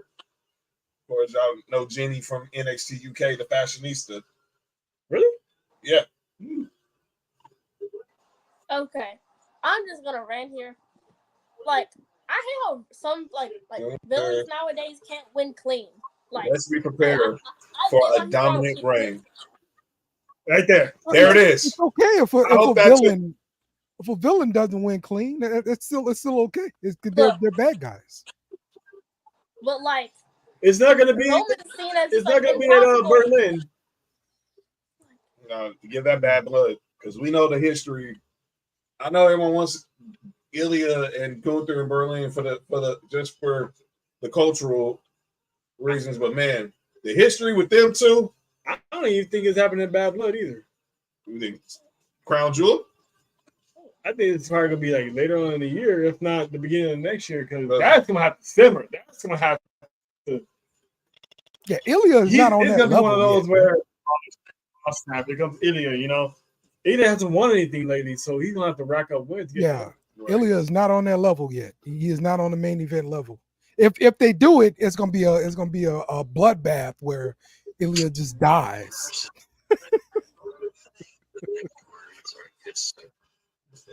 This is unbelievable. So we got a new Intercontinental champion, a new United States champion, a new women's champion, and now a new world heavyweight champion. The question is, will we get a new W? Are we looking at a bookend where the first match and the last match both ended with titles staying the same? That's what I think we're looking at. So yes, okay. I'm just gonna say now, I'm picking Cody. All right. And don't forget SmackDown on USA September 13th. We're a month away from SmackDown heading to the USA Network. Okay. Yep, the transition has begun. And then in October, NXT is going to the CW. So, and then January. Get your Netflix subscriptions now.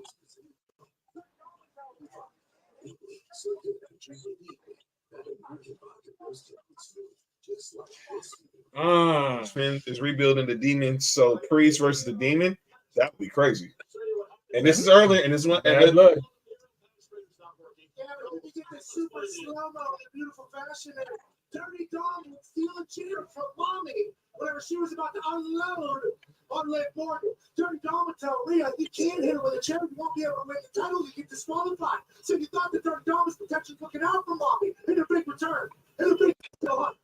But instead, at the evening would go on, that was not the chase. Dirty Dom is a backstabbing, two-timing, disgusting piece of trash. He threw a chair into the ring. I wish that pedal was working. Yeah, remember I said I hate you? I lied. Oh, so jealous. I'm so jealous. A single Liv Morgan, my add.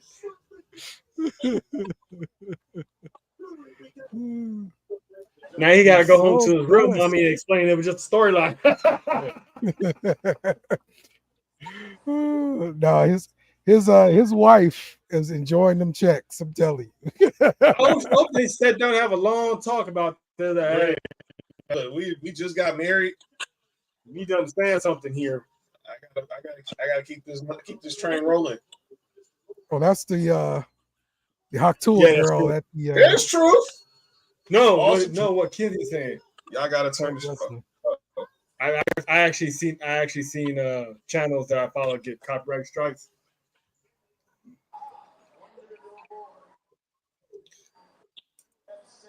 What was that? Whoever was asking about the Miz and R-Truth, there they are. Yeah, that's right.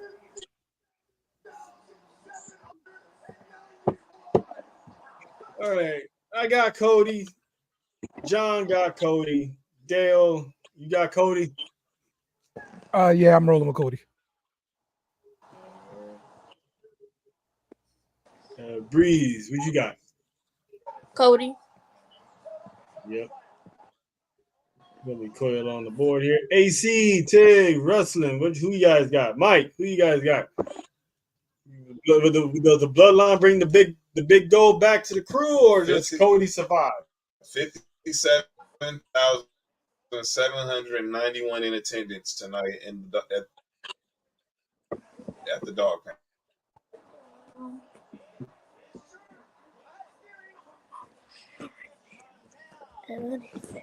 Oh, look who's here. This dude's wearing sandals. SummerSlam.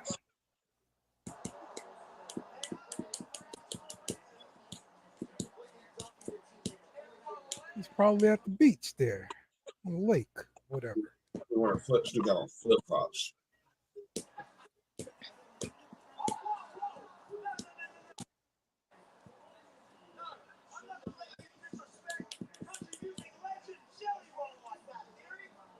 Okay, Russell got Cody.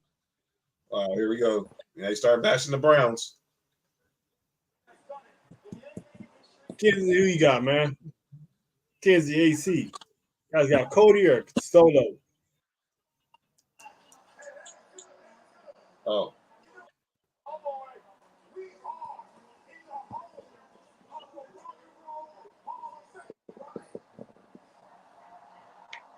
Kansas got Cody.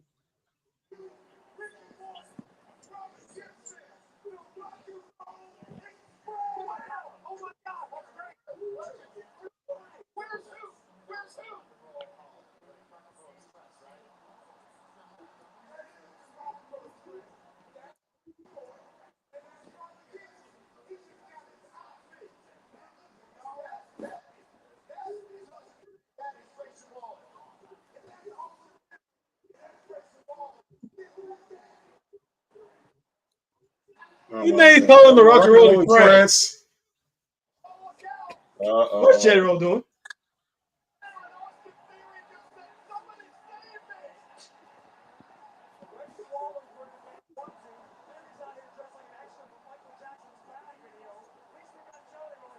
Hey, who TV is that? Turn it down some.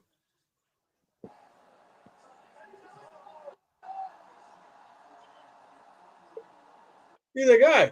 A General. Come on, General. You're a big ass dude. You got hit harder than that. I know what I said. You got to be athletic to swing from being a heavyweight. The dude like he could have been an extra heavyweights. That's messed up, John. That's hate. Like what? Oh. Oh. All right. All right. True. No way. Oh, I stand corrected, sir. Okay, Jelly Roll. Knoxville in the building. Knoxville. No, don't do it. No. Oh.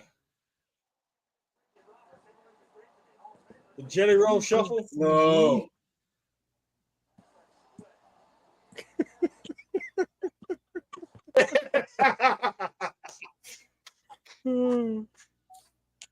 This is the good comedy breaks I like, man. This is good. Yeah. That's wholesome comedy right there. This dude don't win I Grammys. never understand how he can do that. Right, you gotta have a bathroom break before the main event, so I like that. Yes. That's dope. This dude don't. Yes, This dude don't win Grammys, and I guarantee you, ain't no Grammy better than the moment he just had right now. He's like, oh man, I don't know how you do this.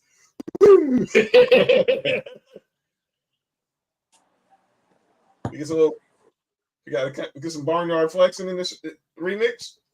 It's pretty good, man. Monday Night Raw on Sci-Fi again. Boy, and we get the White Six in the ring. Yep. Joe Gacy, Dexter Loomis, and the return of Rowan versus Gable and the Creeds. I like Loomis's look. Right? Oh, okay, here we go. They're promoting Bash of Berlin. Hey, Vegas. Hey, I get it, man. But we need to know what the time of this stuff is. Oh, that is true. Because it determines if we do a show or not. All right.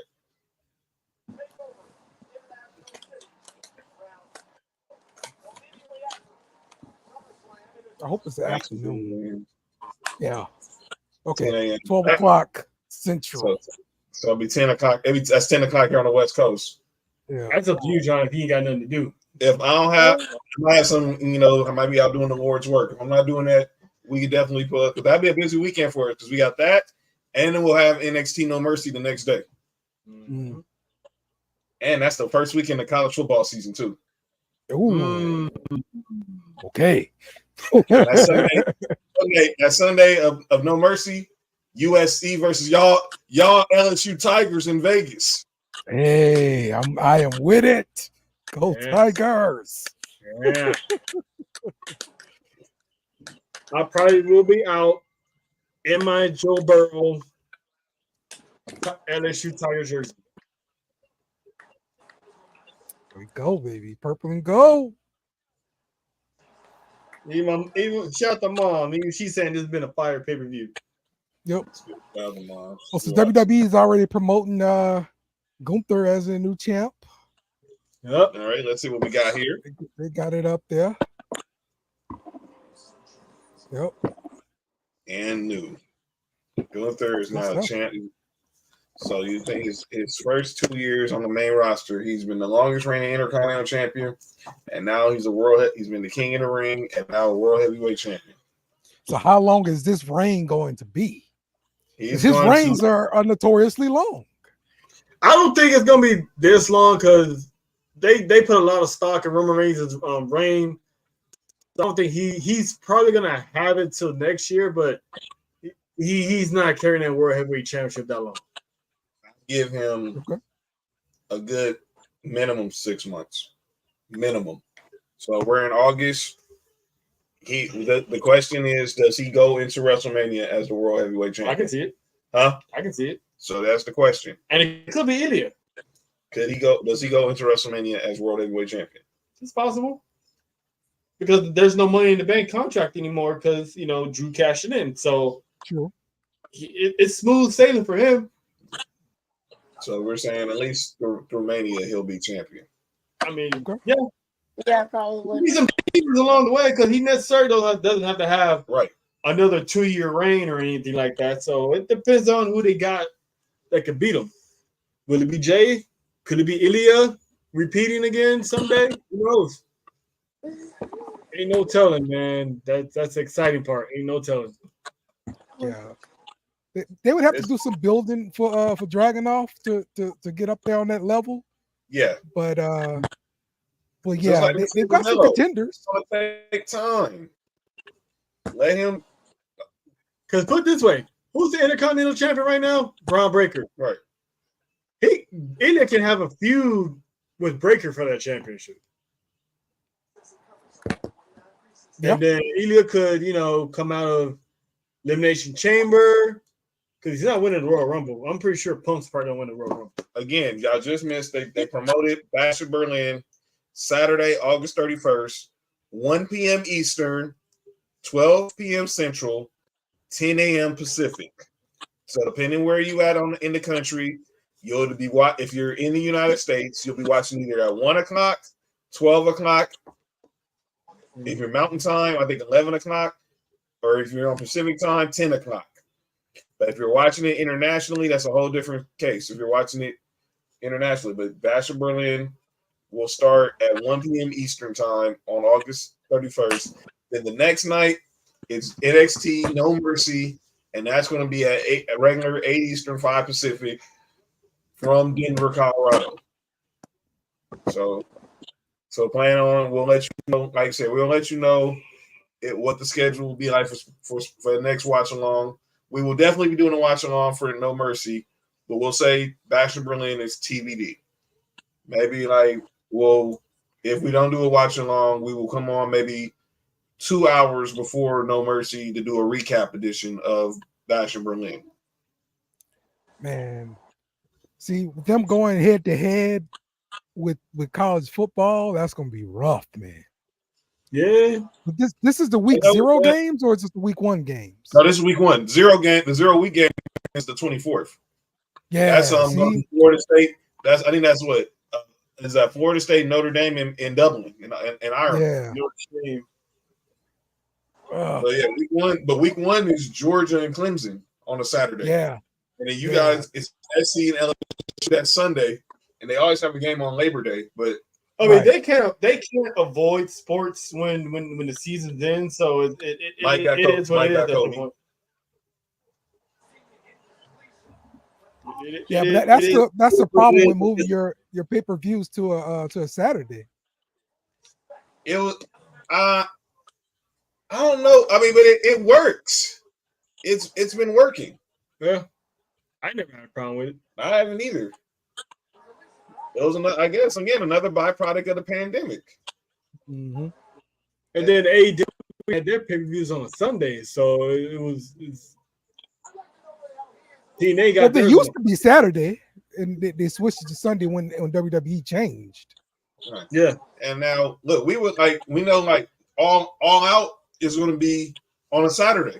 The following Saturday after Berlin's All Out, September 7th. Mm-hmm. Mm-hmm. This is where AEW is slacking because they didn't get that. They still haven't got that deal done with Warner Brothers Discovery. So, why is that so hard? I don't understand that. They're all in the same family, right? Right. Like that shouldn't be a hard deal to make. maybe they're not confident in AEW. Their sales have been down. Viewership has been down. Maybe they're not happy. Bring some wrestling on. Bring some wrestling to boost your ratings. That's why they've been just having to do pay-per-views because they don't have a streaming deal. When we watch it, we go to a local Dave and Buster's because they air them all the time. They show them at every Dave and Buster's now. So right. Like before we did watch-alongs, we was watching WWE pay-per-views and we weren't watching them at home on Peacock. We started going to Tom's Watch Bar in LA, downtown LA. So that's where we watched Royal Rumble and WrestleMania at this year. Okay. And now we're doing this. And AEW used to have that pay-per-view at the movie theater too. Right. We saw. What was the one in March we saw when we saw the theater? The one that was Revolution. We saw Revolution at the theater when the night Daniel Bryan and MJF had their Iron Man. How was the attendance at the movie theaters? It was good. Yeah. It wasn't bad. It was a packed crowd, I'll tell you that. Okay. It was cool, man. It was really good. I loved it too. I had the popcorn, had my drink. I was chilling. I really wish they go back to that. I don't know why they changed it. They're not against Dave and Buster's, but if they went back there. Oh, Cody's all the way on the truck. He's on the bus. On the Nightmare bus.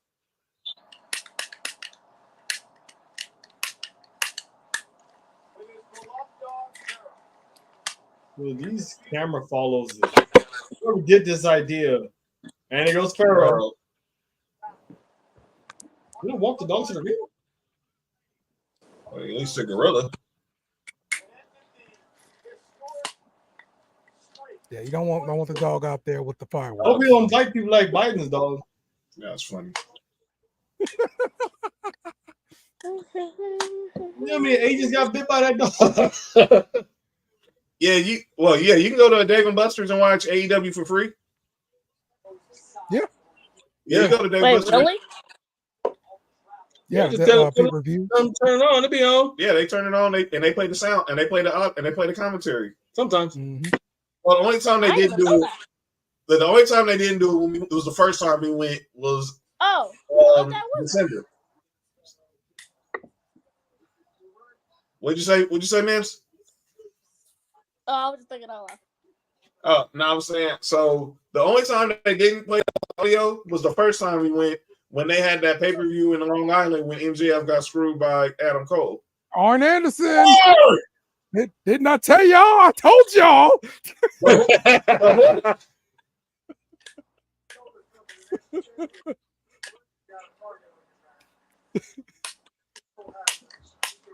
Dale, you know the irony of this? The straight irony of this. That was his coach in AEW, so it's crazy that we have this moment here in WWE. Mm-hmm.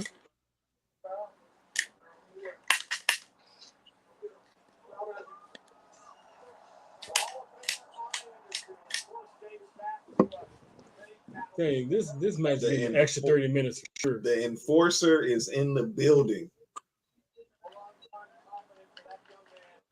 R.I.P. Ole Anderson.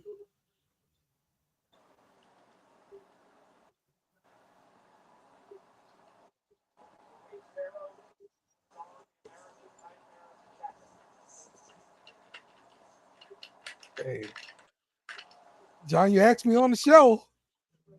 Somebody else to come out with Cody. I said Arn Anderson. There you go. There, take the dog. All right, time to switch up. It's crazy. They just got a lot of people just standing there just watching. All the seamstress, all the the crew, they just standing there. They're like, continue doing something. I need to get me a job back there. Seriously, I don't want to get beat on WWE payroll. Could be setting up the ring. I don't care. I get to travel. Going through Gorilla. Microwaves.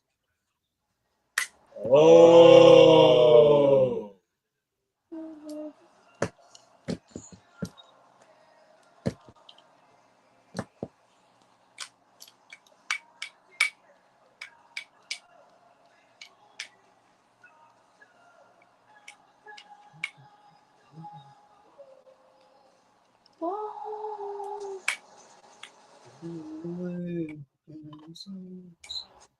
Nah, that's badass. There we go. That looks tight. That looks tight. That's badass though. Kind of reminds me of Ghost from Call of Duty. Mm-hmm.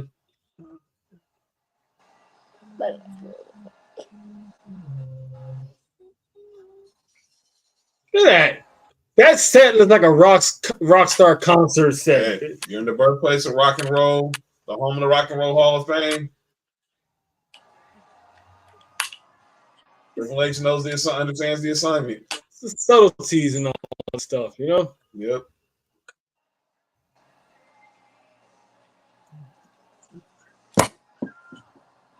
Did AEW drop the ball with Cody, man? Well, Yes. Tell me they got the same package. I'm This gonna is the say same no. package. Well, he told Vince, like, the only way I'm coming back is if I need to be the American Nightmare. I can't be Dusty's kid. Yeah.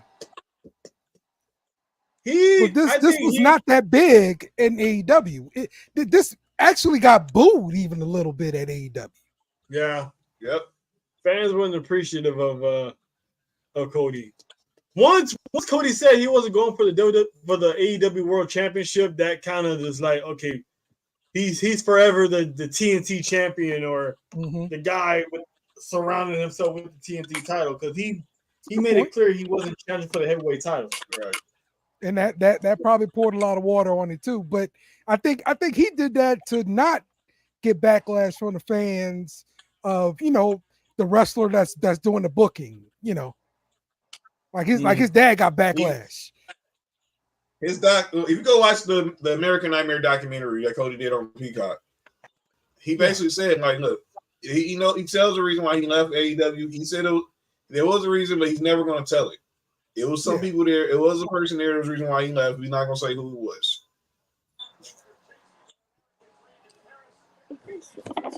Yeah, it's just the basically is the vision that they start off with is not the same vision. So AEW dropped the ball on Hobbs, Wardlow, Archer, Cody, and Miro. Agreed. By the way, I just don't think Archer is just that good. I'm sorry.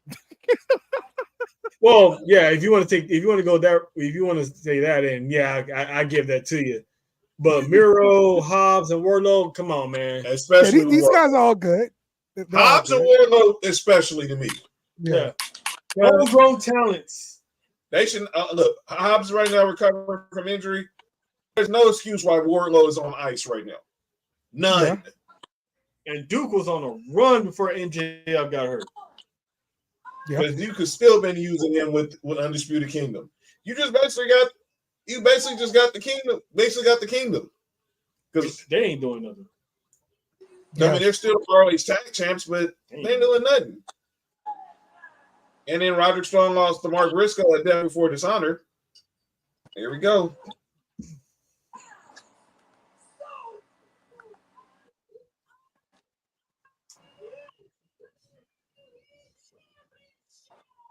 Check that woman all the time. Do we have any predictions like of outside interference besides the chaos bloodline or chaos? That's all I'm gonna say. Okay, that's all I'm gonna say. It's chaos. I don't. So who's got Cody's back? Who's got Cody's back? I guarantee he made some calls with no rent with Randy. Yo, really? Chaos. I was gonna say it's chaos. It's happening. The seeds will be planted. It's happening tonight. All right. Somebody's got Cody's back, though. That's for sure. Yeah. I guarantee that Mr. Nightmare made a call or two. Which would be kind of sucks if it is what I think it is, because you went through all that just to be like, I need your help. Yeah, one person that's got to help him is Jey Uso. Right? I would say Jimmy. It's gonna be Jimmy. Jimmy's gonna come back with revenge for being taken out by his little brother. Okay. I think first is gonna be Jimmy.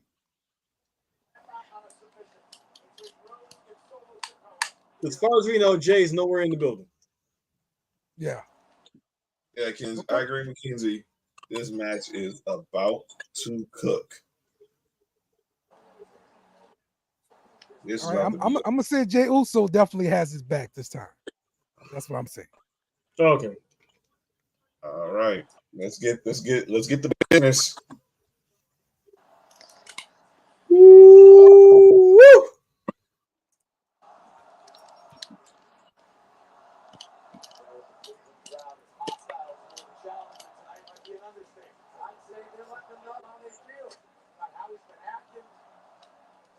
Oh, look at that.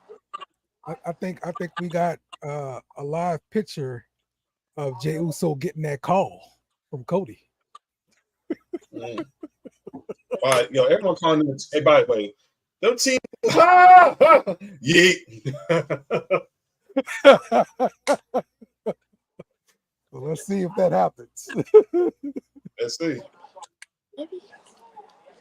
All right.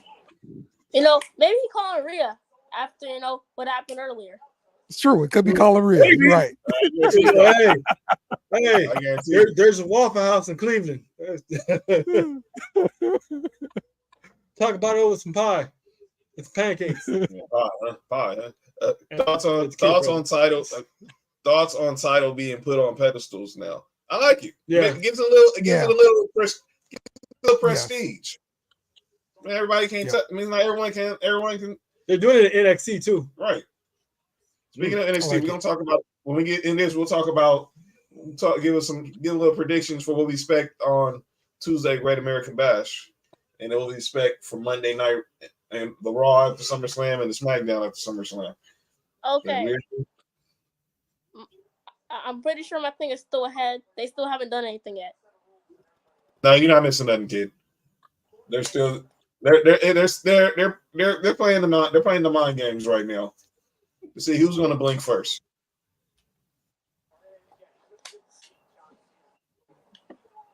What? Yeah. Here we go. This is Solo Sikoa's first championship match ever on the main roster. Yeah. And his first SummerSlam.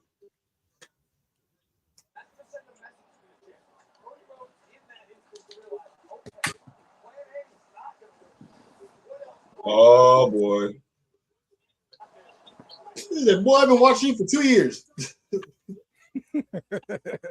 You said I wasn't ready, huh? So I'm not the same dude you said last year that wasn't ready.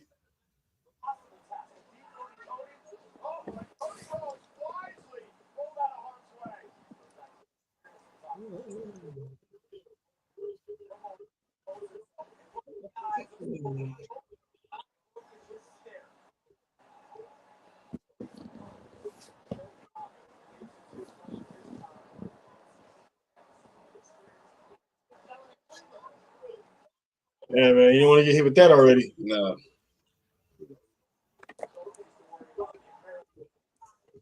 But it's not that bad, Rustin, because you got to give some time to let everything simmer. Yeah. I love Friday night. Nothing against the SmackDown Live era, but SmackDown was meant for Friday nights. Cody has to get grimy. It's early, Kenzie. We ain't even broke the sweat yet. Yeah, I think we have to wait a week. Meaning, like, because SmackDown's on Fridays.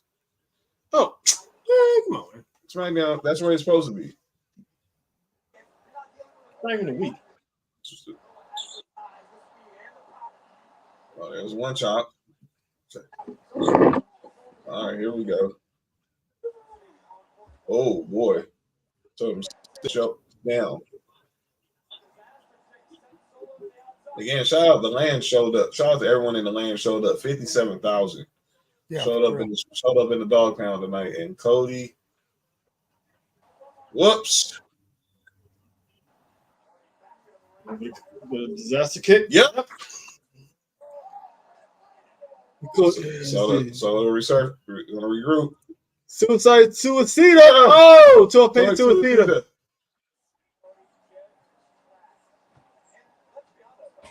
All right. He's going for another one. Oh.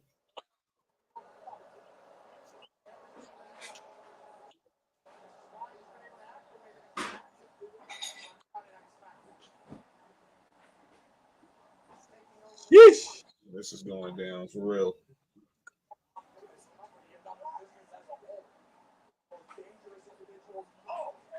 And by the way, this match is sponsored by Wheatley American Vodka. So is that Cody's brand? Yeah. Okay. Yep. That is his vodka of choice that he created. I'll probably give it a shot one day. And he's doing like a weekly talk with certain superstars. He's had Bailey, LA Knight, R-Truth. This week he had The Miz, and they make and each superstar has their different type of drink that has some of the weekly in there. And I guess that they named it after something that's similar, that's related to them, like a move or fresh phrase or something. Mm-hmm. Yeah. Okay. It's on the WWE's YouTube channel. Like a rap snacks kind of deal. Like it. Yeah. One drop.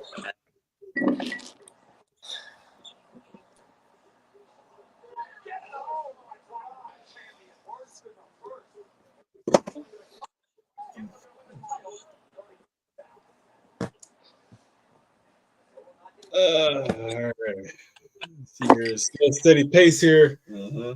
Solo's really methodical with this too. I'm Just tossed him. If any of y'all seen Solo in NXT, you know Solo can go. The street champ was a problem in NXT. Yep. And the fact that he didn't talk for a whole year and a half until after this past WrestleMania is pretty cool. Mm-hmm. Yeah, they held him back in like real interviews, like on podcasts and stuff like that. He'd only say maybe one or two words. We saw him at Wale Mania. The Usos did a podcast with a ringer. He only said he barely spoke. Yeah, exactly.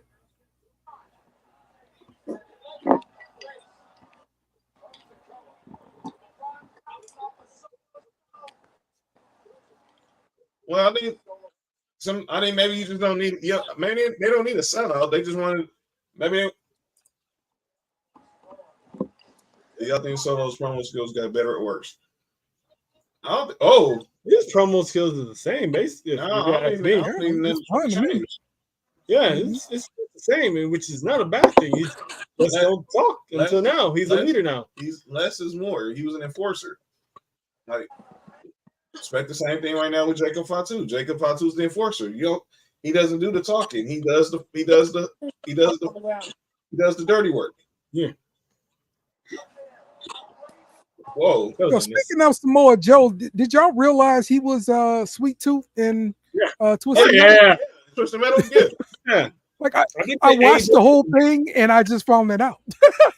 Oh, really? Well, that's pretty much also why he's off TV right now, because they're filming season 2. Yes, exactly. So, yeah, because AEW announced it that he's playing Sweet Tooth. I was like, oh shit! All right, let's go. I love that series so far. That was a good first season. Yeah, it was. It was.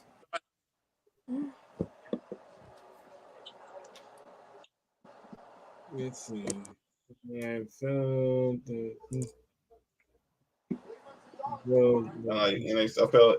yeah, because it was just him. Right. You're not in the shadow of your older cousin and brothers. Yeah.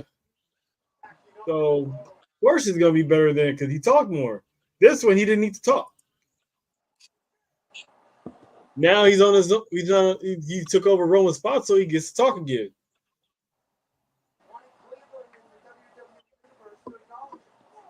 Shades of Umaga.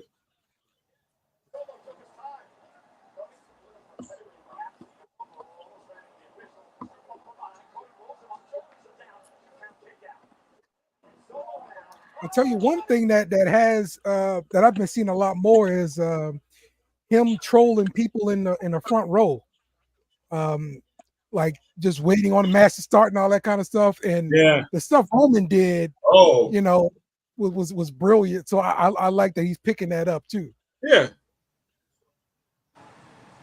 like all that whole year, he just sat back and just watched. He just watched the Tribal Chief. Yep. I still remember the clip of Roman like mean mugging that kid. Oh, that little kid. He kept looking at him like, "Hey, you watching me?" That girl was hilarious, bro. Yeah, man, he's a heel, but he's still that guy, man. Talks trash. Yeah, Solo picking that up, man. That's a good quality. Yeah. And plus the Usos, that whole bloodline is just hilarious. Yeah. Like, they make you laugh. I've seen some of his videos on Independent. So that dude is hilarious. The dude is funny. Yeah. He's funny for a convict. Yeah.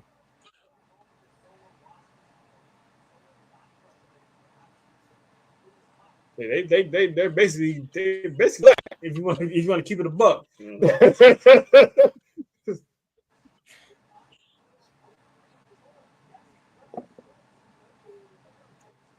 I never seen like the Samoan culture right now is as dominant as it's ever been in decades. Mm-hmm. Like, cause back then it was just tag team champions or you know, secondary championships. They're fighting for like actual titles and stuff. Right. What Rock did. Oh.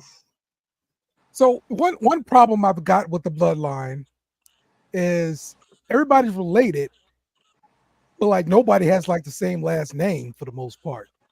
Like, I don't know. Like Solo is a brother to the Usos. He got a different last name. You know, they're Fatus. I'm pretty sure his full name has Fatu in it. Yeah. Yeah. I know, but I'm talking about in kayfabe. Oh yeah. Well, yeah, I think that's what they didn't want. Because they knew everybody knew he was Uso's little brother, and they went in NXT. They all was chanting Uso. Yeah. I mean, Solo Uso didn't have like a ring to it. He wouldn't. Yeah. So, but when he showed up at Clash of the Castle, they knew what was up. Yeah. I already knew eventually he was gonna pull up.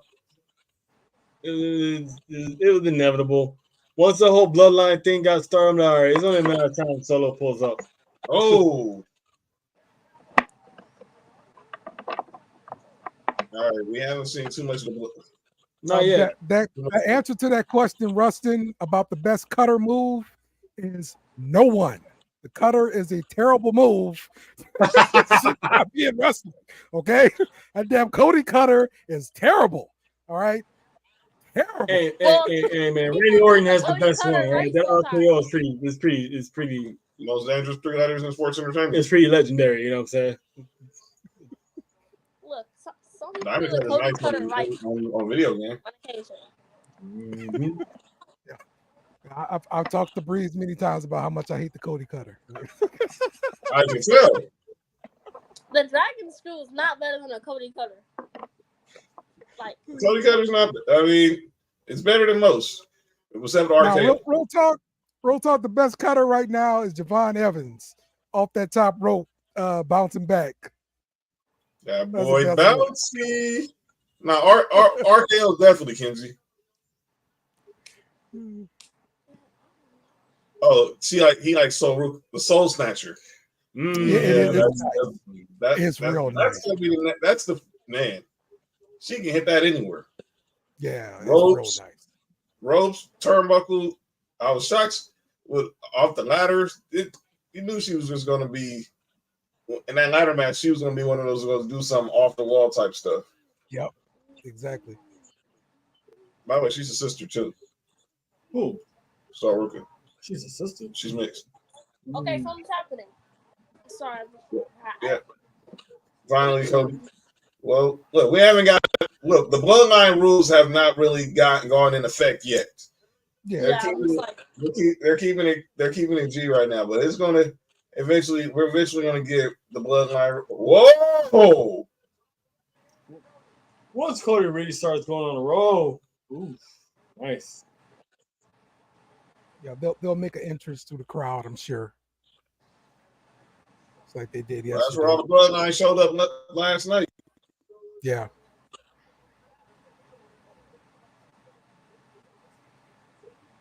That's what Cody said. It's crazy to say. I'm not scared of you, Jacob. If I was like, you're a bold man for saying that. Yeah. Yeah, Jacob just looked at him like, I ain't scared to go back to prison, man. They really Good.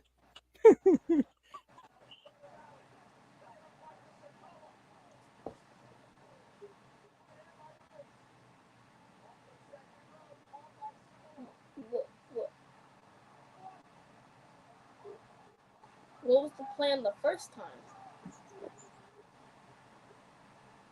Like, he went for it, then he just stopped. He just landed back on his feet. Yeah. There you go. Cody Cutter. Nope.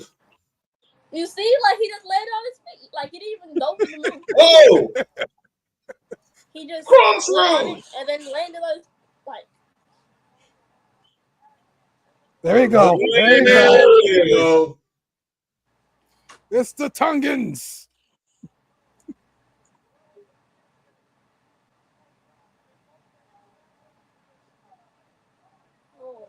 You see what I'm saying, Dale? Oh! Ooh, you can't hit him on the turn. You can't land him into the turnbuckle. He missed the turnbuckle, dog. He missed the turnbuckle, dog.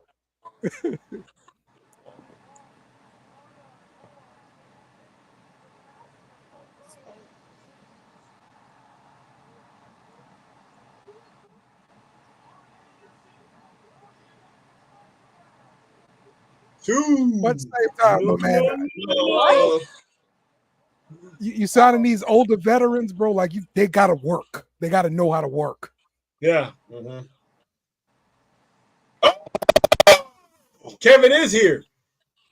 Okay, so we got KO. Okay, so he came back to life after dying. You know, anyone that gets jumped by the bloodline automatically dies. KO, you know you on run. You can tell he's laboring. But he's saying, but he's coming for a fight. That is a long ass run.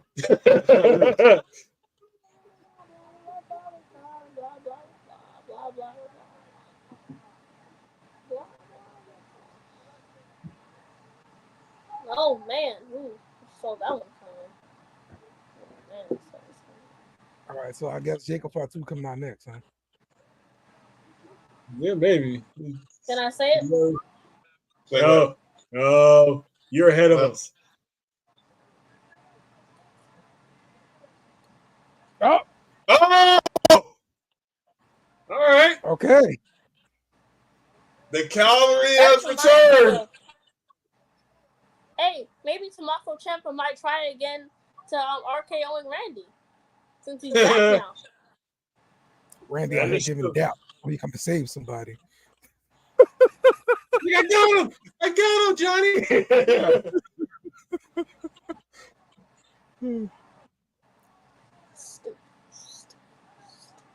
All right. Oh, I got him. Tama Tonga got to bounce off the announce table now with Randy Orton.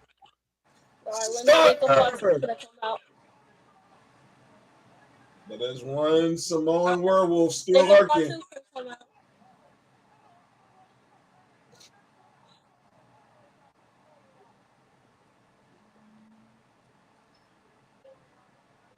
Jacob Fatu gotta come out.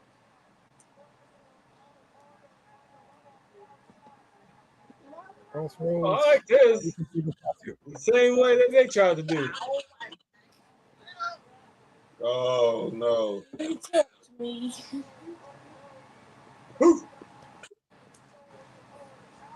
Jacob Fatu come out next. Okay. So they clearing out. Jacob Fatu got to come now. Yeah, right. He's if he's where I think he's is the oh okay, I thought that. About the way.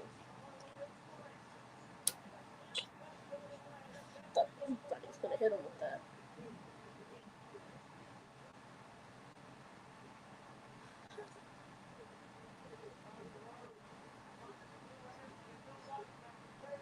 All right, now it's time. Oh, he's going for the stairs. Those steel stairs. They weigh hundreds of pounds. Okay.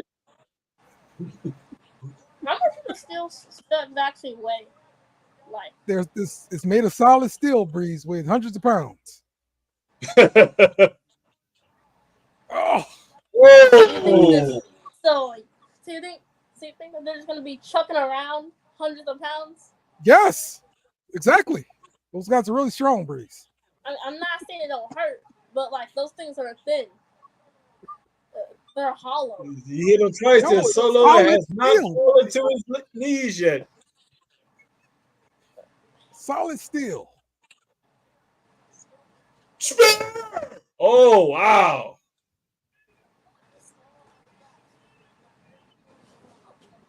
Telling you, man, one cousin hit a spear and everybody want to do spears now. Yep. That was a lot of spears. I realized they don't use like the bottom step anymore.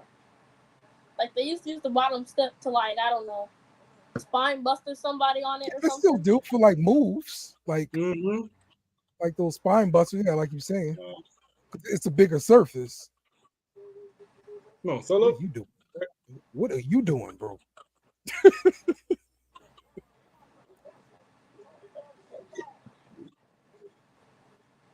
Oh, that's gonna be a nasty whip flash. Oh boy.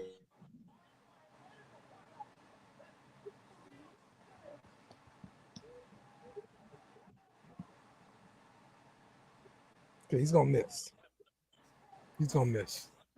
Well, of course he's gonna miss. He's not gonna kill somebody. I won't kill anybody. He's gonna miss. Yep. Oh! Oh! He's gonna miss. Jacob Fatu, where you at? Yeah, that's what I'm thinking. I'm like, wait. Hey man, do it in front row needs to down. People. Yeah, Okay. I mean, bro, Okay, sit y'all. down. You talking about doing the orange jacket? I swear, if I pay all that money, this nigga standing in front of me, there'll be problems. Like, come on, man. I paid like $4,000 for these seats. Get out the way. There he is. There he is. Okay, I need y'all to look at what's about to happen to y'all perspective. This dude off the top rope is amazing, bro. Okay, he ran past him and then hit the whisper in the wind thing. Yeah. He went past him. It's Yeah. like doing. Yeah. It's like the Cody Cutter thing. Woo! Where they go. That shit is awesome, man. Yeah, bro. They do nice, Yeah, bro. bro. On wheels.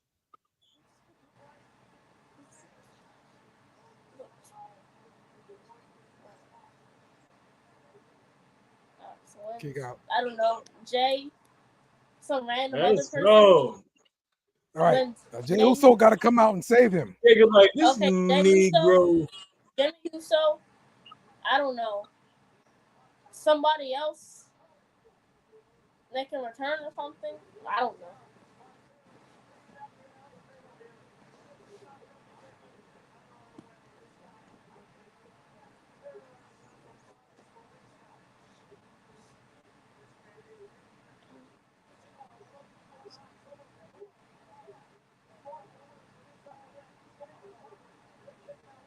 There we go.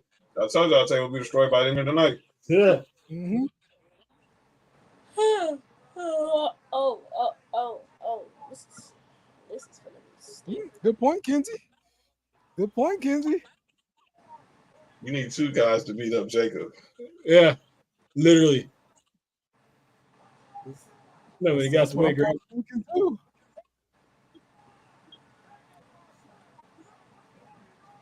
Wait. Oh boy. Oh boy.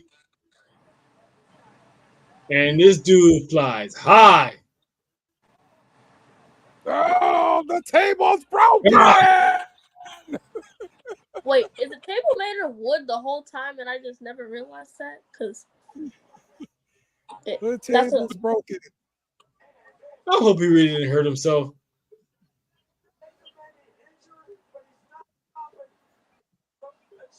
Wait, what are you doing? Oh, don't. I hope he didn't, man. I hope he didn't, man. No, I hope it's just a shoot. I think it should just to show that he sacrificed himself. Yeah. Cause man. Oh, well, I hit his shit on the table. Woo! Woo! Oh, that's a good way to avoid that move.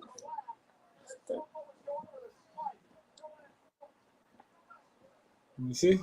You see? No, I don't see where he got. Nah. Right. Yeah, it's kayfabe. That's true. It's He basically kayfabe. said, "I sacrificed my body for the bloodline." Yeah.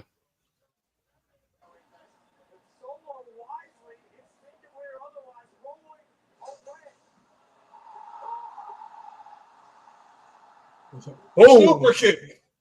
Oh, damn. Cody Cutter. There goes Dale's favorite move.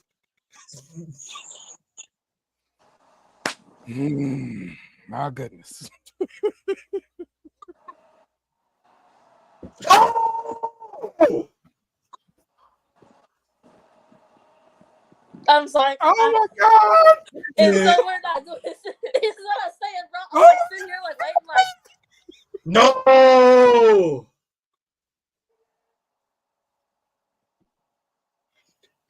And that's the thing he's coming back to from Mania.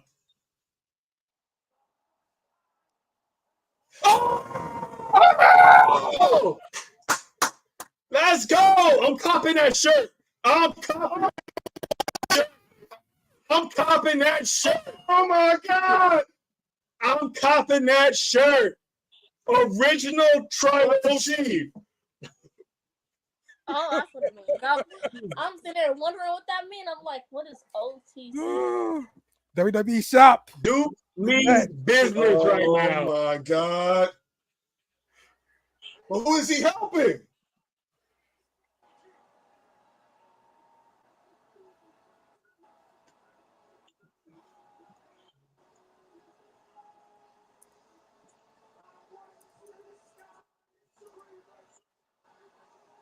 Someone predicted his return should be the one from Mania.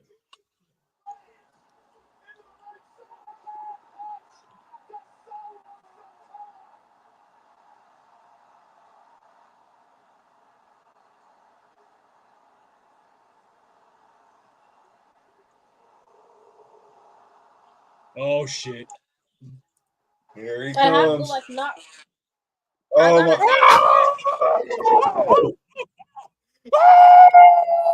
Like I can't react to things, cause yeah, I'm just like sitting here like. In the trophy room once. Oh my God! Cody.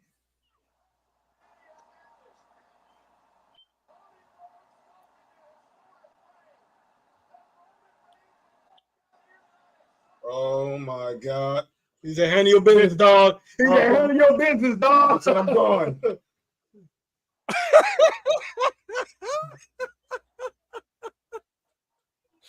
Roman said, "Handle your business. I'll deal with you at another time. I'm out."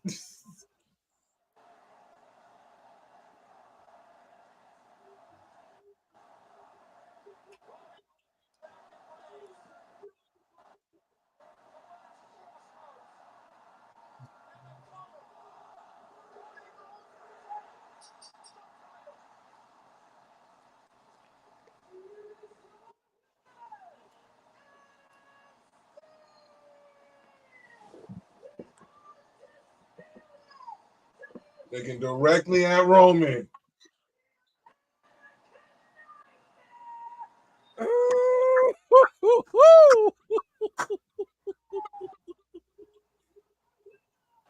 He's like, I just helped this nigga, man. OTC. I'm getting that shirt. The original tribal chief. I'm getting that shirt. I am getting that shirt. I am getting that shirt.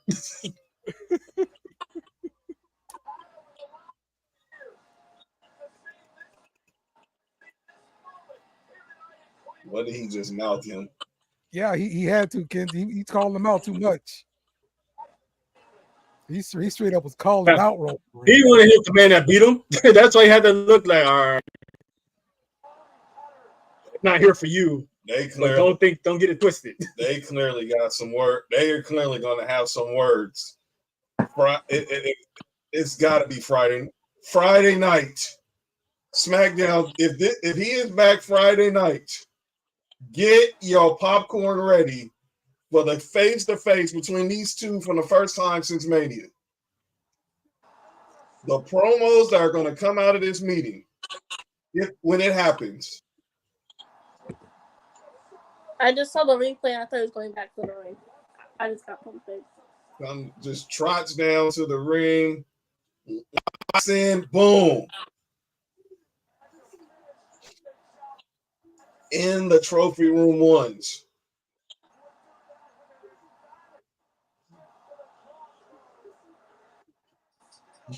Shout out to Mom. She's happy that the tribal chief is here. I'm pretty sure Shayna is probably happy the tribal chief is here. She'll never be in the comments. She'll never be in the comments. Now look, I you. Yes, man. Yes, man. Right, kids, we gotta get that shirt, bro. I'm getting that shirt. Hey, pull me up real quick. I got the details for you right here. Oh yes, man, they waited right to right. I am getting that shirt, my guy. This is it right here. You have to let that, Rustin, you have to let that breathe. You have to let something like that breathe. He's not gonna show up on Monday. No, he is SmackDown. Roman Reigns. OTC. Original, my guy. Ain't no tribal chief like me until I say you are.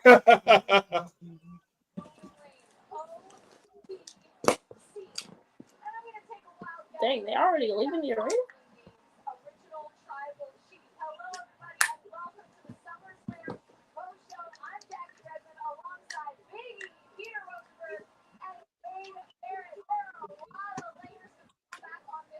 Yes, sir. All right. Go, man. SummerSlam. This was a 10, man. SummerSlam. Yes. Triple H. Yes, Triple H. This creative team. Bravo. All right, get ready for the post show. We don't need to hear. I really want to hear. This is going to be a reaction, but let's go ahead. Let's talk about it, man. What? Just wow. She has a dating. They made it seem like she has a dating profile. That's hate. That's hate. By the way, if y'all are looking for the new Roman Reigns shirt, it is now available on www.shop.com. So obviously, it will be on a back delay because it's the first time. It's going to be on a back delay, so just be prepared. Yep.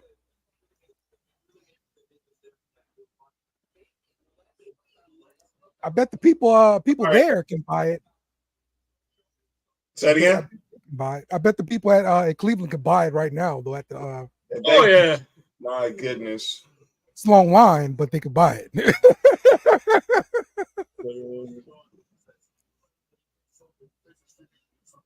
it. Someone said Dwayne is going to be pleased. Yeah, man. What a effing show. Yeah, man. Wow. Hold on. Sorry, my phone cut out. Big picture. Yeah, definitely. This is definitely a 10. Man. Yeah, I really Boy, liked, they- of course, the ending. The ending was great. I thought the CM So- Punk Drew McIntyre match did delivered. So that was one of the bigger ones I was looking forward to. I like the show, man. It was a good show. So they showed online what Arn Anderson said to Cody. He said Arn Anderson tells Cody that he used his influence to get Cody some friends and some he doesn't know about, and they're on their way if need be. Holy crap. He done called the Usos. Here we go. Let's go. What a night. Triple H.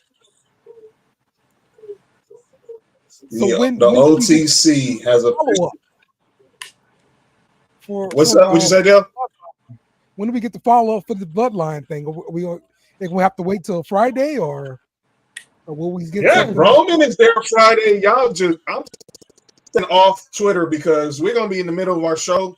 Friday doing 2-a-days. I don't want to see nothing until I watch SmackDown. Mm-hmm. But what a night, man. Yeah, it's all going to go on SmackDown because they're all SmackDown on the roster. So you have to wait till Friday anyway. Mm-hmm. Monday's going to be Judgment Day drama. So Monday, Judgment Day, SmackDown, Bloodline. Man, I will say, man, we're getting a lot. I would say maybe like 2 years ago, you would say there was only really one storyline that you were kind of looking forward to. But right now, the Judgment Day story with Liv, Roman, Solo, Cody. Then you got Seth Rollins input. Then you got Drew McIntyre, and CM Punk. It's so many different things now that you're kind of looking forward to seeing, man. Hats off Triple H. Yeah, you're looking forward to a week's worth of wrestling. Yes. Look, man. I want it all now. So they just showing the post shows up right now. Jackie Redmond, Big E, Peter Rosenberg, Wade Barrett. They're gonna have the press conference. Obviously, we're gonna hear from Triple H. We're gonna hear from Cody Rhodes. Obviously, we're gonna hear from McIntyre, and we're gonna hear from every new champion that was crowned tonight. LA Knight, Braun Breaker, your new Intercontinental Champion Braun Breaker, your new United States Champion LA Knight, your new Women's Champion Queen Nia Jax, and your new Heavyweight Champion of the World, the King General Gunther, will all be on the press conference tonight, and we'll hear from Triple H. And Friday night, if we get confirmation that the OTC is in Tulsa, Oklahoma. Oh, he's there. Get your popcorn ready. The Bloodline Civil War has officially been initiated. Dude showing up Friday after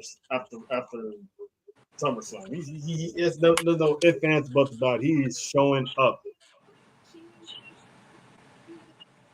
6 championship matches, 4 championships change, 2 from each brand. I'm just hoping that Jacob thing is just work. It looked like to me it was. Yeah, right. Because think about it, they just won tag team titles last night. But he still could have hurt himself. Yeah, I mean, but then you don't want them to have to drop the titles just like that. Yep, exactly. What a night. All right. Before they get to the media stuff, let's look ahead to what we expect Monday night. Obviously, let's start one by one. Obviously, it's going to be centered around the Judgment Day. Dom, Finn Balor, basically turning their backs on Rhea Ripley and Damian Priest, screwing them both out of the championships. What do we expect? What are we expecting to hear from Finn Balor and Dom on Monday night? I'm expecting. Why they turn back on their familiar? I'm expecting this kicking out of the Judgment Day to be official on Monday for Rhea Ripley and Damian Priest from Finn Balor and the rest of the gang. I think you're gonna see all of them get into the ring together, and they're gonna have their words, and they'll be kicked out. Yeah, Finn's gonna have a story of you changed since you became world champion. You treat me like I'm a little lackey. You're puppy, your dog, and so you win in business for yourself. Blah blah blah. So you have to humble him, and so it's like you can always say, now the Judgment Day needs to go back to work. It needs to do leadership. And then Dom is like, I found something better. Someone who treats me better. Someone who listens. I don't know. And his story is going to be the most interesting one. All right. We know we got one match scheduled for that night. Wyatt Six versus Gable and the Creeds. Where are we going with this? That's a good question. Yeah. And it's always been the problem with the Wyatts, right? Like you can string it along for a debut, but when we start talking about actually in the ring, what we're going to do for wins and losses, that's where things started going wrong. So yeah, it's going to be like a 3-on-3 match, pretty much. Yeah, it's a 6-man. Okay, so yeah, I can see the Wyatt Six coming out on top. They still got to figure out something for Nikki Cross to do. Than just hand out videotapes and be creepy. I mean, she could do that, it's fine. But the ring side, this is what I'm liking so far. Is they revealed the mask. They actually got him into a match. Good. Probably so let's do the same thing for Nikki. Mm-hmm. So Nikki's got to have some kind of match. I'm anxious to see what's next for that too, because everyone's saying like, oh, the Wyatts are being like buried, but it's without the actual man being alive to see this out. It's kind of hard to. Bo Dallas can do all he can, but it wasn't his idea. It wasn't his brainchild. It was his big brother's. So. It's like one of those you just have to be patient and keep in mind that the only true person can make it a masterful master class is no longer here. Hold up. So it's just gotta wait and see. Hopefully Bo Dallas is gonna do his best, and he's working with Triple H, and Triple H letting them have the control over it. So hopefully it goes well. I think my daughter's mom literally just ordered that damn shirt. Really? They sure to give me an extra large. It says ship date August 29th. Okay. But just no doubt, it'll be if you get it here, it'll be in here literally days before Bash at Berlin. So yeah, I'm trying to have birthday, so I'm good. Oh, and you ain't got no trip. And the hoodie. They got the hoodie. The OTC. Oh, they got a hoodie too. Little Scrappy's in the wrestling now. Yeah, I said it. Charlie, you know that deal? I just saw that clip, man. He's wrestling. Little Scrappy's wrestling now. By the way, she said I'm a fan, and I'm a fan. All right, let's go over to Tuesday night. Week 2 of the Great American Bash. First of all, how did y'all feel here? There goes the Miz and Maurice walking out wearing their Cleveland Awesome shirts. Again, happy to see Maurice back in good health, and obviously, and there's MGK and Jelly Roll walking out of the land. I know MGK thought he was going to help Logan Paul win, but he knew. I mean, yeah, that didn't help. But shout out to Jelly Roll. All right, what y'all think of night 1 of NXT Great American Bash before we put night 2? Let's see. Definitely love to see the Rascals out there. With the treehouse thing, right? Mm-hmm. That was really interesting for sure. I'm trying to think of what else happened. Joe Hendry coming out. always great to see. Good concert, wasn't it? Yes, he's really over. And so yeah, I'm looking forward to him the match with him and Joe Gacy. I mean, not Joe Gacy. Golfy. What'd you say? Joe Golfy. Coffee. There you go. Yeah. All right, so let's make some predictions for the card for Tuesday. We got 3 championship matches and a score to settle. We'll start with the score to settle. We got Trick, and here comes the Queen and her princess. Queen. That's right. I see you, Naya. I see you.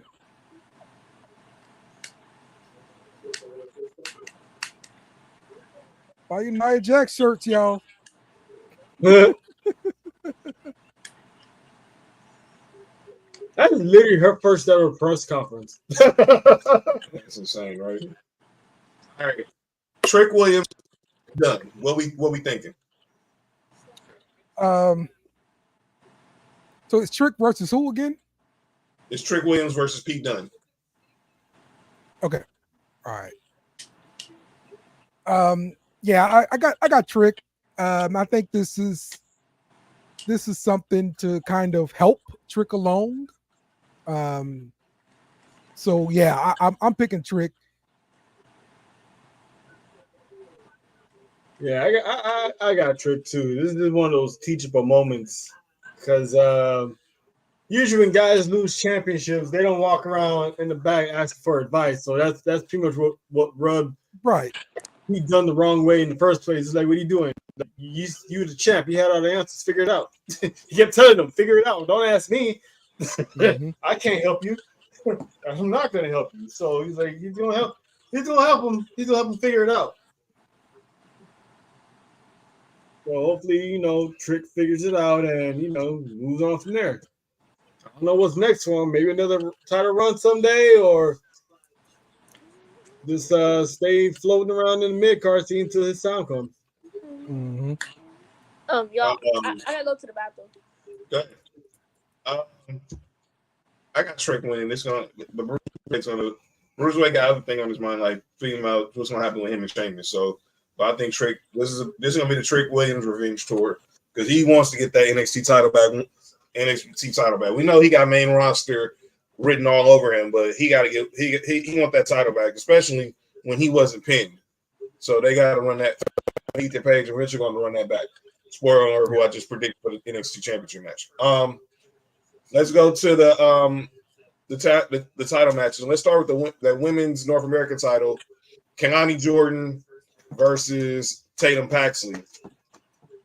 Trell? Kalani. That Tatum's not winning nothing. It's going to be a hard-fought match. It's going to be a good one. But at the end, I'll be surprised if Wendy Chu comes out and helps her in any type of way. But I think it's going to be just Tatum Paxley going alone. And Kalani's going to build her brand, her run. So she's not losing anytime soon. I think the time she loses, it's either going to be to Fallon or a signee. Dale? Yeah, I think we see Kalani Jordan continue her reign. I am interested to see what Wendy Chu does to get involved because with the whole little spooky look she's got going on and being in the background, definitely something's going to happen with her. So I'm looking forward to seeing that. The look has been really interesting for me for Wendy Chu. All right. I got Kalani. I'm a fan. I've been a fan since her growth has just been she's put in the work. She's put in the dedication. Obviously, knowing who her partner is, you can't help but to have even work ethic, especially where she's coming from as a competitive gymnast. She just has that. She has that aura to her right now, and obviously, she's going to have some challenges heading her way. Because like Trell said, I think somebody on one of these heels on the main roster, they're gunning for her, and which why right now she's still the queen. She's still on top of the mountain, so she should just enjoy this ride while she's on it because she's been she well deserved it. I didn't think she was going to win at Battleground, but I'm really happy for her. The tag match, obviously, we're going to get Nathan Fraser and Axiom defending the titles against MSK. MSK never lost the titles. Right. MSK never lost the titles. They was relinquished, and we ain't got to revisit why. This is a perfect time to kind of give those titles back to them, I think, and let Axiom go off to the main roster. They've been flirting with a couple different matches on dark matches, right? On in the main roster, if I'm not mistaken. Yeah, and then they're both been on Speed. It's definitely been on Speed. So yeah, I think it's about time for those guys to get called up, and then you could do something pretty nice with the tag team championships. Maybe defend them against somebody from TNA as well. So I think that'd be nice. I would love to see MSK get those titles just one more time, and then they drop them, and obviously have that chapter closed in their lives, and obviously have the cross promotion with NXT and TNA to another level. So I'm going for MSK. I mean, it was maybe some emotion and nostalgia, but I feel like we never got to see how that story ended, and I think we're going to get a chance to see it on Tuesday. I got MSK winning, and then the main event is going to be the NXT title. I pretty much just gave my prediction earlier. Ethan Page versus Oral Mensah. No offense to Oral Mensah. Love the story. You're doing good work. And look who's joined the panel. He said, I'm not going to the press conference. Drew McIntyre has officially pressed. That's good stuff. I guess he wants to make a. Oh wow! The man be working. I'm telling you, the man be working. No, I was gonna say, dude, but there's Triple H's picture with Gunther fresh off winning the World Heavyweight title. Ethan Page is gonna be a champion going into No Mercy, and I think we get him versus Trick Williams at No Mercy. Based off what we saw last week, I don't know who's going to be next for Roxanne Perez. I think it's going to be Julia. Her last day in Japan is August 19th. That's 2 weeks before No Mercy, but I know they want to get her on TV soon. I don't know. I'm just trying to figure out who is really left, because obviously it'll be a better build going into Halloween Havoc, because you'll give Julia more airtime on TV. But I don't know who can challenge her. Obviously, we got to keep an eye on this No Quarter Catch Crew storyline that with Ren Sinclair,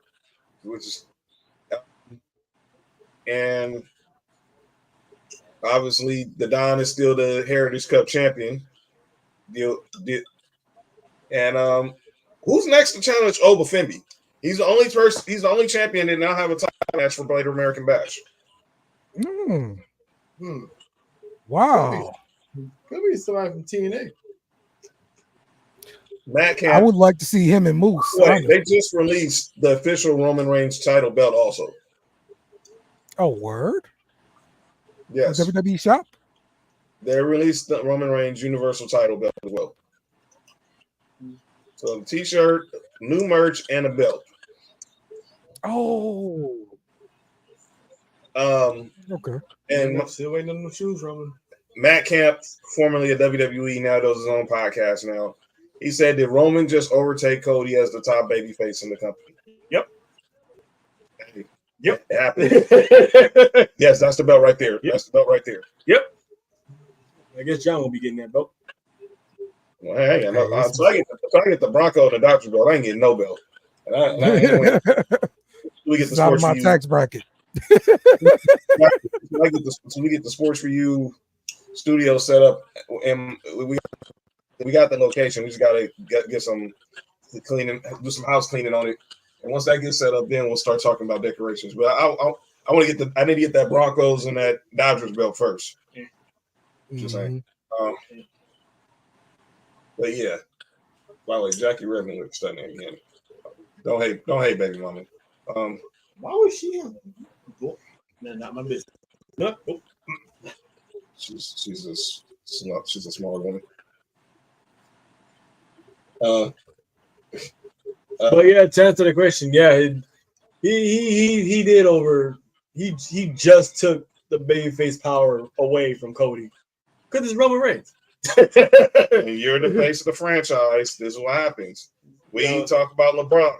When LeBron comes to your franchise, you gotta accept what comes with having LeBron on your franchise. You know, it's up to Triple H and Cody to make sure that he doesn't take all the spotlight away from the WWE Championship. Because now he just went from Robin to Nightwing, about to be Batman. So Batman shows up. Now they're gonna make him look right back to Robin again. So they need to do this carefully and have Roman away from Cody. Yeah.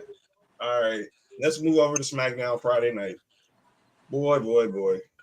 It's gonna open the show with either Cody or Roman Reigns.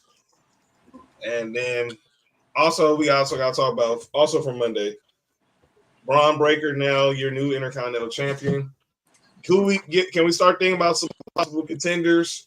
Obviously, I don't think the story is over between him and Sammy. Sammy had a great run, but who we thinking possible contenders for Braun Breaker as Gunther's being interviewed by Kathy Kelly right now? Obviously, Dragon Ilya. I would like to see Ilya possibly.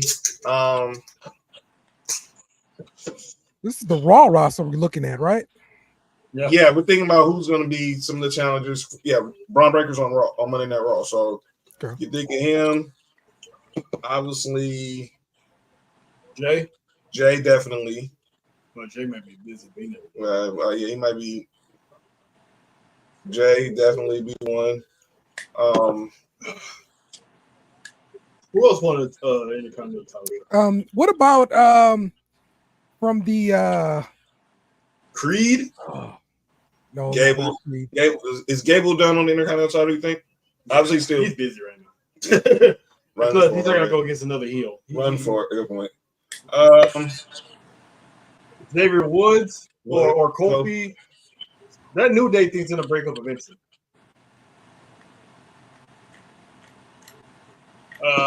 Maybe Ludwig Kaiser might come back. Say what? Maybe Ludwig Kaiser might come back. He's a heel, and his main objective is gonna make sure to have Gunther's back. Oh, okay. Karrion Kross is the name I was thinking about, because this is somebody else that, I mean, look, Triple H really likes the guy, but nothing's really happened for him since they brought him back. I got another tweet I got to read. He's not invited to Thanksgiving, not yet. There's an open seat, but too early to fill it out right now. That was from Brandy Rhodes. Oh. And there's our new United States champion. What are you saying, Dale? Sorry about that. Karrion Kross as a contender. Kross for the Intercontinental title. Mm-hmm. I think all the faces is. Maybe Otis might do something. I don't know. Otis. Otis good. Because I like how, also at the same time, is Braun truly a heel? Is it one of those he can just take on anybody? See, I think he can just take on anybody. I think Ilya, obviously, Otis, Jay. You still got Bronson Reed on there. Bronson Reed wants the Intercontinental title, definitely. Tyler Bate. He's on the shelf for the rest of the year. Yeah. That's why Pete Dunne is going solo right now. Torres Peck when they went back to NXT, so he's on the shelf for the rest of the year. So Rooker got to play nurse and superstar at the house. Did you already say Sheamus? Sheamus definitely. Sheamus definitely, because Sheamus still wants to get. That's the one belt that has eluded him his entire career from being a Grand Slam champion. They've got to figure out something with Braun Strowman. That's what they should do. Well, I think he's just that giant that's just around. and then Yeah. And then what about LA Knight? Who do we think? Obviously, we expect they're gonna try to make this a controversy about Logan Paul's foot under the rope. Yeah. But outside of that, who else do we see challenging him? I don't put the bloodline in there, no, because obviously now Jacob Austin Fatu Theory. is the tag team champion, so we can eliminate that. Austin Theory for sure. I mean, I don't think they would make him. You think they make him a double champ? I mean, it depends on how long his reign is. Like they might lose the tag team championships and he'll go for the United States title. Well, I can see it then. We're just going on the list of possible opponents. Santos. I can see Santos. I can see Carmelo Hayes. Yes. Yeah. And then you also got Andrade Waller. And let's be clear, Yep. I know he's a face, but Andrade wants that United States title back. Mm-hmm. He could turn heel. So yeah, they'll definitely be. That's them. That's them too. So then let's stay over on SmackDown with Nia.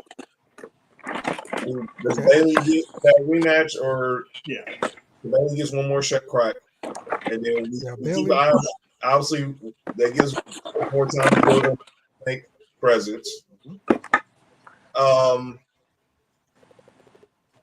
And I'd give you two already. Is it Bianca, Naomi? Definitely the big three. The big three for sure. Jay's gonna be last. Obviously, they gotta pay that. They gotta repay that feud off. I can see that at Mania. So Bianca, it's gonna be Bayley, Bianca, Naomi, Michin. I mean, you just need sure. I think, but we all know eventually after Jade, Charlotte, that is where the end game is. Nah. This we want to see this Nia Jax. Jay's gonna be there. Well, Jay. Well, I don't think we see Charlotte for another few months anyway. Okay. But eventually, we get this Charlotte versus this Jade is going to be cool. The Wrestling Truth said, "Hey, was SummerSlam good? I just saw the clips. Predictable. Go back and watch it. You won't be disappointed. You have I guarantee you. It was a 5-star. It was a 5-star event. The lead act. So this was one of the leaks I saw online there. I did not want to share. Oh, is that supposed to be Paul Heyman? Mm-hmm. That's the shit I saw earlier that I was like, I stumbled across something I quickly looked away. Exactly. Yep. Yeah. It looks like Jimmy. Well, yeah, it looked like Jimmy to the me link too. I saw on our boy Edgar's podcast, Smug Wrestling, was The Rock was supposedly The Rock was in Cleveland. Probably was. Someone had a backstage photo of him, which is odd because they usually keep that stuff buttoned up. So, I mean, he is part of the TKO board, so as a boss, he still is gonna pull up backstage, whatnot.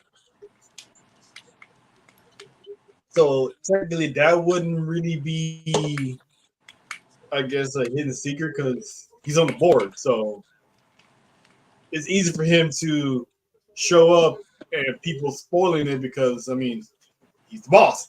So he can pull up whenever he wants to. All right. So, but yeah, it was a good night. It was a good night. And then obviously you just go back to Gunther. Obviously, we get the rematch with him and Priest.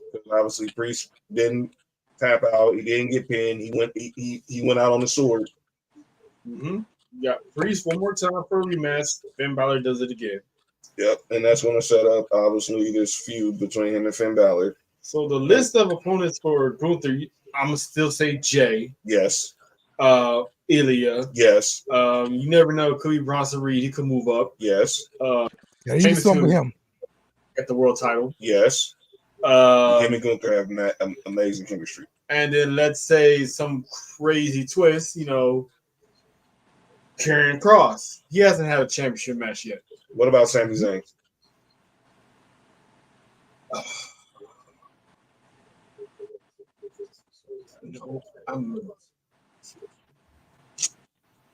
That's an interesting one. will they put Sami Zayn in the main title picture? I mean, he already has the experience against Roman Reigns, but he's not winning no championship, but to put him in there, I mean, maybe, but I have a feeling Sam is going to be pretty busy.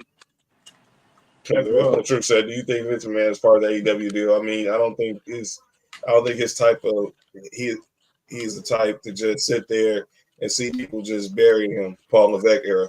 No, I see it as Shane will. I told John this. Shane will be there in some capacity, and I told him, what are the odds one day they're backstage with Shane and good old senior citizen, regular senior citizen Vincent Kennedy McMahon just happens to just be sitting there minding business with something for the first time, not in charge of anything, and he pops up on AEW television just a regular old man. That'd be something. That'd be something to see. Yeah, you're right. But I think, given all this legal stuff, I think Vince is pretty much done as far as being. You need to go enjoy his money. Anything. He needs to worry about getting his lawyer together to make sure he doesn't go to prison. He's all right. He's got Trump. He can call him up. He'll be fine. Oh yeah, he'll probably get pardoned. He'll for sure get pardoned. Yeah, he's fine. He'll for sure get pardoned. Okay. All right, let's put a ball on tonight. Dale, this was fun. Breeze, you got a bright mind, kid. Congrats, you welcome on with your dad anytime, man. But you did good.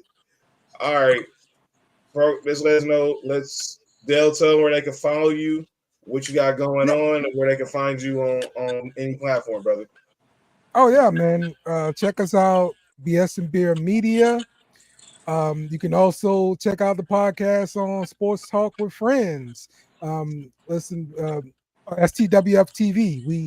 We stream all the time, pretty much, man. We try to do a wrestling show at least once a week, usually on Thursdays. But that can change. But we're doing football, we're doing basketball, we're doing everything, And then on Tuesday we got a show where we talk about everything, and that's not sports related, called a Chop Up. So yeah, man, we have a good time, man. Check us out, and we'll definitely be hooking up with you guys more and more and more. So absolutely. And tell them where they can follow you on social media. Oh yeah, follow me on Twitter at Lil Dice 504, LILDYCE 504, and also at BS and Beer Media. Just follow us everywhere on there.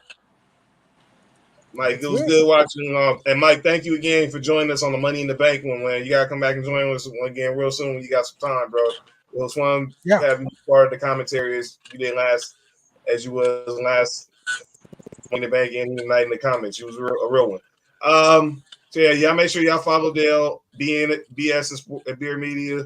Obviously, you see his Instagram and Twitter handles right there at Lil Dice 504, and subscribe to Sports Talk with Friends STWF TV on YouTube, and follow them on social media as well, Facebook, Instagram, Twitter, all that.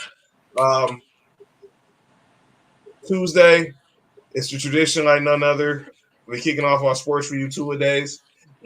I'm not going to give a specific time because obviously I got to make it a little. We might be running a little late because of family engagement. Mom's coming back in town, so I got to get her to the airport, get her from the airport. But we will be on by 7:00. Special guests, the podcasting Philly crew, our boy I Am Hype, Nye Charles, Ty Brand, Tone the promoter, Mr. Nora, the whole Philly crew. They'll come on and talk some NFC East with us. Our boy Rails is coming on to talk some NFC East. He's a fan. Our boy Sports PSP will be on to talk with us. And the next Friday, we're going to talk some more NFC East and more AFC East. But Jason from Fox Sports Florida, he's working for Fox Sports Florida. He's going to come on and talk some Dolphins. He has a wrestling podcast that we're going to be on real soon as well. And that's all we got going. Make sure you're new to this channel. Subscribe to the Sports4U Podcast on YouTube. Follow us on X and Instagram at Sports4U Podcast. Like us on Facebook at Sports4U Podcast. Follow me at John Watson 0984 on Twitter, on X and Instagram. Follow Trail on X and Instagram at Miney_Ice. And we'll be back on Tuesday to talk NFC East. Next Friday, we're gonna talk NFC East and AFC East. And in a couple of weeks, we'll have, and in the following week, we'll be talking NFC and AFC North. I got our girl Kristen Love gonna come on, talk some Bears. I got some people reaching out to talk some Packers. Our boy Paco's gonna talk Browns. I'm reaching out to other people to talk some Steelers and Bengals and everything. And then Dale and Trail, they're gonna come back on the following week, the week of either the 20th and or the 23rd, to talk NFC South, talk Saints. We'll talk Panthers. So they'll be on to give us a perspective of what they see from what they're looking for the Saints this coming season, and then we on in the week in the month with the AFC NFC West, leading into the preview show the beginning of September. Thank y'all again for joining us from the pre-show. We did an hour before SummerSlam started, going right into the biggest party of the summer. Get your Sports4U merch. We got hoodies, we got t-shirts, we got ladies tank tops. DM us on X and Instagram at Sports4U Podcast to see what sizes we have available, what's the pricing, if you're living out of the LA area, the shipping price and all that. We'll have all that info for you, and we'll show you what inventory we have in stock. Trail, any final words, brother? Everyone who chimed in, thank y'all for pulling up. Thanks to all the 100 viewers that pulled up. Thank you to Kenzie, May, Dale, Mim. Thank y'all for Mike. Thank y'all for pulling up. This was another good watch along here. Appreciate it. All right. Enjoy the rest of your night. Enjoy the rest of your weekend. Enjoy Monday Night Raw on Monday. Enjoy NXT Great American Bash on Tuesday. And I know I don't have to tell y'all to enjoy Friday Night SmackDown next Friday. Now that the original Tribal Chief is back. Roman Reigns back. And ladies, Hell's gonna break loose. Get your popcorn ready because we're about to enter a Bloodline Civil War 2.0. This is Sports4U WWE SummerSlam Watch Along. I'm John. That's Trail. That's Dale. That's Breeze Mims. And we will see y'all in the next one. Here's a final note on that. We'll let you know in the coming weeks if we're going to watch along for Bash in Berlin. If not, the next Sports4U Watch Along, Sunday, September 1st, 3 o'clock. We're going to go on 2 hours ahead of NXT's No Mercy. If we do a watch along for Bash in Berlin, we'll come on at 4 o'clock. If we don't, we'll come on at 3 o'clock to recap Bash in Berlin and preview NXT No Mercy. Y'all have a good night. We'll see y'all in the next one. Peace and love, everybody. Sounds good.